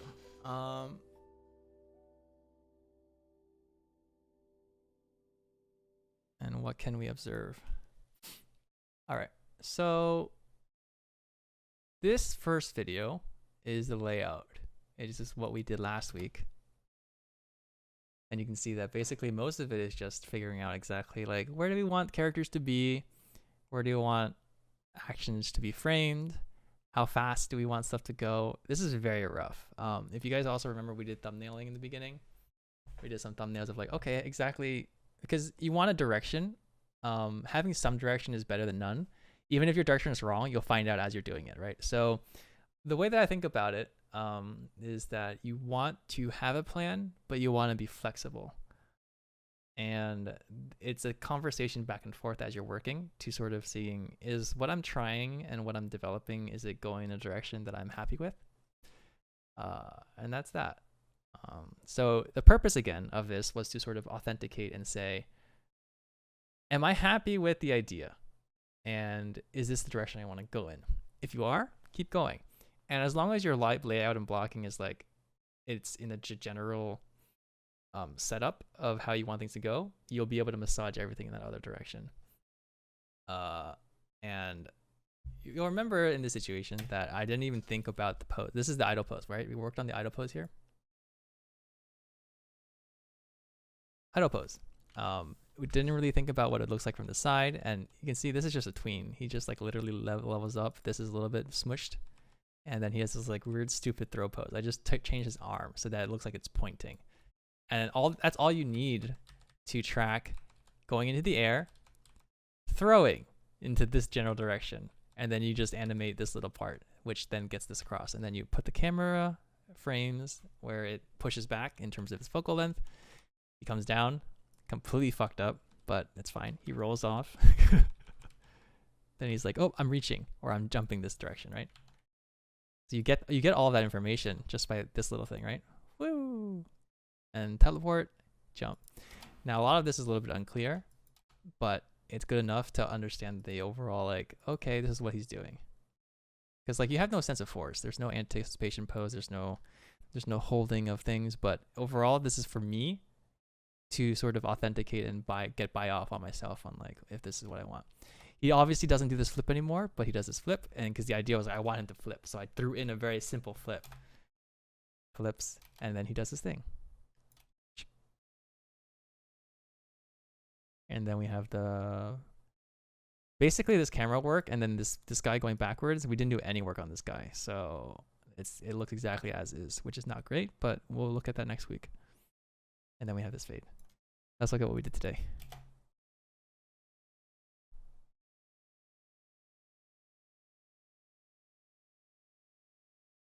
Not bad, right? You can see that like the building blocks are all there, but as we're working today, we were saying, okay, so I know that I'm happy with these, where this is supposed to be in terms of layout. So let's take this time and author and create poses that are much more appealing and really focus on transitions and timing to really get the sense of animation. And the funny thing is animation in the end is the sense of motion or sense of movement with a series of still images, right? So we have to author and create as many poses that we need that are specific to what our intentions are at the time.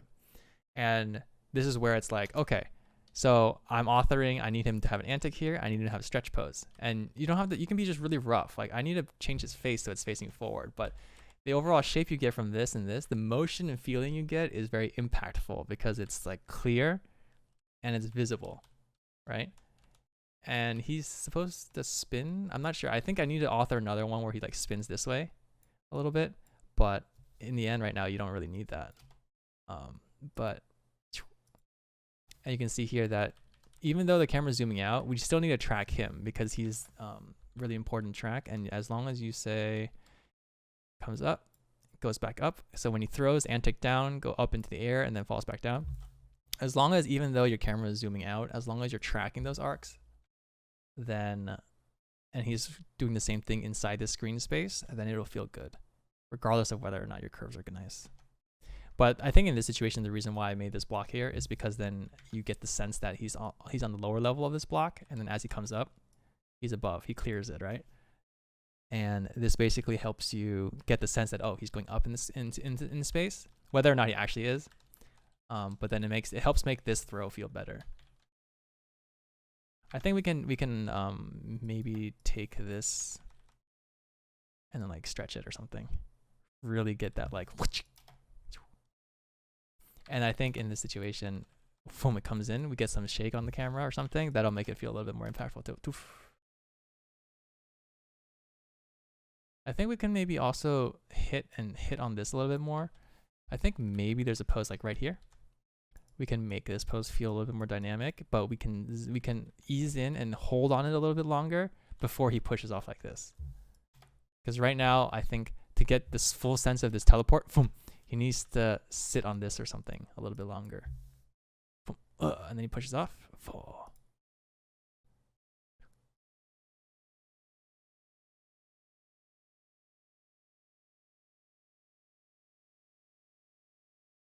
Okay, we're gonna do one small thing here. We're actually gonna go back into Maya, and I'm going to actually do an explosion with this thing, with the sphere, just because that's easy. So let's quickly go back, and then we'll wrap up the stream.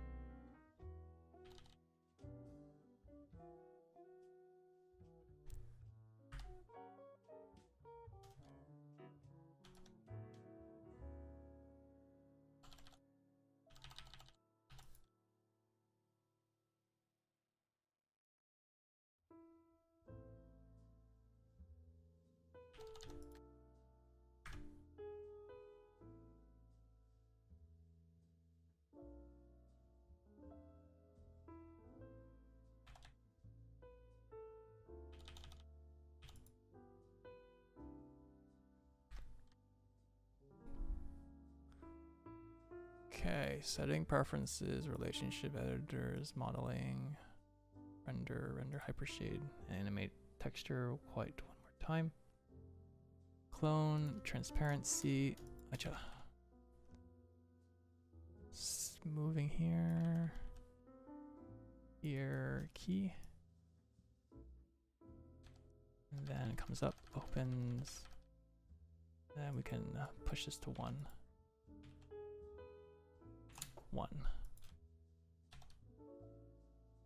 And we can author a little bit more thickness here, so we go down for brightness, impact, and then go up.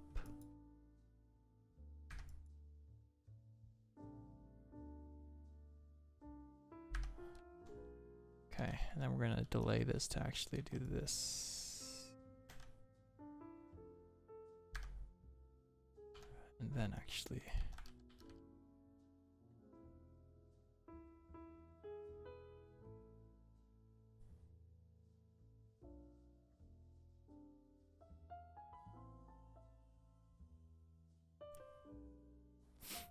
We're gonna take this.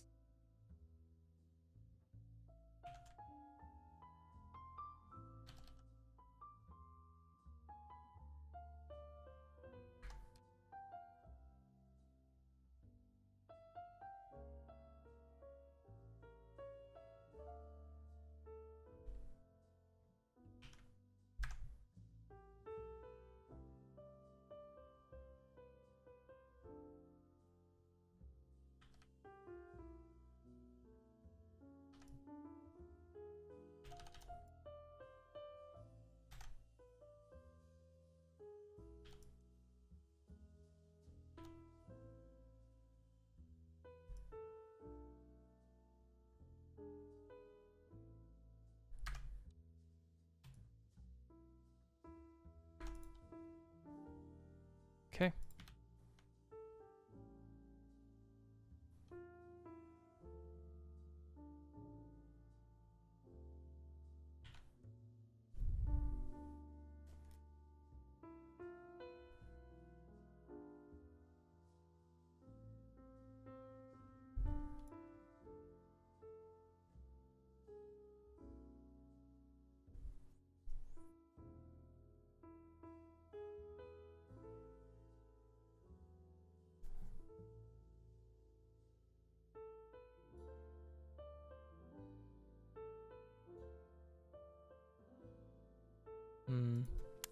Maybe I do this scaling on this a little bit differently.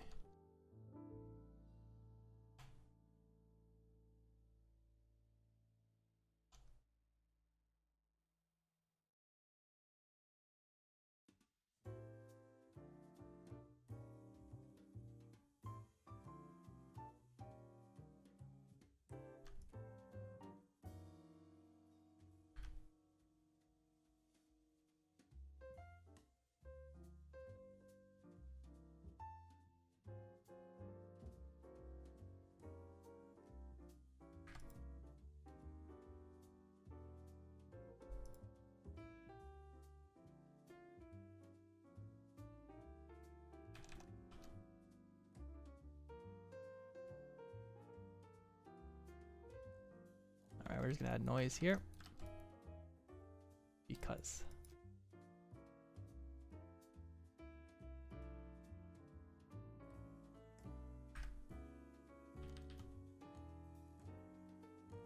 Cool.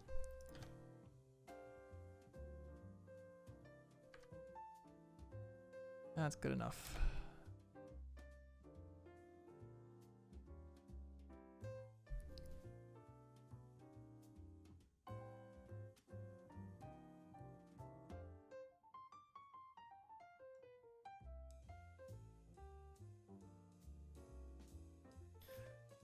All right, I think a little bit of it is a little bit too fast, a little bit, we might need a little bit of a couple of areas of a little bit more rest, but I think overall it's not that bad.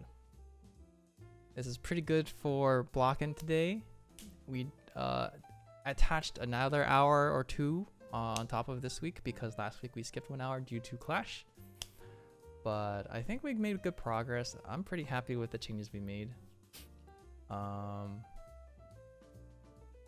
There's there's still a lot to do, but there's a lot of flavor here. So I think I'm gonna wrap up the stream here. Thank you to everyone who hung out today. It was a little bit of a longer one, but I really appreciate everyone who dropped by, said hello, hung out, was animating, or just chatting. It makes you guys just dropping in makes the entire process a lot more fun. I also hope that you guys getting to see me work is helpful in some form or fashion. I don't know if it is, but it's fun for me at least. So hopefully it's valuable. There are a lot of people here today, much more than I'm used to. So thank you to everyone who hung out. It means a lot. Slowly, we're trying to grow the stream and the YouTube channel and all that stuff. So take a look at all that stuff if you're interested. I post VODs of these streams about a month after I think I stream them, just because I have to edit them down a little bit to keep all the information that's important. But otherwise on my YouTube, /csing, I post a little bit of some of my process stuff for League of Legends on skins, as well as some of the projects I've worked on. I'd sometimes do analysis of animations on for certain games, most recently for Genshin Impact. Yeah, today we have 420 followers. Woo, 420.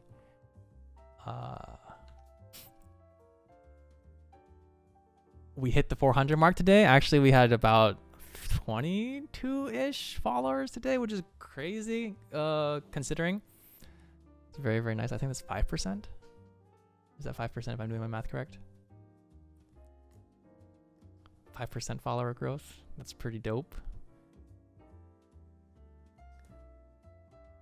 But oh, hey Tony, how's Julian? Yeah, BabyPog, woo! BabyPog. Oh my god, I was talking to people last night when we were playing League. I was just telling them it's like baby Julian has already accomplished more in his life than most people, and then for example at me at age 30. Julian at only 7 days old has already become an emote on Twitch. How many people can say that? I think that's a compliment. It depends on what perspective we're looking at. Making people fall asleep? Normal people, adults falling asleep? I don't know. But babies falling asleep? Okay, we can take that. Is this Ramen brother? Yeah. This is Ramenation's brother.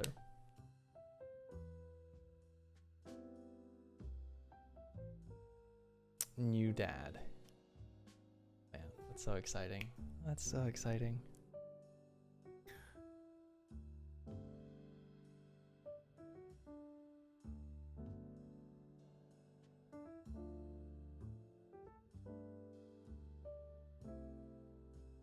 Yeah, Julian already has more internet points than any other baby. Man, getting ahead in life. All right, guys. Again, thank you for everyone who dropped by. I really enjoy doing these things, and honestly, everyone being here is it makes the whole process more fun. So I hope to see you guys next week when we continue doing splining and or when we continue doing blocking plus. We have about 2 or 3 more sessions for this, and I hope everyone who's participating in the Anim Challenge this month is having fun with their characters and doing their intros. But otherwise, yeah. Don't forget, if it is still Sunday for everyone, for you or in the US, don't forget to call your parents, tell them, or your mom specifically, don't forget to tell her Happy Mother's Day, if it is still Mother's Day for you guys. I had a nice call with my mom this afternoon. It was very long. She wanted to talk about a lot of stuff, both good and bad. But don't forget to tell your parents and your mom specifically that you love them, if applicable for you guys. Or if, or even just other mothers, like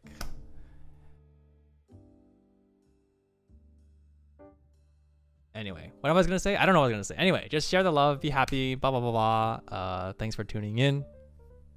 I'm going to wrap up the stream here because I'm hungry and I need to eat.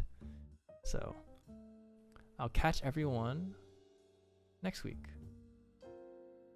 Thanks again.